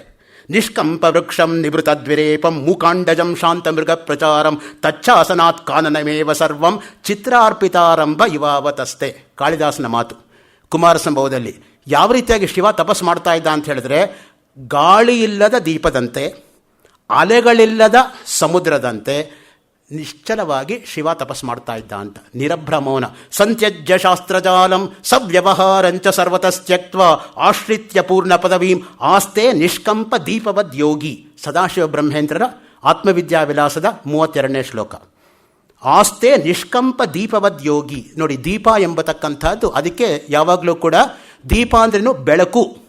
ಆ ಬೆಳಕನ್ನು ನಾವು ಕಂಡುಕೋಬೇಕು ಯಾವತ್ತೂ ಕೂಡ. ಲೈಟ್. ಅದರ ಬೇಗೆ ತಿರುಪತಿಯವರು ಒಂದು ಸೆಮಿನಾರ್ ಮಾಡಿದರು 10 ವರ್ಷದ ಕೆಳಗೆ. Light in the context of light ಅಂತ ಒಂದು ಪೇಪರ್ ನಾನು ಬರೆದಿದ್ದೆ ಆವಾಗ. ಸೊ ಲೈಟ್ ಬಗ್ಗೆ ಆಧುನಿಕ ಕವಿಗಳು ಏನು ಹೇಳಿದ್ದಾರೆ, ಇಂಗ್ಲೀಷ್ ಪೋಯಟ್ಸ್ ಏನು ಹೇಳಿದ್ದಾರೆ ಅಂತ ಒಂದು ಸಮನ್ವಯ ದೃಷ್ಟಿಯಿಂದ. ಯಾಕೆ ಅಂತ ಹೇಳಿದರೆ, ನಾವು ಮುಖ್ಯವಾಗಿ ಆತ್ಮವನ್ನೇ ನಿಜವಾಗಿರ್ತಕ್ಕಂಥ ಲೈಟ್ ಅಂತ ಒಪ್ತಕ್ಕಂಥವ್ರು ನಾವು. ಆಂತರಿಕವಾಗಿರ್ತಕ್ಕಂಥ ಲೈಟು, ನಾಟ್ ದಿ ಬಾಹ್ಯ ಲೈಟ್. ಬಾಹ್ಯ ಲೈಟ್ ಇರುತ್ತೆ ಹೋಗುತ್ತೆ, ಅದು ನಿಜವಾಗಿ ಬೇಕಾಗಿರೋದು ಆಂತರಿಕವಾಗಿರ್ತಕ್ಕಂತಹ ಲೈಟು. ಅದಕ್ಕೆ ನೋಡಿ, ಇಲ್ಲಿ ಯೋಗ ನಿದ್ರಾವಸ್ಥೆಯಲ್ಲಿ ನಿರಭ್ರ ಮೌನದ ಮೌನ ಸ್ಥಿತಿ. ಗುರೋಸ್ತು ಮೌನ ವ್ಯಾಖ್ಯಾನಂ ಶಿಷ್ಯಾಸ್ತು ಚಿನ್ನ ಸಂಶಯ. ಮೌನವಾಗಿ ಶಿಷ್ಯರ ಸಂದೇಹಗಳನ್ನು ನಿವಾರಣೆ ಮಾಡ್ತಕ್ಕಂಥ ಶಕ್ತಿ ರಮಣ ಮಹರ್ಷಿಗಳಿಗಿದ್ದರಿಂದ ಮೌನಿ ಗುರು. ರಮಣರಿಗೆ ಹೇಳ್ತಾ ಇರ್ತಕ್ಕಂಥ ಮಾತು ನೋಡಿ, ಶಬ್ದವೇ ಇಲ್ಲದೆ ಶಿಷ್ಯರ ಎಲ್ಲ ಸಂದೇಹಗಳನ್ನು ನಿವಾರಣೆ ಮಾಡ್ತಾಯಿದ್ರು. ಎಷ್ಟೋ ಜನ ಅನ್ಕೋತಾ ಇದ್ರು, ಇಷ್ಟು ಕಾಲ ನಾವು ಇದೀವಲ್ಲ ರಮಣಾಶ್ರಮದಲ್ಲಿ, ನಮ್ಮ ಸಂದೇಹಗಳೇ ಪೂರ್ತಿ ಆಗಲಿಲ್ವಲ್ಲ ಅಂತ ಹೇಳ್ಕೊಂಡು ಅವ್ರು ಆಚೆ ಹೋಗೋಷ್ಟೊತ್ತಿಗೆ ಎಲ್ಲ ಸಂದೇಹಗಳು ನಿವಾರಣೆ ಆಗ್ಬಿಡೋದು. ಮಾತೇ ಆಡದೆ ಶಿಷ್ಯರ ಸಂದೇಹಗಳನ್ನು ನಿವಾರಣೆ ಮಾಡ್ತಕ್ಕಂಥ ಶಕ್ತಿ ಅವರಿಗಿತ್ತು. ಅದಕ್ಕೇನೆ ಅವರು ಮೌನಿ ಗುರು. ರಾಮಕೃಷ್ಣ ಪರಮಹಂಸರು ಆಲಿಂಗನ ಗುರು. ಒಂದು ಆಲಿಂಗನದಿಂದ ನರೇಂದ್ರ ವಿವೇಕಾನಂದನಾಗಿ ಮಾರ್ಪಾಡಾಗ್ಬಿಟ್ಟ. ಚಂದ್ರಶೇಖರ ಭಾರತೀ ಮಹಾಸ್ವಾಮಿಗಳು ಸ್ಪರ್ಶ ಗುರು. ಒಂದು ಸಲ ಸ್ಪರ್ಶ ಮಾಡಿದರೆ ಮುಗಿದೋಯ್ತು ಅಲ್ಲಿಗೆ ಆಗಿರ್ತಕ್ಕಂಥದ್ದು. ನಡೆದಿರೋ ಘಟನೆ ಹೇಳ್ತೀನಿ, ಹಿಂದೇನೂ ನಿಮ್ಮ ಹತ್ರ ಹೇಳ್ಕೊಂಡಿದ್ದೀನಿ, ಮತ್ತೆ ಹೇಳ್ತೀನಿ, ಹೇಳದೆ ಹೋದರೆ ನನಗೆ ತೃಪ್ತಿ ಇಲ್ಲ ಅದಂತ ಹೇಳ್ತೀನಿ. 70 ವರ್ಷಗಳ ಕೆಳಗೆ ಮೂವಿ ಲ್ಯಾಂಡ್ ಥಿಯೇಟ್ರ್ ಪಕ್ಕ ಮೆಜೆಸ್ಟಿಕ್ಕಲ್ಲಿ ಒಂದು ಸಣ್ಣ ರೋಡ್ ಹೋಗುತ್ತೆ. ಅಲ್ಲಿ ಔಟ್ ಹೌಸಲ್ಲಿ ಮಧ್ಯಾಹ್ನ ನಡೆದಿರ್ತಕ್ಕಂಥ ಘಟನೆ. ತಾಯಿಯಾಗಿರ್ತಕ್ಕಂಥವಳು ಅಡುಗೆ ಮಾಡ್ತಾ ಇರೋವಾಗ ಕಾದ ಎಣ್ಣೆ 2 ವರ್ಷದ ಮಗು ಕಣ್ಣಿಗೆ ಬಿದ್ದು 2 ಕಣ್ಣು ಹೋಗ್ಬಿಡ್ತಂತೆ. ಬೆಂಗಳೂರು ಇರ್ತಕ್ಕಂಥ ಎಲ್ಲ ಕಣ್ಣು ತಜ್ಞರು ಈ ಜನ್ಮದಲ್ಲಿ ಮಗು ಕಣ್ಣು ಬರಲ್ಲ ಅಂತ ಹೇಳಿದ್ರಂತೆ. ಅವರ ತಂದೆ ತಾಯಿಗಳು ಶೃಂಗೇರಿ ಮಠದ ಪರಮ ಭಕ್ತರಾಗಿದ್ದರಿಂದ ಪೂರ್ತಿ ಬ್ಯಾಂಡೇಜ್ ಕಟ್ಬಿಟ್ಟು ಮಗುನ ಎತ್ಕೊಂಡು ಹೋದ್ರಂತೆ. ಚಂದ್ರಶೇಖರ ಭಾರತೀ ಮಹಾಸ್ವಾಮಿಗಳ ತೊಡೆ ಮೇಲೆ ಮಗುನ ಮಲಗಿಸ್ಕೊಂಡು ಒಂದು ಸಲ ಬ್ಯಾಂಡೇಜ್ ಮೇಲೆ ಕೈ ಆಡಿಸಿ ತೆಗೀರಿ ಬ್ಯಾಂಡೇಜು ಅಂತ ಹೇಳಿದ್ರು. ಇವತ್ತು ನೀವು ಒಪ್ಪಿ ಬಿಡಿ, ಆ ಮನುಷ್ಯನಿಗೆ 72 ವಯಸ್ಸು. 400 ಪುಟ ಪುಸ್ತಕ ಕೊಡಿ, ಅರ್ಧ ಗಂಟೆ ಟೈಮ್ ಕೊಡಿ, page to page, line to line ಹೇಳ್ತಾ ಹೋಗ್ತಾರೆ. 2ನೇ ಪ್ಯಾರಾಗ್ರಾಫ್ 3ನೇ ಸಾಲು ಬೇಕಾ ತಗೋ, ಬೇಡ 28ನೇ ಪುಟ 1ನೇ ಪ್ಯಾರಾಗ್ರಾಫ್ 2ನೇ ಸಾಲು ತಗೋ. ವೆರಿಫೈ ಮಾಡಿದ್ದೀನಿ, ವೆರಿಫೈ ಮಾಡಿದೆ ನಾನು ಮಾತಾಡೋದಿಲ್ಲ. ಕುಂಭಕೋಣಮಲ್ಲಿ ಒಂದು ಸಲ ಅವ್ರ ಜೊತೆ ಪ್ರಯಾಣ ಮಾಡ್ತಾಯಿದ್ದೀನಿ. ಜೋಬಿಂದ 100 ರೂಪಾಯಿ ನೋಟು 3 ತೆಗೆದು 1 2 3 ರೂಪಾಯಿ ನೋಟ್ ತೆಗೆದು ಈ ಥರ ಒಂದು ಪಂಚೆ ತೊಗೋಬೇಕು ಅಂತ ಕೊಟ್ಟಿದ್ದಾರೆ ಅಂಗಡಿಯವನಿಗೆ. ಅಂಗಡಿಯವ ನೀವು ಕೊಟ್ಟೇ ಇಲ್ಲ ಅಂತ ಸುಳ್ಳು ಹೇಳಿಬಿಟ್ಟು ಆ ನೋಟುಗಳೆಲ್ಲ ಗಲ್ಲ ಒಳಗೆ ಹಾಕ್ಕೊಂಡು ಇದ್ದಾನೆ. ಅವ್ರು ಕೇಳಿದ್ರು, ಒಂದು ಪ್ರಶ್ನೆ ಕೇಳ್ತೀನಿ, ನಾನು ಕೊಟ್ಟಿದ್ದೀನೋ ಇಲ್ವೋ ಅನ್ನೋದು ಇಲ್ಲೇ ಇತ್ಯರ್ಥ ಆಗುತ್ತೆ. ಈ ನೋಟ್ ಮೇಲೆ 6 ಸಂಖ್ಯೆ ಇದೆಯೋ ಇಲ್ವೋ? ನಾನು 3 ನೋಟ್ ತಾನೇ ಕೊಟ್ಟಿರೋದು. 18 ಸಂಖ್ಯೆ ನನ್ನ ಮೆಮರಿಯಿಂದ ನಾನು ಹೇಳ್ತೀನಿ, ತೆಗಿ. ನಿನ್ನ ಗಲಾಲ್ಲಿ ಎಷ್ಟೆಷ್ಟು ₹100 ನೋಟ್ ಇದೆಯೋ ತೆಗಿ. ಒಂದೇ ಒಂದು ಸಂಖ್ಯೆ ತಪ್ಪಾದರೆ ನನ್ನ ಬ್ಯಾಗಲ್ಲಿರೋ 20,000 ರೂಪಾಯಿ ನಿನಗೆ ಕೊಟ್ಬಿಟ್ಟು ಹೋಗ್ತೀನಿ. ಸರಿಯಾಗಿದ್ದರೆ ನಿನ್ನ ಗಲ್ಲಾಲಿರೋ ಅಷ್ಟು ದುಡ್ಡು ನಂದು, ತೆಗಿ ನೋಡೋಣ. ತೆಗ್ದಾಸಿ ಹಾಕ್ಕೊಂಡ. ಜೋಬಿಂದ ಹಿಂಗೆ ತೆಗ್ಕೊಟ್ರೆ ಆ ನೋಟುಗಳು ಹಾಗೆ ತಲೆ ರಿಜಿಸ್ಟರ್ ಆಗಿಬಿಡುತ್ತೆ. ಸೊ ಆ ದೃಷ್ಟಿಯಿಂದ ಏನು ಮಾಡೋಕ್ಕಾಗತ್ತೆ, ಅದು ಹೆಂಗೆ ಬಂದಿದೆ ಅಂತ ಹೇಳಿದ್ರೆ ಇವತ್ತು ಕೂಡ ಈ ಕಣ್ಣಿಂದ ನೋಡೋಕ್ಕಾಗಲ್ಲ ಅವರಿಗೆ. ಯಾತಕ್ಕೆ ಹೇಳ್ತಾ ಇದ್ದೀನಿ ಅಂದರೆ ಚಂದ್ರಶೇಖರ ಭಾರತಿ ಮಹಾಸ್ವಾಮಿಗಳ ಅನುಗ್ರಹ ಅಷ್ಟೇ, ಇದೇನು ಹೇಳಕ್ಕೆ ಬರೋದಿಲ್ಲ. ನಾವು ಯಾವ ಸಾಮಾನ್ಯರಿಗೂ ಆ ರೀತಿಯ ಮಾಡೋದು ನಾನಂತೂ ನೋಡಿಲ್ಲಪ್ಪ ನನ್ನ ಜೀವನದಲ್ಲಿ. ಯಾಕೆ ಅಂತ ಹೇಳಿದ್ರೆ ಅದು ಅದ್ಭುತವಾಗಿರ್ತಕ್ಕಂತಹ ಶಕ್ತಿ ಸ್ವಾಮಿಗಳು ಅವರಿಗೆ ಕರುಣಿಸಿದ್ದಾರೆ. ಅವರಿಗೆ ಆ ಒಳಗಣ್ಣನ್ನು ಕೊಟ್ಟಿರೋದ್ರಿಂದನೇ ಅವ್ರಿಗೆ ಆ ರೀತಿ ಮಾಡೋಕ್ಕೆ ಸಾಧ್ಯ ಆಗ್ತಾ ಇರೋದು. ಯಾವ ಹೊರಗಣ್ಣಿರ್ತಕ್ಕಂಥವ್ರು ಆ ರೀತಿ ಮಾಡೋಕ್ಕಾಗಲ್ಲ. ಒಂದು ಸಲ ಓದ್ಬಿಟ್ರೆ ಅವ್ರ ಪುಸ್ತಕ ಬೇಡ, ದಂಡ ತೊಗೊಂಡು ಹೋಗೋಂತ ಕೊಟ್ಬಿಡ್ತಾರೆ ನನಗೆ. ಹಾಗಾಗಿ ನನ್ನ ಹತ್ರ 26,614 ಪುಸ್ತಕ ಇರೋದು, ಅವ್ರ ಹತ್ರ ಲಕ್ಷ ಪುಸ್ತಕ ಇದೆ. ಹೇಳ್ತಾರೆ ನನಗೆ ಯಾಕೋ ಬೇಕು ಪುಸ್ತಕ ತೊಗೊಂಡೋಗೋ, ಓದೋ. ಅಷ್ಟೇನಾ ನೀನು ಓದಿರೋದು? 50,000 ಓದಬೇಕಾಗಿತ್ತೋ ನೀನು ಇಷ್ಟೊತ್ತಿಗೆ? ಏನು ಓದೇ ಇಲ್ವಲ್ಲಪ್ಪ ನೀನು, ಈಗಲೇ 60ಕ್ಕೆ ಹತ್ತಿರ ಬರ್ತಾ ಇದೆ ನಿನ್ನ ವಯಸ್ಸು ಅಂತಾರೆ. ಏನು ಮಾಡಲಿ, ನಾನು ಅಷ್ಟೇ ಓದೋಕ್ಕಾಗೋದು, ಜಾಸ್ತಿ ಓದೋಕ್ಕಾಗ್ತಾ ಇಲ್ವಲ್ಲ. ನನಗೆ ಅದೇ ಚಿಂತೆ ಯಾವಾಗಲೂ ಕೂಡ. ದಿನಕ್ಕೆ 16 ಗಂಟೆ ಓದಬೇಕು ಅಂತ ಹೇಳ್ತಾರೆ ಅವರು. ನಾನು ಓದೋದು 8 ಗಂಟೆ ದಿನಕ್ಕೆ. ಏನು ಮಾಡೋದು, ಆಗ್ತಾ ಇಲ್ಲ. ಯೋಗ ನಿದ್ರಾವಸ್ಥೆ ನೋಡಿ, ನಿರಭ್ರ ಮೌನದ ಶಾಂತ ಸ್ಥಿತಿ. ಎಂಥ ಶಾಂತಿ ಅದು! ಅಶಾಂತಸ್ಯ ಕುತಃ ಸುಖಂ. ನೋಡಿ, ಶಾಂತಮುಲೇಕ ಸೌಖ್ಯಮುಲೆ. ಇದು ನಿಜವಾಗಿ ಮನುಷ್ಯನಿಗೆ ಬೇಕಾಗಿರೋದೇ ಆ ಶಾಂತ ಸ್ಥಿತಿ. ಶರೀರದ ಮೇರುದಂಡದ ಮಧ್ಯದಲ್ಲಿ ಇರತಕ್ಕಂತಹ ಗಿಡ ಪಿಂಗಲ ಎಂಬ 2 ಕೋಮಲ ನಾಡಿಗಳು. ಗಣಪತಿ ಸಚ್ಚಿದಾನಂದ ಸ್ವಾಮಿಗಳ ಮೇಲೆ ನಾನೀಗ ಹೇಳಿದ್ನಲ್ಲ, ಅವರೊಂದು ಪುಸ್ತಕ ಬರೆದಿದ್ದಾರೆ, ಮಹಾಕುಂಡಲಿನಿ ಯೋಗ ಅಂತ. ಎಷ್ಟು ಅದ್ಭುತವಾಗಿರ್ತಕ್ಕಂಥ ಗ್ರಂಥ ಅಂದರೆ 248 ಪೇಜ್ ಇರ್ತಕ್ಕಂಥ ಪುಸ್ತಕ 1 ವಾರದಲ್ಲಿ ಬರೆದು ಬಿಸಾಕ್ಬಿಟ್ರು ತೊಗೊಂಡೋಗು ಅಂತ.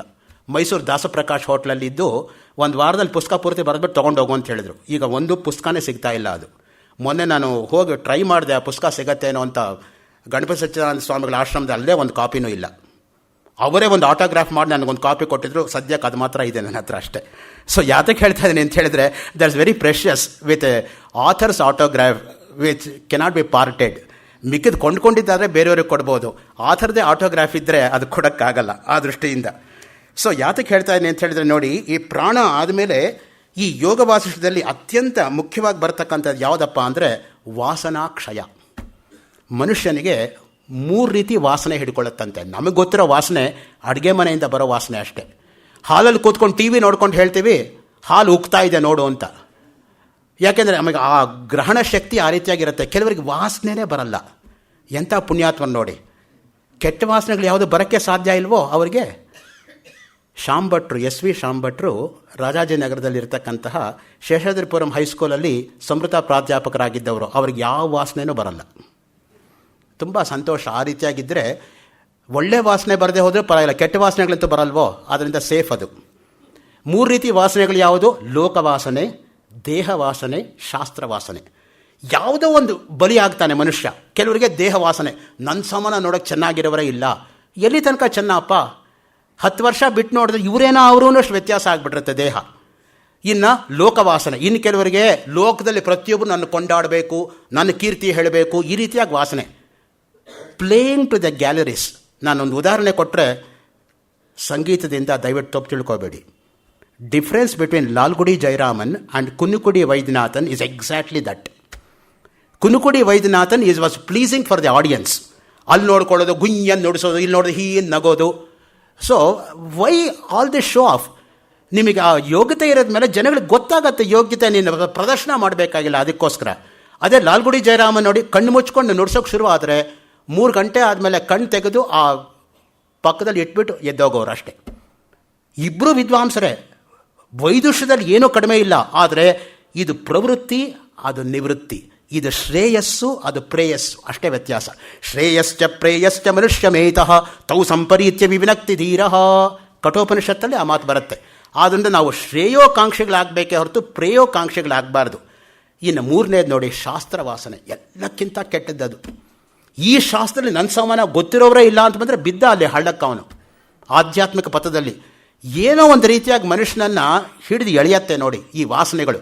ಅದಕ್ಕೆ ವಾಸನಾತ್ರಯದಿಂದ ನಿರ್ಮುಕ್ತನಾಗಬೇಕು ಅಂತ ವಸಿಷ್ಠರು ರಾಮನಿಗೆ ಬೋಧನೆ ಮಾಡ್ತಾರೆ. ಇಷ್ಟೂ ಕೂಡ ಯೋಗ ವಾಸಿಷ್ಠದ ಪ್ರಾರಂಭದ ಹಂತದಲ್ಲಿ ನಾವು ಅತ್ಯಂತ ಅವಶ್ಯಕವಾಗಿ ತಿಳ್ಕೋಬೇಕಾಗಿರ್ತಕ್ಕಂತಹ ಮೂಲಭೂತವಾಗಿರ್ತಕ್ಕಂಥ ಶಬ್ದಗಳು. ಅಲ್ಲಿಗೇನಾಯ್ತಪ್ಪ 7:15 ಗಂಟೆ ಆಗೋಯ್ತಲ್ಲ, ಮೂಲಭೂತ ಶಬ್ದಗಳು ಹೇಳೋದ್ರಲ್ಲೇ ನನ್ನ 7:15 ಗಂಟೆ ಆಗೋಯ್ತು, ಇನ್ನು 32 ಶ್ಲೋಕಗಳಿಗೆ ಪ್ರವೇಶ ಮಾಡಬೇಕಲ್ಲ. ಅದನ್ನು ಮುಂದಿನ ಉಪನ್ಯಾಸದ 2ನೇ ಕಂತಿನಲ್ಲಿ ತಮ್ಮ ಹತ್ರ ಹಂಚ್ಕೋತೀನಿ ಅಂತ ವಿನಮ್ರವಾಗಿ ವಿನಂತಿಸಿಕೊಂಡು, ನನ್ನನ್ನು ಸಹಿಸಿಕೊಂಡು ಈ 5 ದಿವಸ ಕೇಳಿರ್ತಕ್ಕಂಥ ತಮಗೆ ನಾನು ಕೃತಜ್ಞತೆಗಳನ್ನು ಸಮರ್ಪಿಸಿ, ಈ ಒಂದು ಅದ್ಭುತವಾಗಿರ್ತಕ್ಕಂಥ ಕಾರ್ಯಕ್ರಮವನ್ನು ಪ್ರಯೋಜನೆ ಮಾಡಿರ್ತಕ್ಕಂಥ ಪ್ರಯೋಜಕರಿಗೂ ಮತ್ತು ನನ್ನ ಆತ್ಮೀಯ ಮಿತ್ರರು ಕರ್ಮಯೋಗಿ BS ರಾಮು ಅವರಿಗೂ ಮತ್ತು ಮಲೇಬೆನ್ನೂರಿಂದ ಇಲ್ಲಿ ಆಗಮಿಸಿರತಕ್ಕಂತಹ ನನ್ನ ಅತ್ಯಂತ ವಿಶ್ವಾಸಪಾತ್ರರಾಗಿರ್ತಕ್ಕಂಥ ನಾಗೇಶಪ್ಪನವರಿಗೂ ತಮ್ಮೆಲ್ಲರಿಗೂ ಕೂಡ ನಾನು ವಂದಿಸಿ ಈ ಕಾರ್ಯಕ್ರಮವನ್ನು ಇಲ್ಲಿಗೆ ನಿಲ್ಲಿಸ್ಕೋತಾ ಇದ್ದೀನಿ. ಶ್ರೀ DVG ಸಮರ್ಪಣ ಮಸ್ತು.